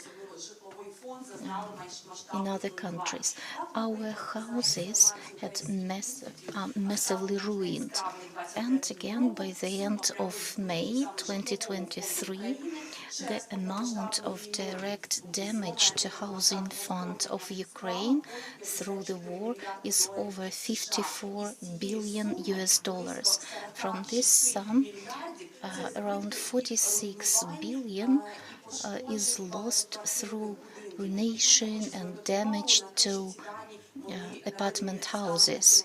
And again, that was in May 2023, before the massive ruining caused by the damage of Kakhovska Hydro power plant.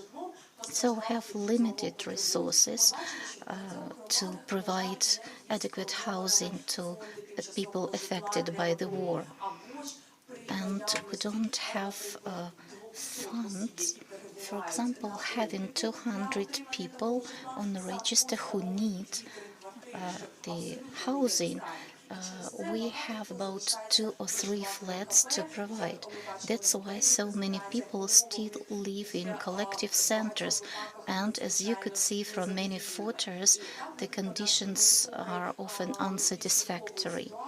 So our monitors assess the situation, and again, in May this year, by the end of May, our monitors have already visited over 400 of collective centers, and over 300 of them need some refurbishment Only 42 of these collective centers have good sanitary or facilities. Only 40 have ramps. So we have some problems on the legislative side. And talking about new laws and regulations, we can see that they don't cover all the affected people, including the law on compensation. So here we want to design and offer more diverse solutions to enlarge the possibilities to provide the rights and solve the housing problems to people affected by the war. So among these solutions, we can have collective centers as well, but as long as they satisfy to some norms and standards. But of course, first we need these norms and standards, what is acceptable and what should be provided by the administration and how these centers can function. Another solution, which is more like a middle-term solution, is creating the funds of housing or providing some housing of social funds. Then we can talk about renting housing with the right to buy it. In our code, the article is 801. We need some improved tools to compensate for people, to cover all of them, not only those who suffered after the start of the full-scale war, because people affected before the 24th of February last year can't get the compensation. We need also some support programs like loans or preferential loans or support from local government, support to people who live in certain communities to encourage IDPs to integrate into their host communities. Also, talking about housing policies, we need to remember that there should be diversification and a lot of options for people who need housing. Thank you. Thank you. Thank you, Anastasia. And I invite Maxim Terletsky to speak about social housing and building in Lviv. Next presentation from Anna Komnatna. The floor is yours. Thank you. Hello, I will speak more about social housing in Lviv, including discussing construction and forms of social housing existing today. First, challenges that we respond in the conditions of full-scale invention. And then I'm not speaking about different forms of social housing that was created before the full-scale invention. The issues we are facing. Many people moved to Lviv, many people left Lviv, but nonetheless we have more population in city of Lviv. The problem is temporary shelter for several days, and second issue, people who needed a long time housing, several months, for instance, till the occupation of the territories to return. And third group are people who require long-term housing because they plan to stay in the city. Second challenge is rehabilitation. City of Lviv receives many people for rehabilitation within the framework of this project Unbroken National Rehabilitation Center. People come for rehabilitation and they require, like their families, to stay for several months housed in the community. Third challenge, July 6, missile attack, city of Lviv, destroyed housing, need to accommodate people. First presentation was very interesting, but I disagree that the community needs to start acting now, often not thinking, because there is a problem that needs to be resolved immediately. Acting now may be fast, may be expensive, maybe not always quality. Nonetheless, I chose 6 cases. We will shortly discuss, and if you need more details, we may discuss in chat. First, temporary shelters on educational facilitators, some which do not function today. If need be, they may be created. We have protocol to create those. Culture and education department to deal with that, so the community government agencies, the educational facility management is guiding this process. Director resolves lots of issues about accommodation in such educational facilities, like module city functions partly. 900 people live in a modular house in Serhii. Social support center deals with them. About orphans and IDPs added. Rambut is responsible for maintaining and for administration. Social center accommodation is free.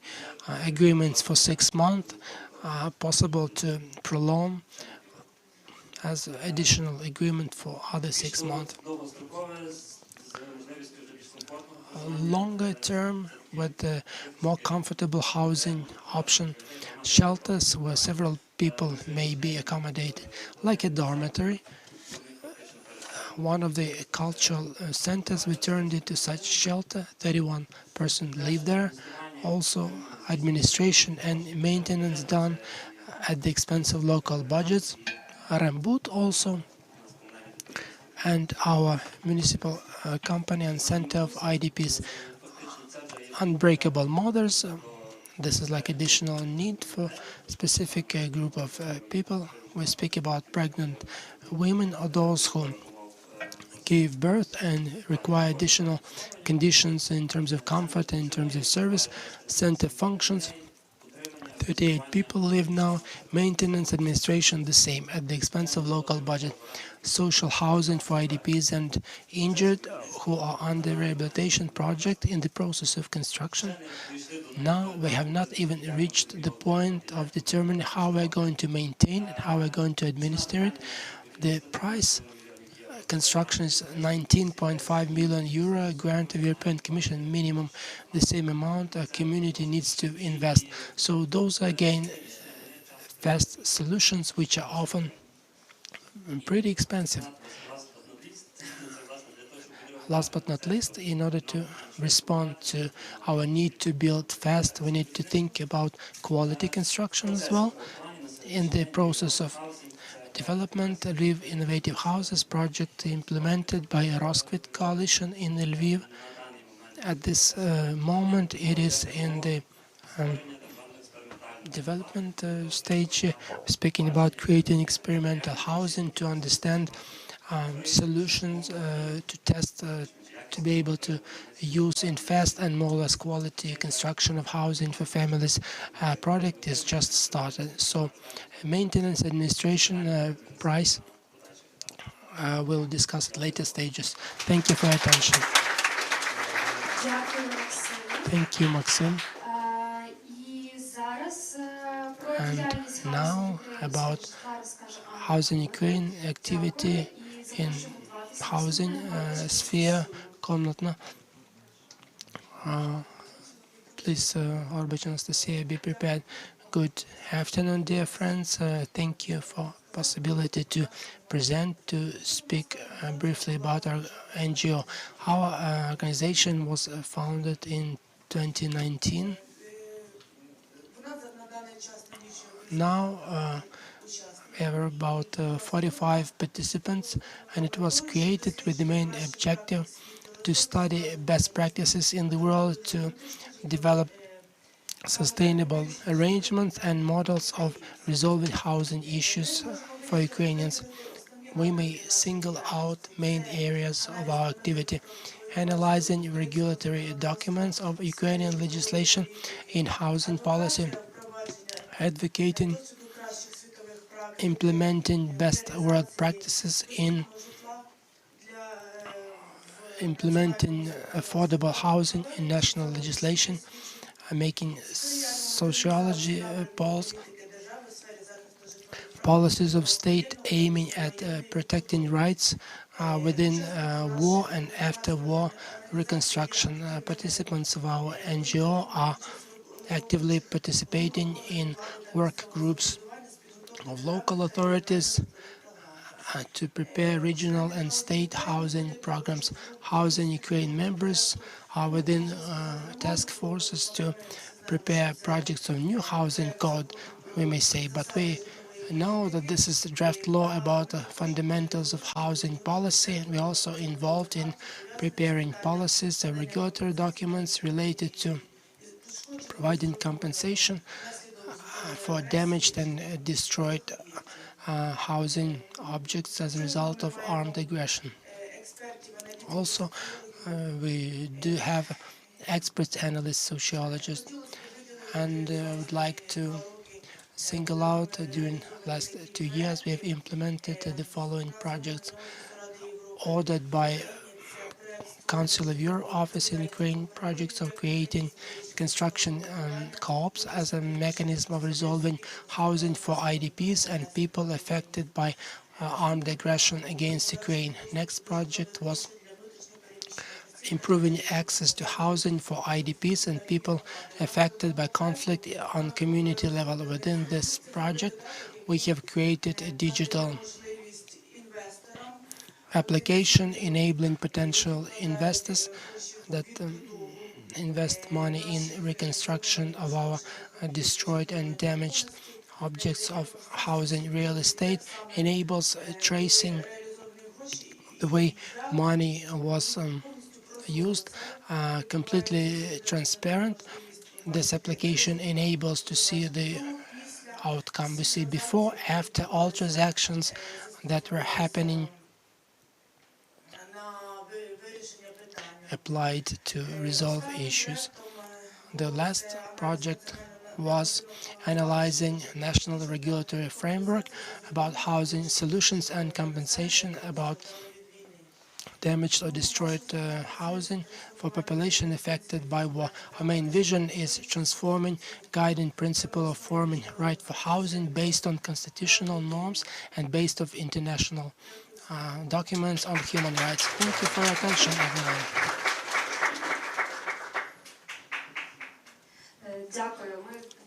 Thank you.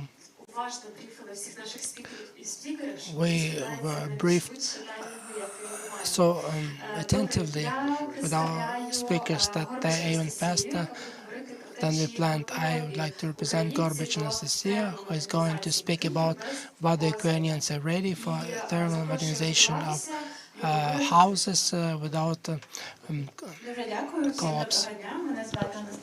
Thank you, everyone. My name is Anastasia. I work in the sphere of energy efficiency in Academia. NGO. Our organization has a very wide net of expertise in different spheres, but we mostly advocate on the national and international level the topics of energy efficiency, climate change, agriculture. We work to develop the active, conscious community. And now we focus on the green recovery or green reconstruction, which starts on the local level with the needs of communities. So we include it in our sphere of interest, work with communities. So coming back to the topic of today's forum, I work on 2 projects. One of them is preparing new building standards, or to be more clear, communication with government, with the ministry to build the standards in line with European standards. So we communicate to introduce standards for buildings with low consumption of energy and zero consumption of energy. But this will be a separate pilot project in Bucha. We work at this project now with our partners. So now I'll tell you about another project which is being finalized now. This is thermal modernization of apartment houses without owner associations. I think that many of you know that housing sector takes the second line in energy consumption. The first line is industry, but if we use all the energy efficiency standards and regulations in our housing sectors, we can save up to 42%. It's our energy security. This is how we can lower our energy dependency on our partners and save a lot of money. So today, some of my colleagues have already pointed out how important it is to focus on apartment buildings. So we started to work there at the start of the war, and we understand that this is as timely as ever. Why? Apartment houses and why houses without owners associations? Because in Ukraine only 20% of apartment houses have owner associations, and they are mostly newer buildings. But our housing sector has lots of old buildings built in 1960s, for example, and they were built at very low standards of energy efficiency, and they are in a bad condition now. So all our new programs, including energy efficiency programs, work with those apartment houses which have owners associations. But what about the rest? So we tried to research this sphere on the legislation level, what policies we have, what gaps we have, what programs work or don't work. Then we had sociological survey among Ukrainians to understand what people think about it and what people need, because as we have already said today, we need to use this people-centered approach. So we try to use the best practices of experts who've been working in this area for 10 or 20 years and see pros and cons. So we are going to have recommendations which won't be just a piece of paper given to the government. These are the areas we are going to work in and develop together with other NGOs. So our final survey will be presented in October, and we can present it to a wide range of specialists and advance this problem. So we have already presented our survey. If Ukrainians are ready for thermal modernization of houses without owners associations, it was important to see and to show what people think about it, and we see that 91% of respondents want to implement energy efficient measures. Okay, people want, but they have low awareness of what energy efficiency is, where to start, who to go to, where we can take funds, because thermal modernization of a house, it's a very expensive thing, and without donors, state and other stakeholders, people cannot do that on their own. So as a recommendation from this survey, we understand that we need to work more with people, have massive information campaigns to explain people what this is about. So you can use this QR code to see the presentation, to see our survey, because we are always open for cooperation. And when new partners come to implement projects together, it's very useful. People learn more about that. So you see my contacts, you see the QR code. We're always happy to have new partners. Thank you. Thank you, colleagues. So we've heard all the presentations from the first block, and we have the next one that's about urban development. We have 3 presentations in that block, and I'm inviting Lyubomir Dmitrishin, who will be talking about hospitality court. Hello, everyone. I'm sure that urban development is about deconstruction. I don't mean that we want to ruin everything.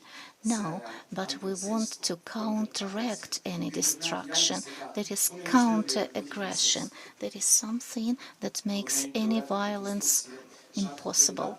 The main theorist of deconstruction, Derrida, said that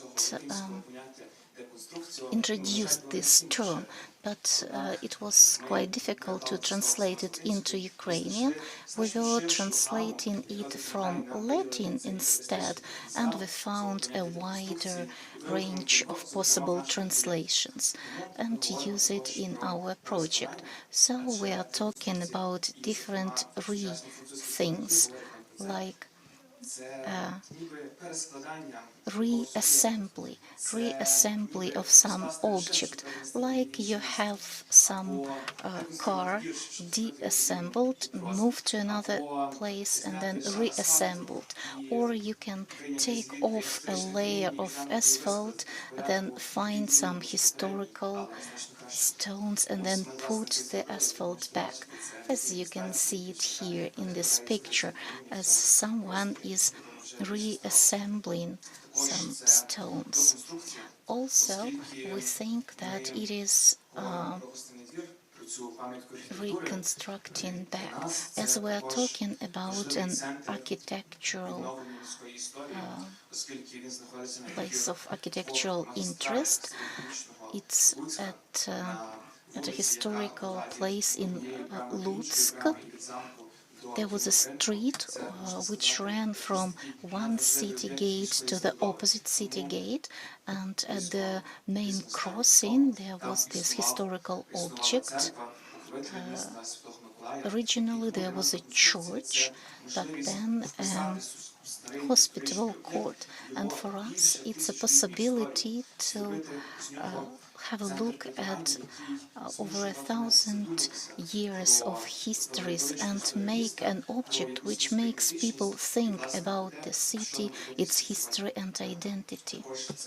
So it's also about rearrangement, as we are trying to change what we have now in city policy, when the right by force is more important than the force of rights and laws.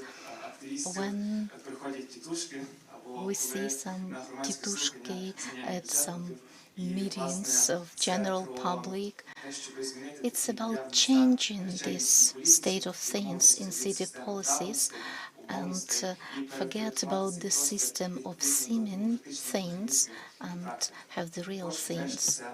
And also it's coming together, because all these positions of ruining and deconstruction, we are something like a little David who fights big Goliath, someone trying to ruin our historic our history, and we want to build on the historic identity of our city and our neighborhood. Talking about that battle between David and Goliath, we know who won, and we are sure about our victory as well. So I'm inviting you to have a look at our social media sites, because we are about to start a new stage of protests about the decision of the government to ruin this historic object. We are trying to unite our people around their historic identity, about the history of their city, and also about our dignity and democracy. So again, deconstruction is about seeing the little details of an object to bring them all together back to make this object better. And it's also fun, joy, and democratic practice.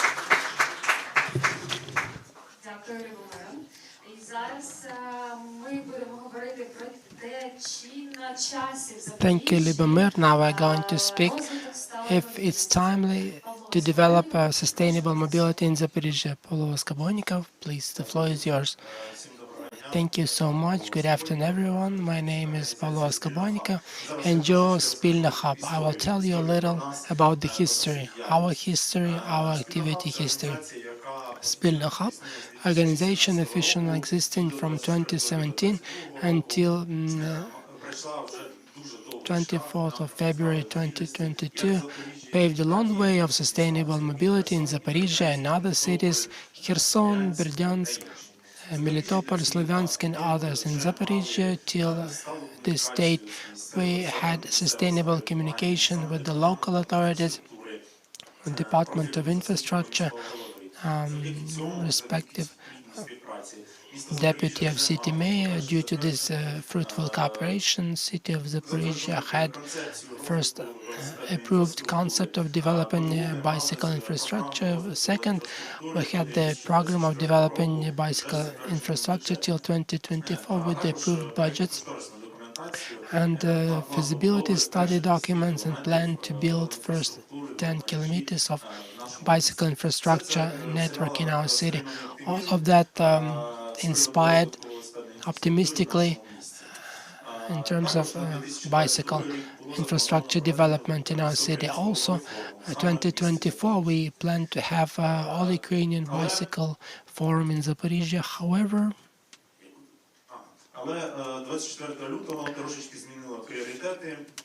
February 24 shifted our priorities, placed new challenges, and we had to support critical infrastructure of our cities. So we used superpower of our team, namely possibility to make difficult complex procurement thanks to our international donors. Thanks to this, we made procurement for the emergency services, fireproof suits, different technical equipments, buying equipment for blood donation centers, like balance mixes, freezing equipment and others, equipment for the diver service and others. In autumn 2022, together with the patrol police, we could relaunch bicycle patrol that functioned before but was a little bit neglected. We bought bicycles and equipment, luggage places, other necessary things, and bicycle patrols could patrol efficiently city due to lack of fuel that we had back then. Also, we could support Shorokin community. We brought the electric bicycles to them and enabling community representatives to perform the activities with quality. 2023 met us with changes in the city council. Instead of infrastructure, the Department for Municipal Management was created, also changes, and we had to build anew this cooperation, this communication, and also changes related to patrol police in Zaporizhia region. In that case, due to this, they started paying more attention to traffic safety. Unfortunately, however, in their opinion, the only right way to make less accidents in traffic is to make elevated pedestrian crossing, including on the main streets that they implemented in 2 locations. This year, Spilny Hub presented the analytics of traffic accidents in the city for 2020-2022 that clearly shows that our country unfortunately loses labor-capable population on roads because of injuries, maiming, death, and so on. And do we have a right to allow ourselves this in martial law conditions? I think all of us have unified answer to this question. Analyzing these traffic accidents, we analyze some sections of roads, locations, and suggested comprehensive solutions how to re-equip those, not only elevated pedestrian crossings, range of facilities and methods much broader, extensive, and should depend on specific area allocations. Our short-term objective is to continue advocating quality changes in traffic safety, sustainable mobility to avoid human casualties in future. You may get familiarized with complete analytics on our website of Spilny Hub and Jorg QR code by link. You will need my contacts if you would like to find out more details about our initiative, activity, and our civil society organization. Thank you so much. Thank you. And now, finalizing our presentation session, Alexander Shevchenko, who is going to speak about LA 12-7, or where does that river flow? Thank you. Karina, let me pack you a little more with information. We are to end this part of the day. My name is Alexander Shevchenko. I am from Kyiv, live in Frankivsk, now at the project is going to relate to Vinnytsia. I called it like that because I don't like a lot its official name. Official name is Feasibility Study of Climate Change's Impact on Condition. Project relates to studying places and communities from 2017. I would like to focus on this project because during martial law we made this research. Short question: why do you need a hydrographer, climatologist, flora and fauna specialist, urban development architect, and economist? In this case, those specialists are necessary to study river South Bug in Vinnytsia.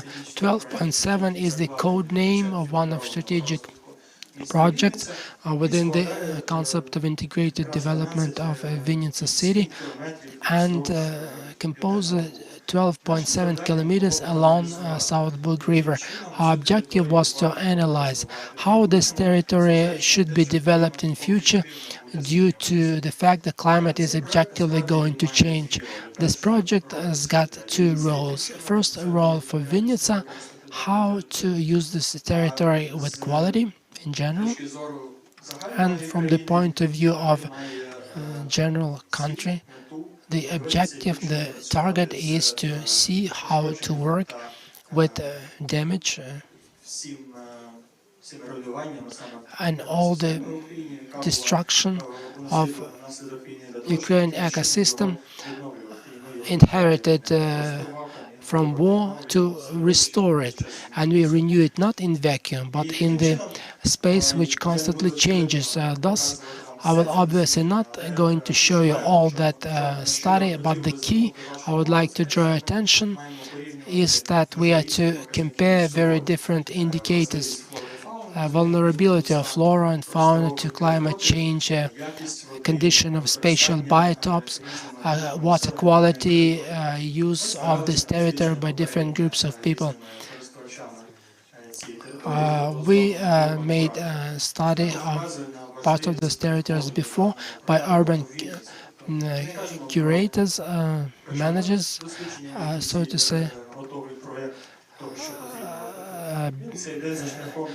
Beginning of the project, the end result is not what we're talking about. Vinnytsia is going the way of ordering different projects in some areas of interest, coming to the comprehensive picture of how the territory and city of Vinnytsia should look like. We receive different analysis, different colors of the territory, so biotopes, as the science calls.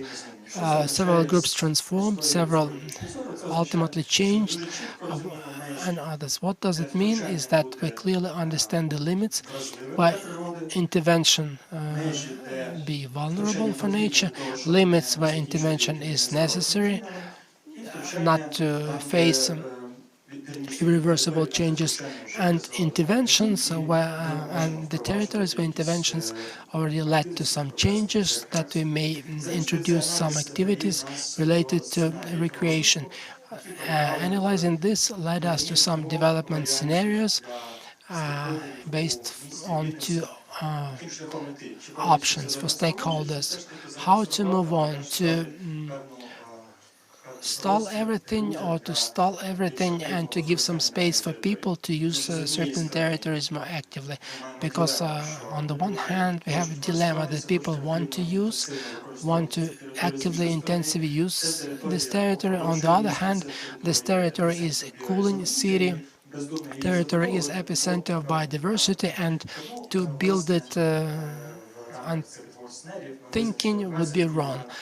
So we've determined 22 sectors within this project. We have certain recommendations for each of them, what may be done here, what shouldn't be done here, and due to having many public events and discussions, we determined 6 areas of the most interest to people, different, of course, one from another, and we made A, types of solutions, and B, cost estimates. And this is very thing for a project when we say how much this is going to cost and how this is going to be implemented in future. In this case, we are speaking not only capital investment, but also about operational investment necessary to maintain, because our project lives not only before the moment of red line cut. We're speaking about money needed to be invested, and clear understanding for local council whether they may allow to spend this money, and cost-benefit analysis, how many people they may satisfy with implementing this project. The full text and publication of the study is available at this QR code. Thank you for your attention. Thank you, Alexander. Colleagues, I thank all the speakers for sharing their experience of their organizations, experience of their studies, of their initiatives and projects. I would like to remind you our information channel.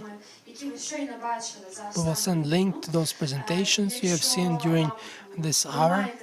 And if you have questions now to people that presented their projects and studies, you will have a possibility today during networking and during the break to communicate. We would encourage you to do so, please. And some house matters. We have a break that will continue till 5:30, and at 5:30 we meet here, and in this audience we will have a final session in this audience, and what is going to happen later we will be notifying you. Okay, so please enjoy the break, and at 5:30 we are waiting for you here. Thank you.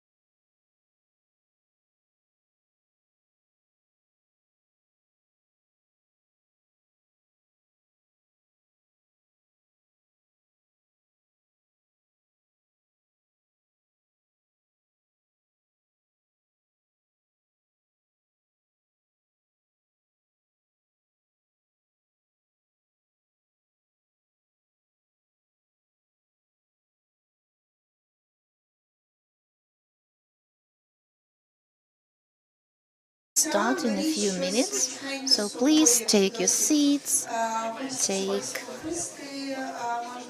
the food or drinks with you, so you can combine coffee break with our discussion.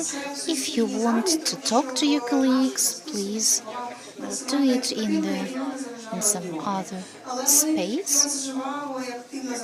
But I'm really inviting you for this wonderful discussion about cities, war, and justice. So again, take any seats you like, try to change the picture, look from a new perspective.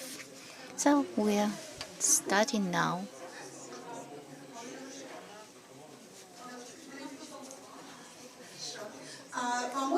So, can you please, I'm asking our technical support to show the Mentimeter, and please, so I'd like our colleagues to send a link to our common chat. Is there anyone who doesn't have a chat? Okay, just a second. Good afternoon. So while we are all coming back, my name is Maria Hryschenko. I'll be moderating our discussion today. Well, every time I call it a discussion, but I have to stop myself. It's more like a conversation or an invitation to talk about war, vulnerability, and our housing policy in the broader sense of this word. So we will be talking not only about providing housing, but also about how we can create inclusive, barrier-free, united home for all people. And by all people, I don't mean some abstract average people.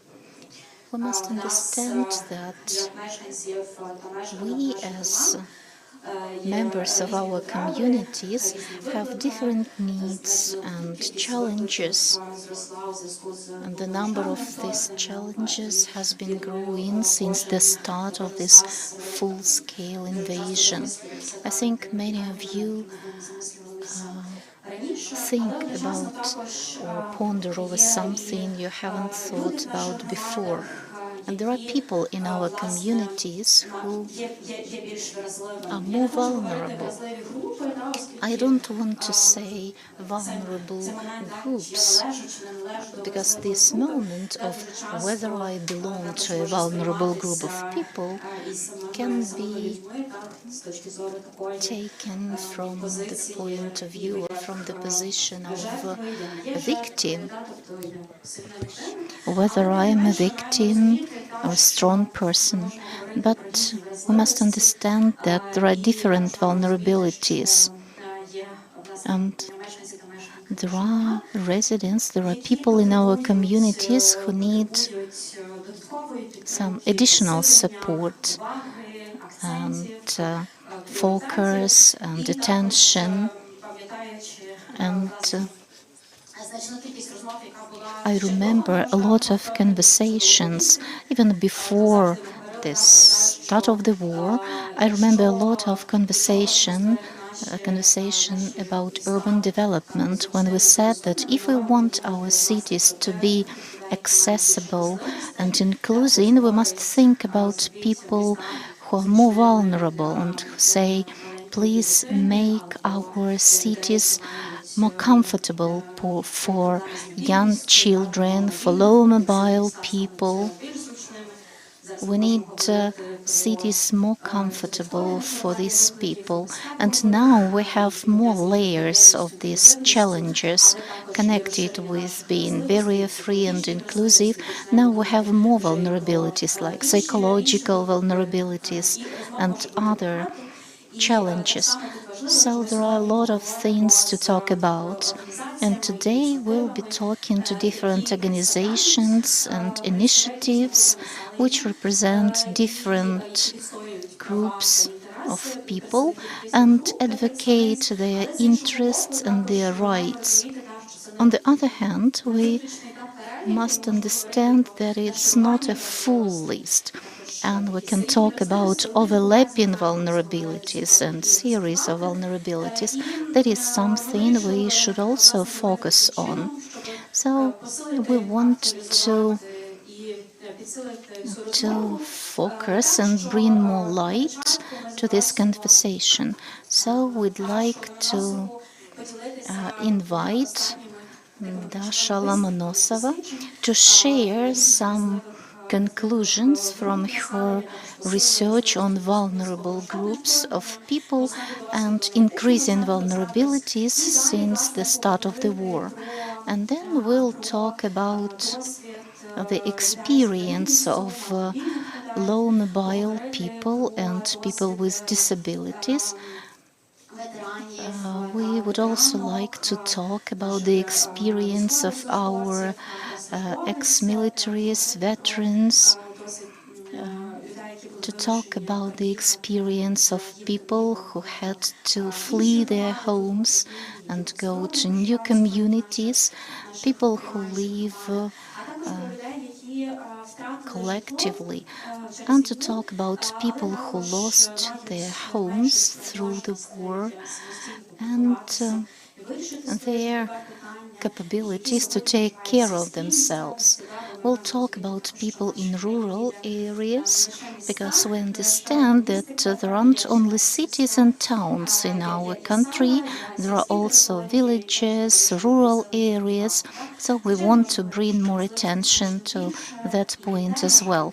Of course, there can be more vulnerabilities, and I understand that it's impossible to discuss everything in an hour. So maybe we'll find some priorities. So to start our conversation and highlight some principles and accents, and then continue our conversation during the networking or the following events. So that's a kind of introduction to a big discussion. If I may say, please, could you show the link to Mentimeter? So everyone can use this link, and I'll show those of you who are not on our chat how you can find our common channel. So now you can use this QR code or use the code. And please don't close this tab on your phones, because from time to time you'll get more questions on the Mentimeter. But we'll start with one question. And please show our Mentimeter. So this is our code. Just a second. So you can see the results. We have already 16 participants who have already given their answers. So that's just to make it more participatory and interesting and invite you to the conversation. So that's the first question about the principles of forming housing and social policies when we're talking about mitigating vulnerabilities and increasing social justice. So you'll have time to do that. We'll come back to that in the end. And we'll try to make it possible for you to ask questions either in written form using Menti, or you can raise your hand. So we'll see how much time we have. Okay, so who do we have here today talking to us? We have Lyudmila Netskina, who represents Harmonia NGO. And to tell you the truth, that's an organization I follow really closely, and I am inspired by their advocating policy to increase inclusiveness of our cities in general and Vinnytsia in particular. Also with us today we have Denis Sultan Khaliev, who represents Princip NGO, which works to protect the rights of the military and veteran community. It's a young organization, but I think it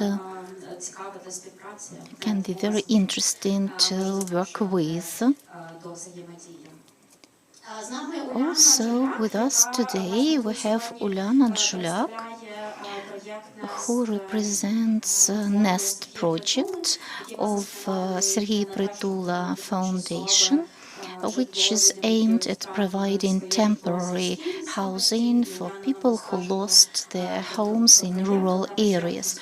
Olena will tell us about this project and about how the priorities of people have changed and how the cooperation has changed in this context.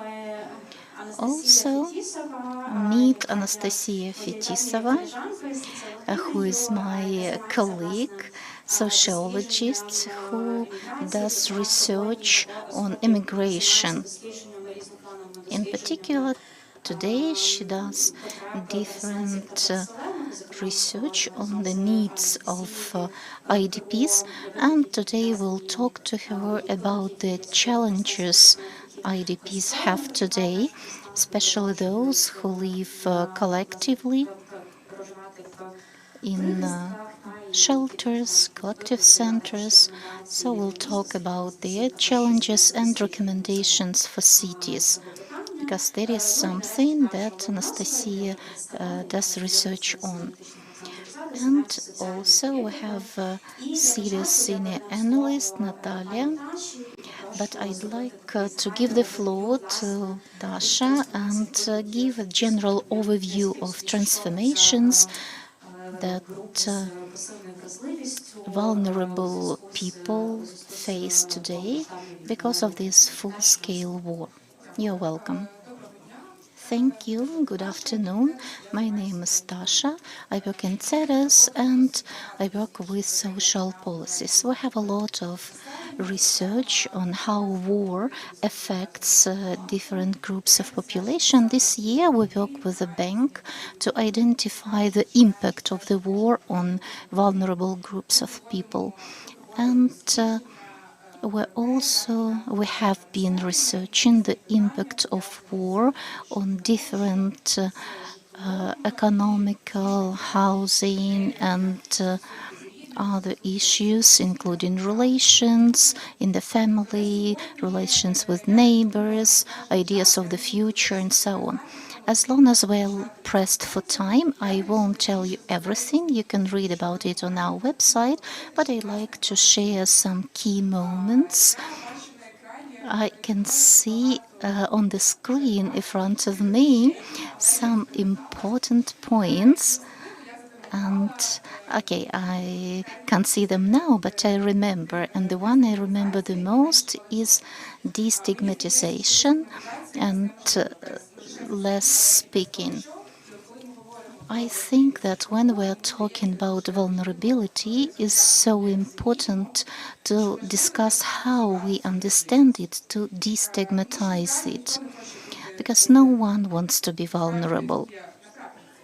In practice, in real life, in Cedos, we work a lot with veteran organizations, and in our discussions we hear it all the time that veterans don't want to see them as a vulnerable group. It seems obvious, but like senior people, they don't want to be seen as a vulnerable group of people. Someone who's worked all their life as teachers or medical workers, they don't want to be seen as vulnerable. So the question arises, what vulnerability is? In our legislation, it's identified as a high risk of getting into difficult circumstances. There are two factors to these circumstances, inner and outer. So inner factors are connected with us being humans. We have our bodies which can get old, sick, or die. And we are also animals who live collectively, so we can lose our nearest and dearest. We cannot just live under the sky. If we lose our homes due to flooding, it's hard to cope with. So there are things like that. With age, we start getting sick more often, and it's hard to do something with that.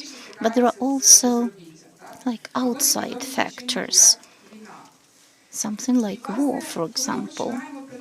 And when we start talking about them, I think it's important to understand that there is vulnerability which is characteristic of us as people, as humans. And now, during different discussions, we tell a lot about the resilience of Ukrainians. But when we're talking about outside factors, they are things which can be dealt with on the level of policy. For example, if somebody loses home due to war, when does the person get vulnerable? At the moment of losing home, or at the moment when this person comes to the city with high rent?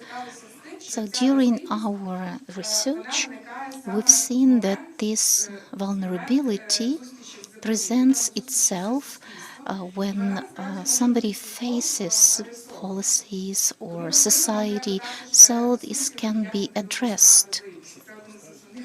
That's why it's important how we see and identify vulnerability. That's one of our conclusions. If we're talking about housing in general and things associated with some key moments of vulnerability for people, I'd like to interfere here with our discussion. Today we've been talking a lot about housing, approaches, affordability, but I think we should look at housing in connection with people, because people are in the center of our housing policy. And when we're trying to weigh the impact of war on people and housing, we see some general vulnerability connected with social guarantees in Ukraine in general. For example, today we were mostly talking about housing as home, when everyone has a right for home. But we all live in Ukraine and understand that apartment is also some investment, some asset, and it's something we should also be talking about from the point of view of vulnerability and social policies and guarantees. For example, before the war, we could hear some concerns about pensions, the fact that young people aren't going to have any. So we have some issues with other social guarantees. How can we provide for the future? Buy some flat, because it's the only investment, the only asset you can have. We look at that housing. Often in our housing studies, we judge that people buy second housing. Housing, this is accommodation place. Maybe we need to tax second housing place, but at the same time, for people where much less social guarantees, pension payment is not guaranteed. Many of people here are individual entrepreneurs, and some people having also few guarantees that we realize that we need to guarantee our protection ourselves by investing, by some other things. Isn't that vulnerability? So we're not protected. We should think ourselves about our future. It seems to me that this is an angle point missing in our discussions about vulnerability. If we speak about vulnerability and housing, what we see from our studies is adding up vulnerabilities, that many people who lost their housing because of hostilities, that continue losing their housing, did not have experience in their past about renting. They do not have any savings. So this is a situation when people do not have prior experience and not prepared for that situation at all. If we speak about vulnerable groups like aged people, those are people that cannot individually resolve this issue. Unfortunately, they have no resources that can help them do that.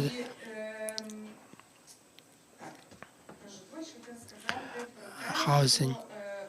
I also wanted to say about ways that we're speaking about before. Some loans, options to buy real estate are not affordable for many people, not because they are within the vulnerable group like aged people, veterans or IDPs, so we may continue the list, but live in the country where people are very vulnerable due to many structural problems of social policies in Ukraine. I think that we need to speak about them. Maybe this is also an angle point we need to think from. If we speak about housing, we shouldn't disperse housing, which is managed by different parts of legislations. Prosecutor's office builds housing for those working in prosecution systems, other things.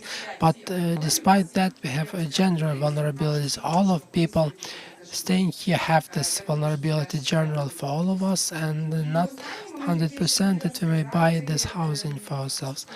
We need to recognize that. And last point I would like to say about vulnerabilities in context of our studies is that we have vulnerable groups that have no political representation. And we may see it like certain battle of vulnerabilities. There are some NGOs that represent the rights of IDPs, for instance, who represent the rights of veterans and their families. But do we know organizations in Ukraine, NGOs that advocate right for housing for people without housing, who lost that housing before hostilities? There are no organizations like that. If we look at project plans of reconstruction, so homeless people are not mentioned there a single time. This is also the fact we see, and those are vulnerabilities that by no means discussed. We do not talk about them on level of housing policies, and this is also very, very strange. I don't know if I may speak a little longer. 2 minutes, okay.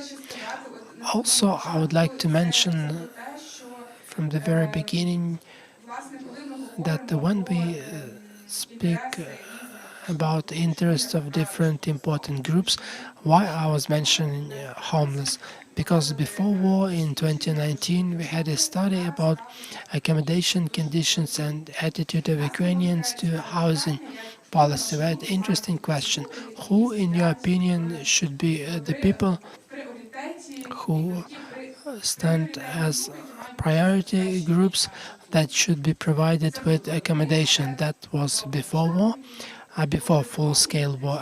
Homeless people who do not have housing at all were at the last place. This is also saying that there are vulnerabilities that we do not notice. But at the same time, another thing is that maybe we do not think ourselves how vulnerable we are ourselves. Thank you. Thank you also for introductory word.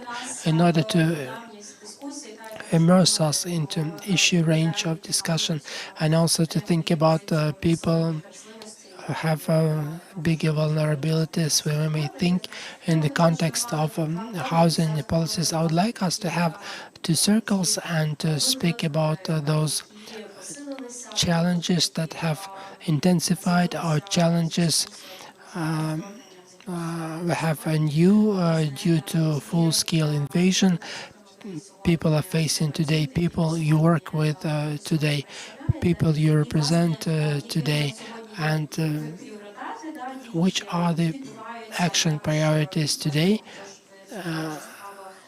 which are done. I would like you to tell a little what you do every day, how you prioritize your activities and the changes that take place. I would like us to start a conversation with Anastasia and to speak about the people who had to leave their houses due to war, to move to other communities, which are general challenges in terms of providing housing. We talked about this at previous discussion. I would like us also to speak about challenges related to people who live in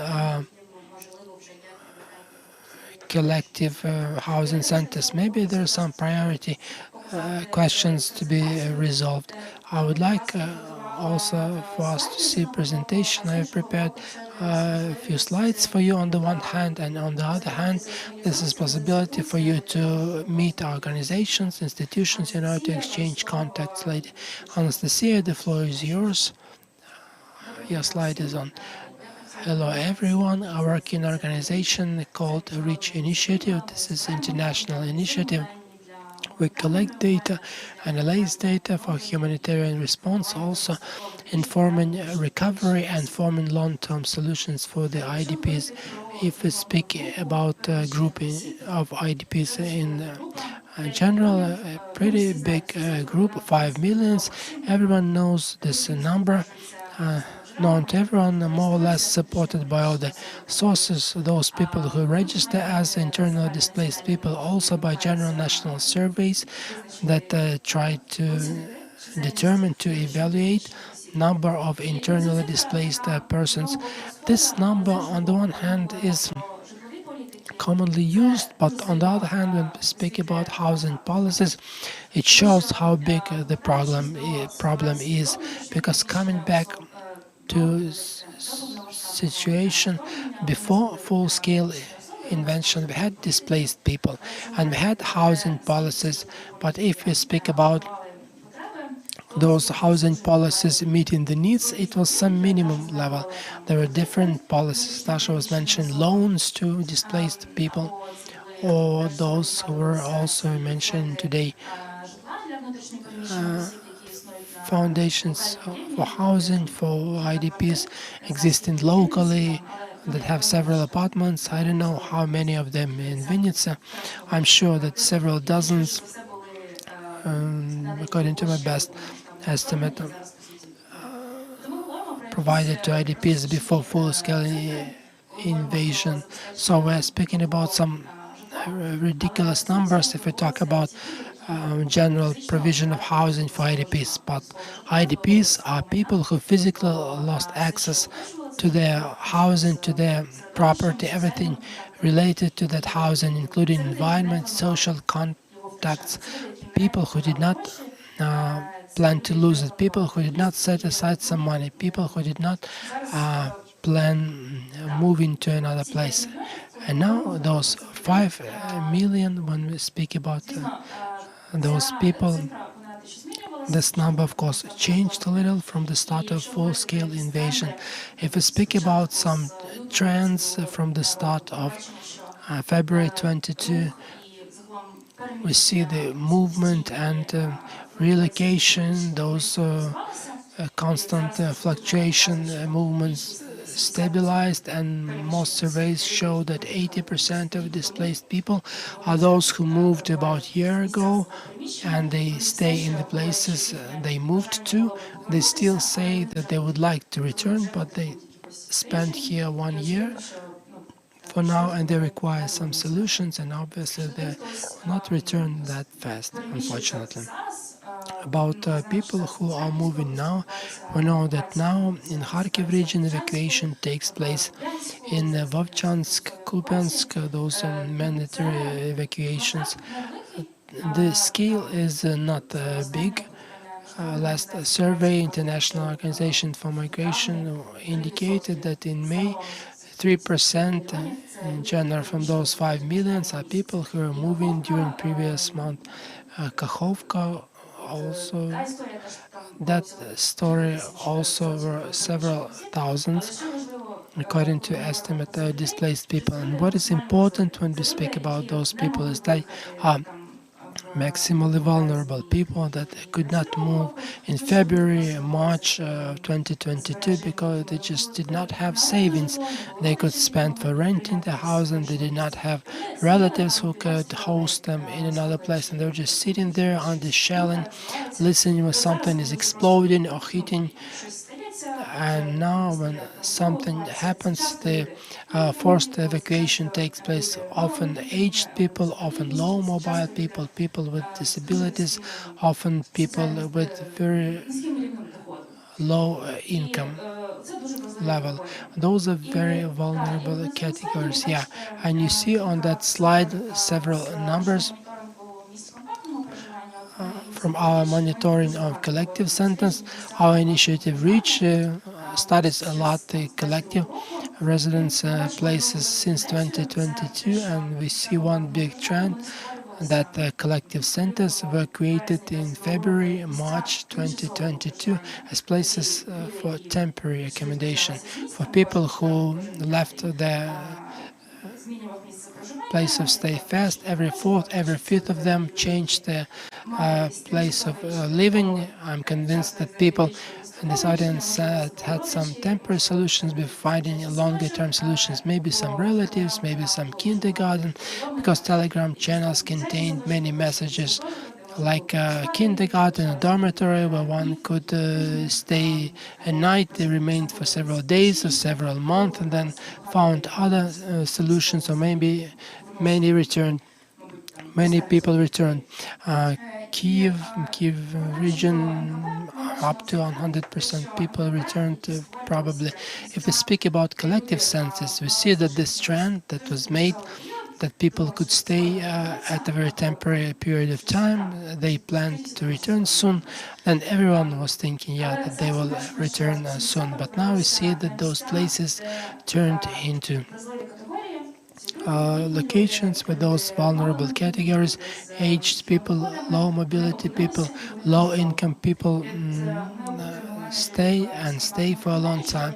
We question the collective centers managers to month. I usually ask how much time people live in your collective centers. Usually they say 6 months or more. It is saying that collective centers become hubs where vulnerable people live for a long time. What is collective center? You see this graph. It is mostly educational facilities.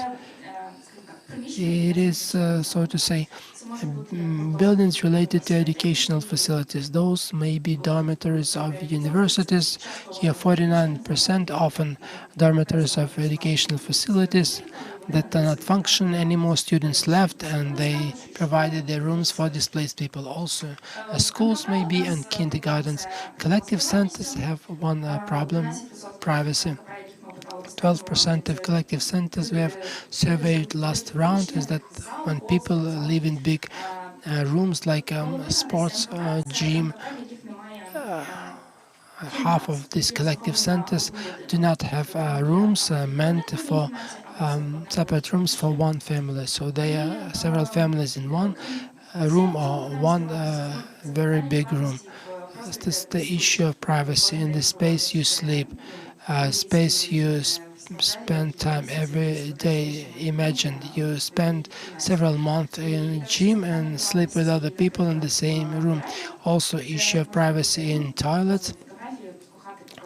Also difficulty in privacy speaking photos. Kohate dormitories. Many collective centers look like that.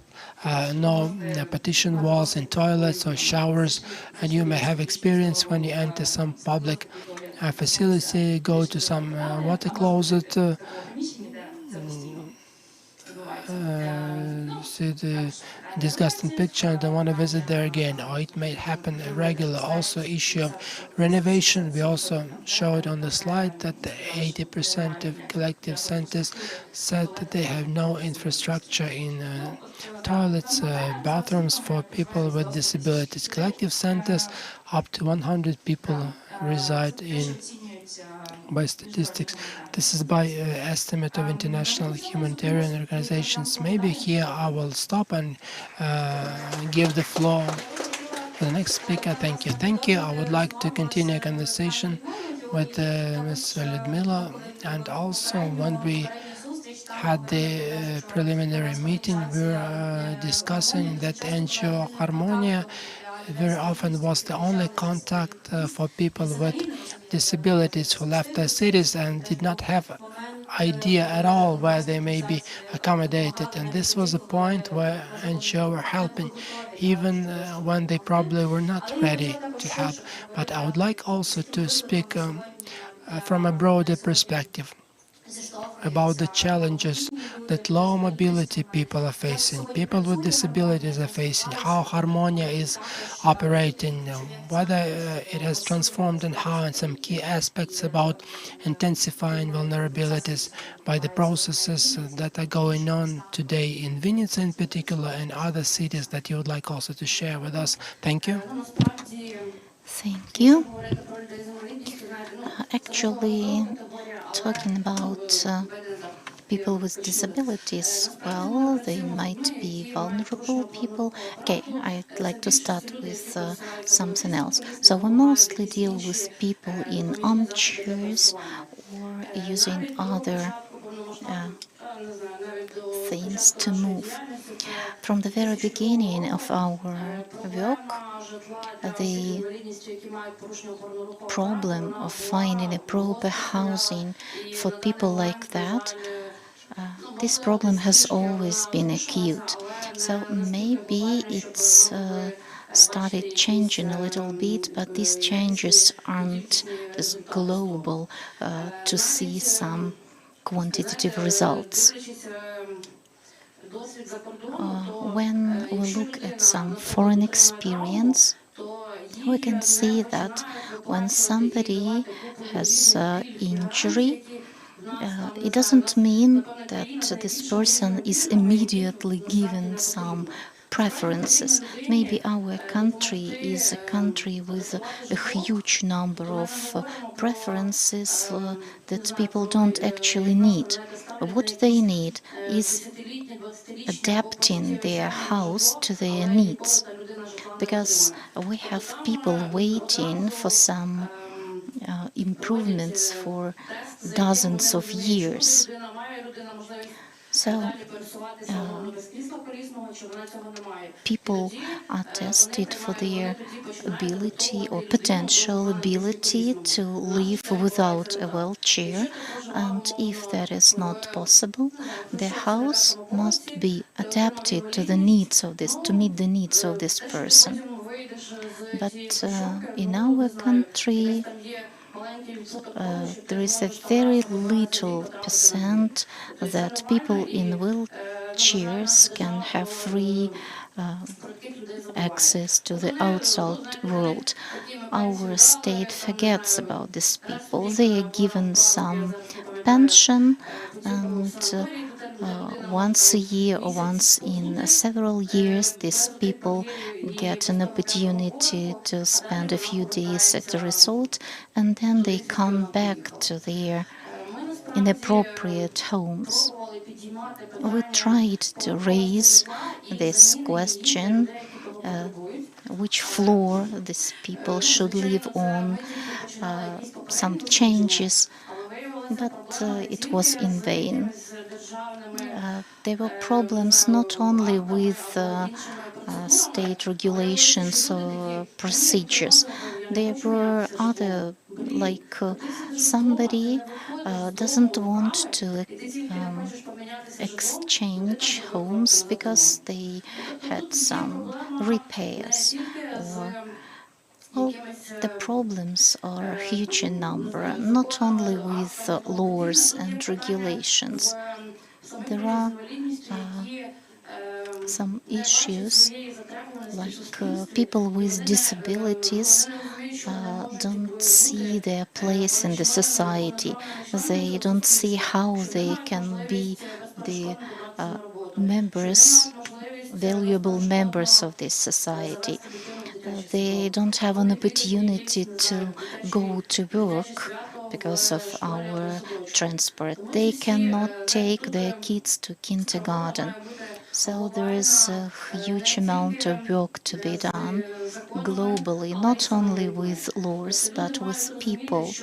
People need to understand that no matter what their physical condition is, they are citizens of their country.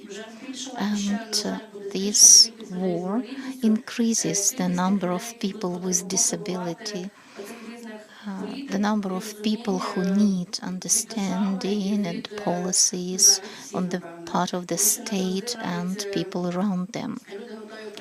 Because not all of us are ready to accept somebody different. We had a story when a person with disability bought a home at an apartment house, and the neighbors did everything to move this person away because they were afraid there could be some issues with gas. But being in a wheelchair doesn't mean you're stupid and can't use a gas stove.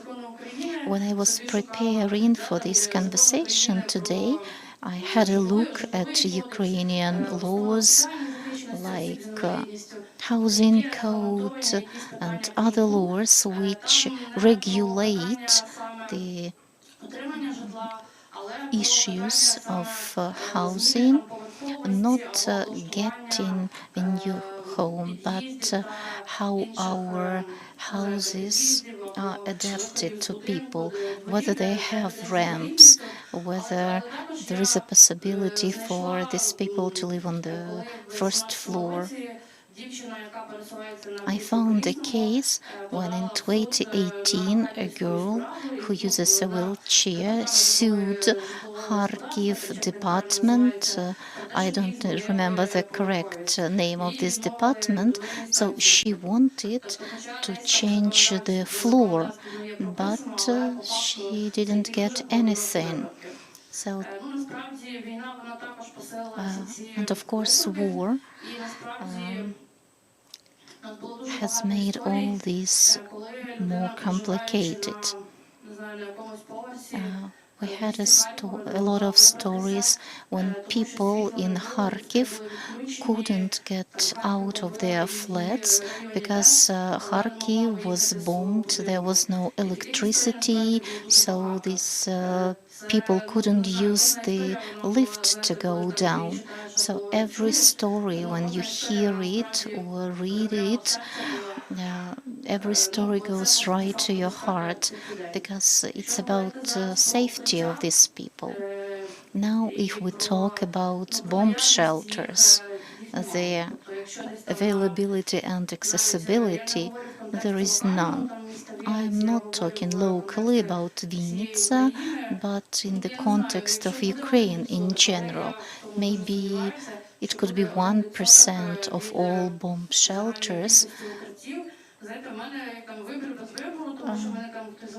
I personally don't have any choice. When we have air raid siren, I don't have a choice whether to go to a bomb shelter because there is none in the vicinity of my house where I can get into. So I know that someday we'll live in a world where people with disabilities will have a choice whether to go to a bomb shelter. Thank you, Ludmila, so much for sharing your personal stories. your own and the stories of your colleagues and people you work with. I think it's very important to understand the overlapping and multiplying of these challenges. And in the realm of safety and security, it's a key point. When I'm at home and I see the siren, I have this choice whether to go to a bomb shelter, and it's my responsibility. But when there is no choice, that's choosing without a choice. And it's something we should be talking about. Yesterday I saw the results of one research. Yesterday an organization represented the results of their research on some Ukrainian cities in terms of accessibility to buildings. So they showed a map with red dots showing inaccessible buildings for people with disabilities, and the map looked like all red, and it was so visual to understand the level of vulnerability. And today I would also like us to talk about the challenges we have now and are going to have in the context of the growing number of war veterans. This is the group of people who are guaranteed the right for housing by the state, but well, we understand that on the one hand it's a way to thank them for sacrificing their health and life for the benefit of our country, but on the other hand we understand that our country doesn't have the possibility to satisfy all their needs. And something that Denise said, that yes, we must understand the overlapping and multiplying of challenges that our military people and veterans face. So, Denise, can you tell more about it? Thank you. So, there was a question about how different spheres have changed since the start of this war, and veterans is one of those spheres, a unique one. We know that the Ministry on the Veteran Issues was created in 2018, but it was a classical story of a suitcase without a handle. So something that is too good to be thrown away, but too hard to carry. So at first this ministry was created, then it was cancelled, then it was combined with another ministry, then it was recreated again, but without actual capabilities. So what is the veteran sphere now after the start of this big war? For me, it sometimes resembles the situation from a story when two people are waiting for the third one and he never comes. So I can say that as of now we don't have a considerable veteran community. Many of these people are still fighting, and we know that it's very hard to be commissioned. It's only possible when you have serious wounds and pass a vicious circle of different institutions. So now we mostly deal with veterans who became ones after 2014, or veterans in general. So that's talking about the overlapping of challenges. But we understand that at some point after this, the end of this war, we'll have a big community of veterans, maybe over 1 million people. And from the point of view of percentage and real numbers, that's a huge community which will have an important voice in our political discourse. And we as civilians will have to listen to this voice. But I don't think that out of the blue we'll get a working structure on veteran policy. So we see that the challenges come in and we have time to prepare for that. So our position, the position of our center is we need to help and formulate the policy based on some well-grounded research. We can't be empiric about that. Just think of this social group and try to identify the needs, while this group is just a picture in our head. So we should be based on research. We need to study the problem before we start doing. Otherwise, the veteran policy will be like a game of randomizer. So again, our idea is that there are things we must already start doing, including research based on that insignificant number of veterans we have now. But there is another problem, and here we start talking about social policy and housing, because this veteran issue, this veteran discourse, is between two bigger issues, between our country's defendability and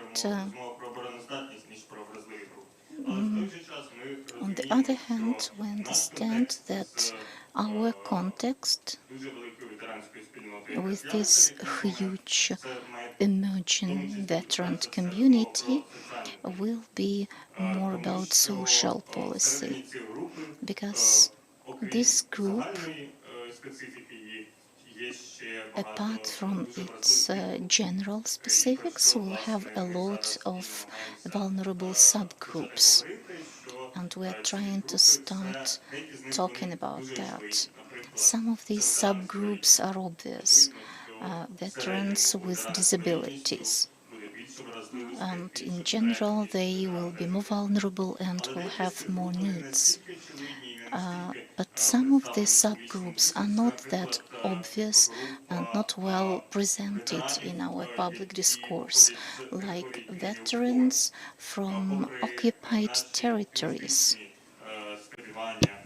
Despite our optimistic expectations about the way the map of Ukraine is going to look like at the point of war end, we need to take into attention the risks of the most critical scenarios, by which significant part of Ukrainian territories will remain occupied, and the more Ukrainian territories remain occupied, the more veterans we're going to have that cannot return home, that they have nowhere to return, because they probably started the war in some military conscription center in Energodar or Berdyansk, and obviously they may not come back to Energodar or Berdyansk. And this group, it seems to me, is almost clear ideal example of a very critical meeting point of two vulnerabilities. Veteran, person who lived several years in absolutely different context, person who is used to absolutely different activity than activity living in civilian world, that at the same time lost not only housing, like accommodation, like a place to stay we're speaking about. It seems to me that it is very important to speak about this loss that happened at a much deeper level, because losing home in, so to say, Berdyansk, veteran lost social connections, lost his usual circle of communication, his economic, professional connections, and alongside with looking for new accommodation in unoccupied part of Ukraine, this also needs to be restored. And obviously this group of veterans is at the same time the most important and the most proper for today's conversation. So it would be very good that our discussion impacts on drawing more public attention to this issue, and to speak again about this group, not like a group that just needs to be provided with dormitory, I don't know, a roof above their head or something else, but to think of how to build in conditions where it is possible to renew social connections, to find a new work despite the professional experience and skills person possesses. Well, yeah, thank you, Dennis. I think that this is an important topic that was brought up. I think we may discuss this at the second circle of policies, necessity of crossing principles of social policies to understand where we move to and how to really ensure the quality of life in Ukraine. Now I'd like to address Olena Jorg, who works in an organization that is helping today to partly renew this quality of life to people who lost their housing temporarily yet, but the institution supporting those who may not cope on their own with the challenges related to losing accommodation. Oliana, please, the floor is yours. Tell us about conditions and the needs of people that are transforming in the country, and why you chose this category of people, why you chose this category and challenges you have in your activity today. Hello, good afternoon, everyone. I would like to start really from far away and to read aloud some words of Victoria Melina, a writer who was killed by Russians several weeks ago in Kramatorsk. Victoria said that air alert in all Ukraine is like every time everyone is accompanied to be shot, and usually only one person is killed. If it's not you today, then air alert is over. Those words say that in this place any one of us can be, while the housing is destroyed. Some territories a year ago seemed safer, and now Podillia, Galiciana, center of Ukraine, east, south, all of us are in danger. And to start some conversation about vulnerability of people whose accommodation was destroyed as a result of Russian aggression, I would like to focus your attention that they did not lose their housing. They were destroyed from outside. And basically transformation of those people within a year span is interesting to observe. The project is specialized on providing modular temporary accommodation by us. Temporary, I speak about mid-term perspective. Housing person may live in 10 to 15 years period while they're rebuilding their own housing. The project is concentrated on working with private sector, private housing, so little houses in villages and little cities. We started working in Kyiv region, working with the Makarev territorial community, and those are 49 locations. Those are 49 locations where 585 families completely lost their accommodation. It may not be repaired at all. Within this year, the country, under responsibility of regional military administrations, 10 houses were rebuilt. We remember about 610 just in Kyiv region alone. This corroborates once again that just to respond in April after the occupying Kyiv region is what we need to do very fast, because people just flooded. My colleagues working with IDPs, people just flooded, returning home.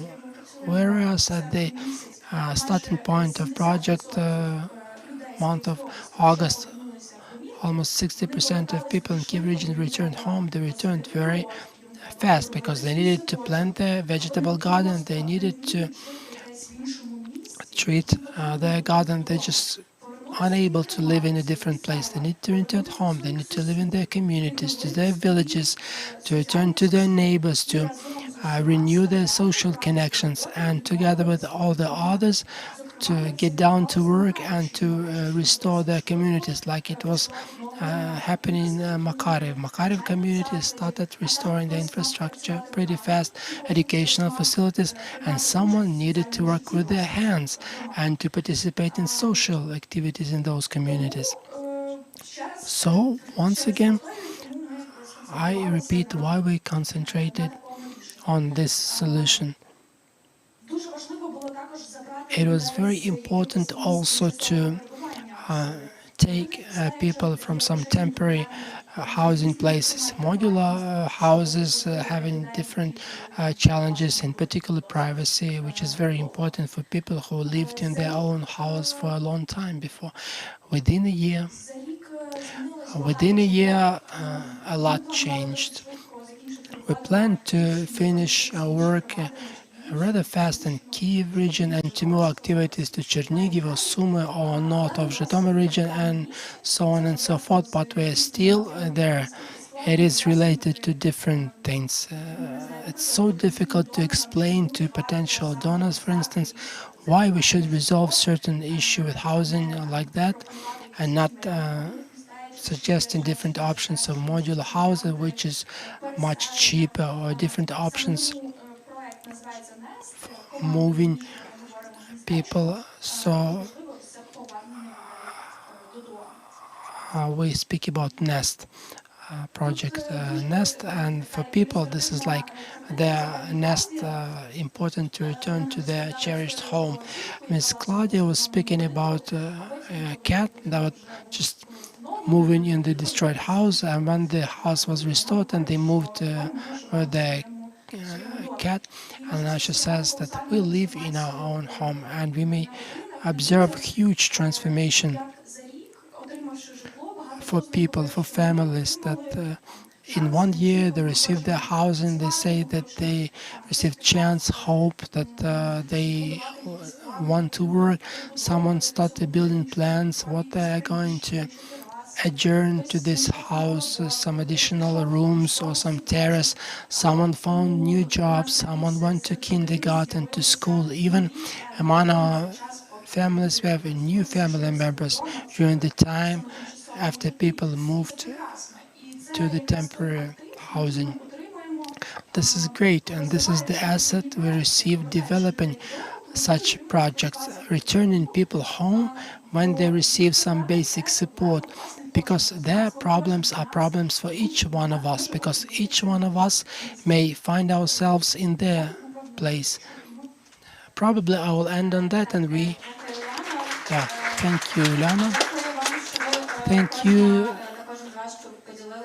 every one of you, for sharing about your activity, and I cannot but express my admiration by what you do today And I would like us to talk about the key principles, the question that was asked to everyone about key principles and approaches. What should change in the policies at the local level or at the national level in order to diminish this vulnerability and to ensure social justice? The only thing I would like to say, organizers are asking me to ask you to speak 2 minutes each, like key statements. You consider important to bring to attention of the audience. So I give the floor to Ludmila and remind about our conversation on interacting with the government agencies. To draw attention to that, please. 2 minutes, yeah. So when we had a survey, we had many right thesis: inclusion, equality, accessibility. When we speak about category of people with disability, I don't know, not necessarily people who got disability before full-scale invasion or before war. Here, yeah, some right developed policy of the country.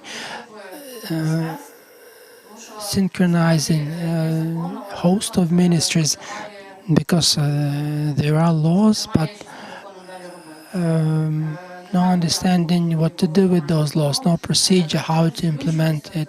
So inclusion, thank you, Maria.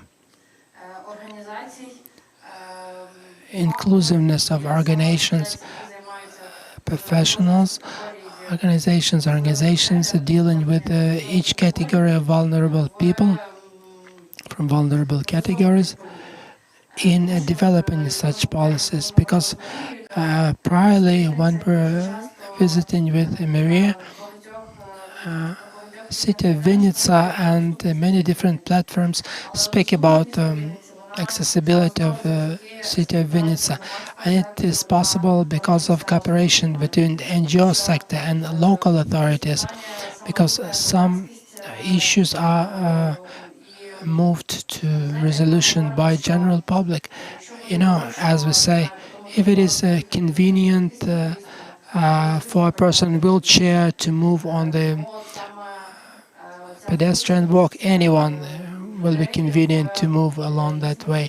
So inclusion of people to different processes, inclusiveness of people into civil society, because sometimes civil society, really, we study international experience, we study international legislation that might be implemented into our legislation, but obviously we have some nuances and peculiarities of our own, and this might be transformed and to have inclusivity, accessibility at the outcome, and equality in the society. Thank you. Just a few words. When I see how harmony is involved in all positive changes in Vinnytsia, I understand that there is good work of this NGO. Well, Anastasia, what key recommendations can you give when we talk about IDPs? Being an expert, not being an expert in housing policy, it's hard for me to give some practical recommendations. But I'd like to say that IDPs, that's a large group of people. For many of them, it's hard to rent some accommodation. For those who rent by cutting on their health or nutrition, we understand that renting a house influences the economy of these people, the finances of these people, and makes them more vulnerable. We understand that current policies in housing, they don't take into account the different needs. There was a program from German bank which helped with a few hundred of IDPs to get their homes, but comparing with 5 million of IDPs, it's close to nothing. And providing housing from our stock. Again, as I've already said, only a few families got their houses. Before the war, the percentage was like 30 by 70s. That's subsidizing from local budget to buy new flats, but it didn't work well because it wasn't enough to cover the needs of IDPs. So we need some solutions which can help many families to get some affordable housing. It can be lower rent rates, maybe by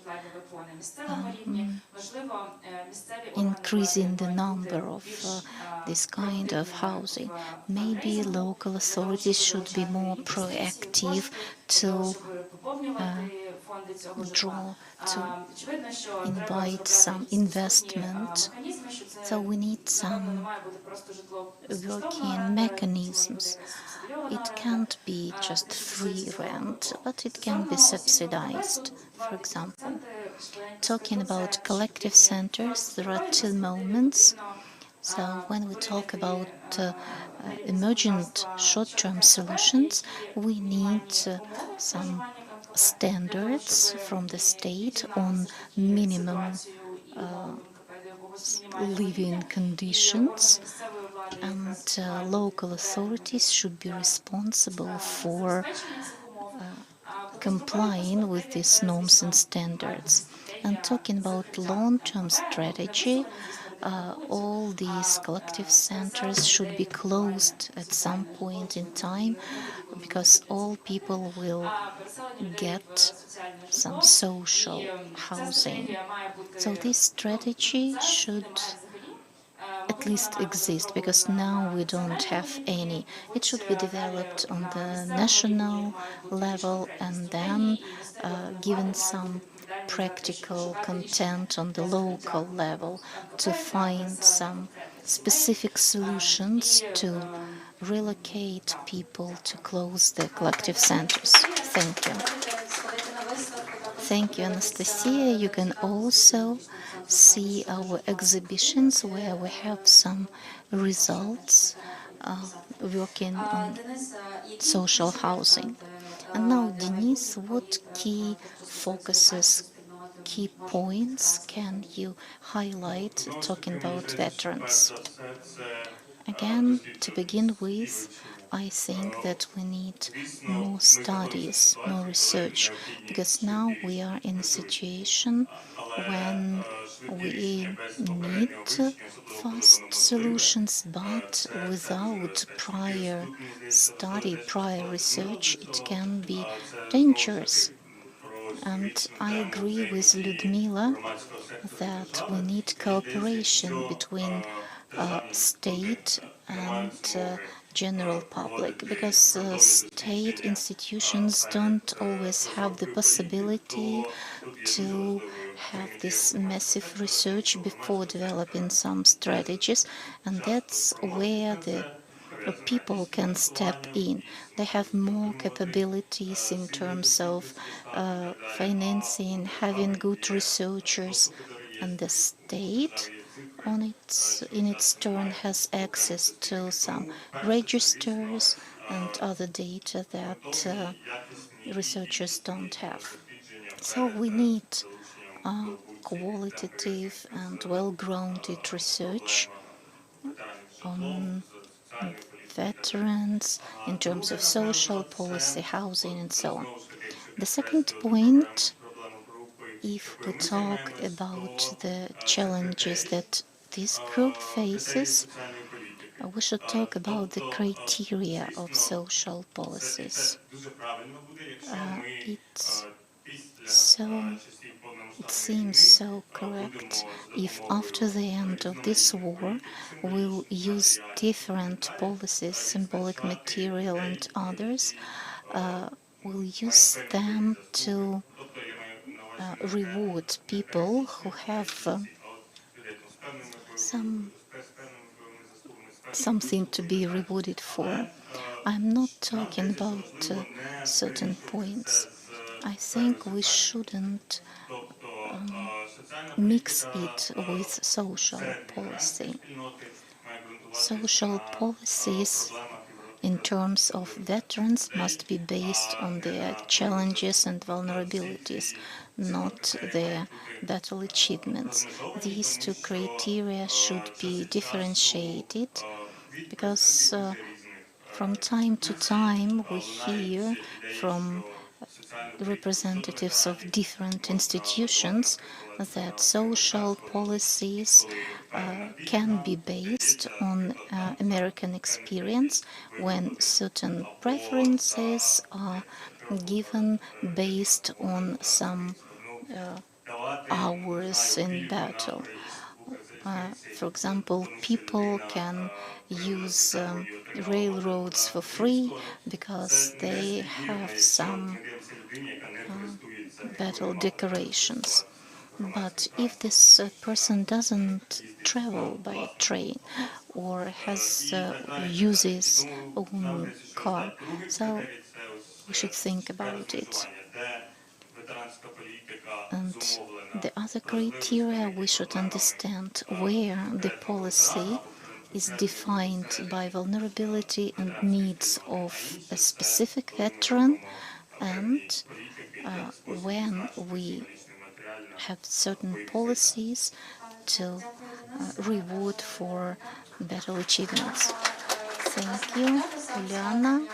I want to ask you, how do you see the key gaps and challenges in policies concerning the return of lost homes?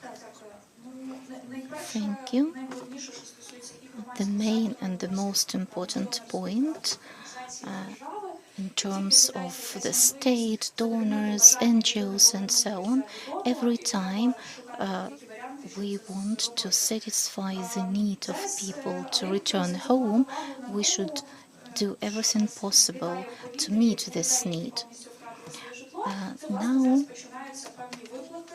we can see some payments done by the state, some compensations for the lost homes, and there are some regulations from the cabinet, but they are so vague and people don't understand what and how will happen, how this compensation will work. What is more, Ukrainian government or executive bodies do not understand it themselves.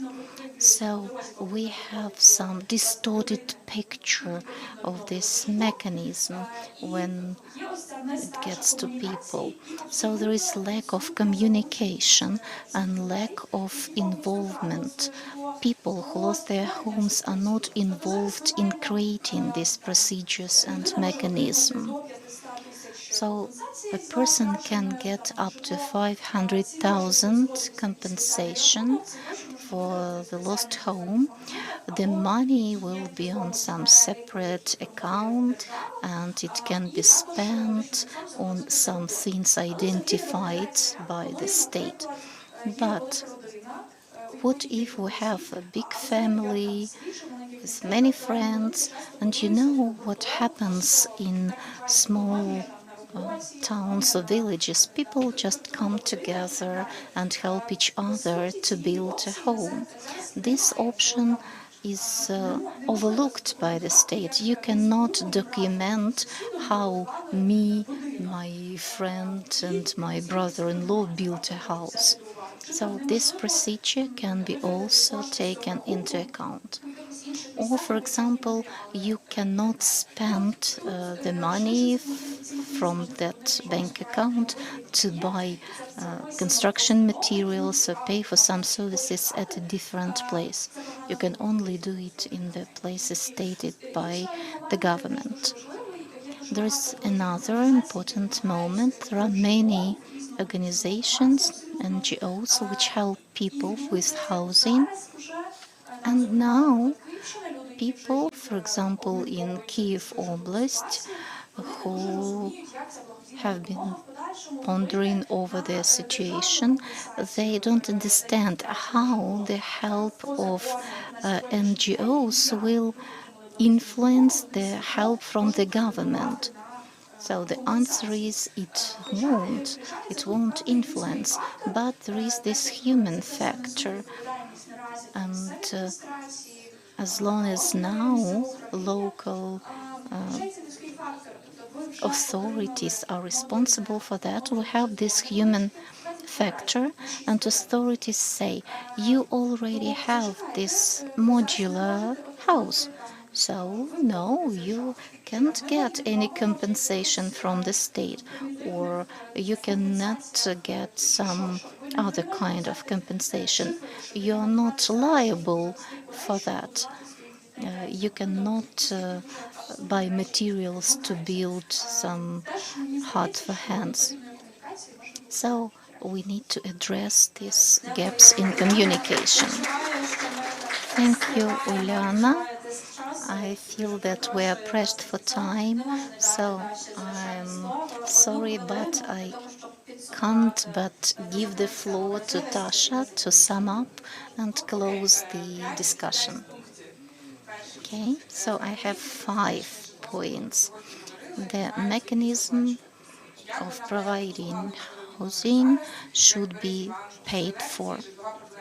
Somebody by donors, NGOs, but as Ivan said, we will never be able to cover all the needs. So we should talk about taxes, increasing taxes, maybe taxes on property and other taxes. But to talk about that, we should talk about evading taxes, the need to pay the taxes.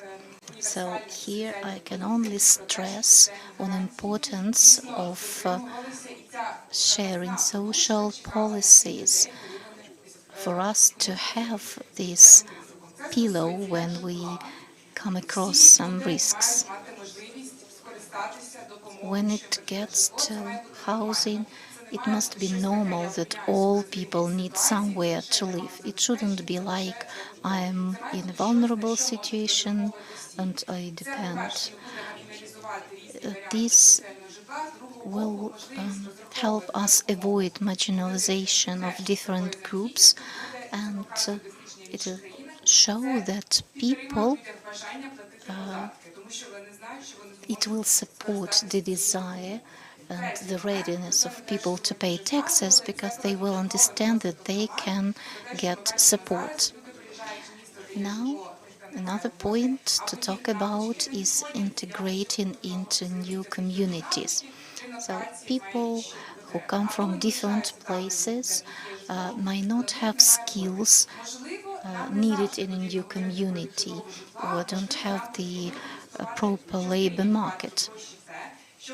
So maybe we should invest some money into retraining people for them to have new skills where they can work in a new surrounding, somewhere there is affordable housing. Another point about spending money is urgent needs. If we have people who can afford renting, do we need to help them, but avoid those who don't have any savings to rent? And a few moments about short-term solutions. Today we said a lot about how problematic they are, but it's important to say that whatever solutions, short-term solutions we have, they shouldn't increase their vulnerability, and they shouldn't make people dependent on social benefits. I'll give you a short example. Now, during the war, we have this situation when low mobile people, just senior people, people with disabilities, they end up in institutions simply because there is no other option for them. temporary housing is not adapted for their needs. So someone who was an active member of their community ends up in an environment where they are dependent on the state. And these institutions are often somewhere at the outskirts, so these people are excluded from life. And the very last moment, it's not about infrastructure or housing, it is something we haven't mentioned today. These are connections between people, relations. We see that many people from vulnerable groups and other people, due to the war and displacement, we lose our people and the environment we're used to. That's true for so many people. When they get to some new environment, when they lose what they've had, what supported them, and that's an important factor. We shouldn't only think of recovering the infrastructure and economy and dealing with unemployment, but we also should think of recovering the social infrastructure. We should help people, displaced people, to build the new support net. Thank you, Tasha, and thank you, everyone, for this difficult but important conversation. Of course, we all want to continue it, but we can do it during the networking. You'll have an opportunity to talk face to face, and thank you again. Thank you, Maria, for your wonderful moderation. And dear speakers, please wait for a couple of minutes. Please, can you show our question on the screen? While you are reading the question, I'll remind you. Well, now you can relax, breathe out, stretch a little bit, because I understand that listening is also hard work, and we forget even to move. So, please try to reflect on this day, how we started with the first discussion, with this wonderful speech by Ivan before the lunch. Then we worked into groups. One was listening about the Netherlands experience. The other was here with our roundtable and PechaKucha and this discussion about the war cities and vulnerabilities. And of everything you've heard today, of everything you were talking about, you were listening to, maybe put something down. So could you please share something, what you would like to say, what you would like others to go home with? You can also see what others write on the screen. So we're all vulnerable because we live in Ukraine. There are no easy solutions in housing. Person is the highest value. Cities are people.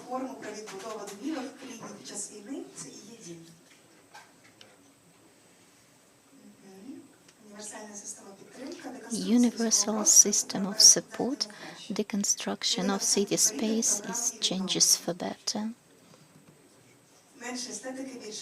Less aesthetics, more ethics. You remember this phrase? We're all people, we're all the same. Community decides on the direction of our development. Of course, well, there are too many quotes. I can't read all of them, but you can do it later. Creating a community is the most important, the key purpose for everything. So everyone who's still writing, trying to reflect on the day, please, you have a couple of minutes to share your thoughts for us to take them with us home. So you can be reading it on the screens around. The most important thing is people. I'll buy a garage. Yes, I'd like to have the choice whether to go to the bomb shelter. Okay, thank you. You can keep writing. This question is still open, and later we'll share everything with you later on our channel, common channel. If you don't know how to go there, at the exit you can find a QR code. It's WhatsApp branded, it's easy to recognize. So thank you again for your ideas. And now what we are going to have today and tomorrow. So now please get ready, because there are buses waiting for us to take us to the next location. It's not far, but it will be more convenient for you to get there by our buses. So your task now is get ready, go out and take the buses. So it will be an industrial location. So if you need restrooms, maybe you'd better use them here. But you'll get a wonderful opportunity to see other kinds of spaces in Vinnytsia. And from that point, from that venue, you get home on your own. Tomorrow we have 3 excursions which start here outside this conference hall. They start at 9:30, so you come, find your guide and go to your excursions, and then you come back here at 2 or earlier to this hall or to the little hall on Skovoroды 11.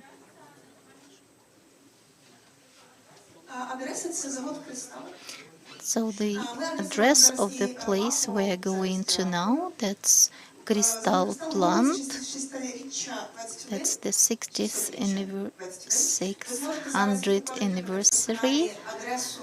But you can see the location on our channel. If you want to, you can get there on your own. And please, if you were using the headphones, leave them at the registration desk. Thank you for your active work today, and see you tomorrow.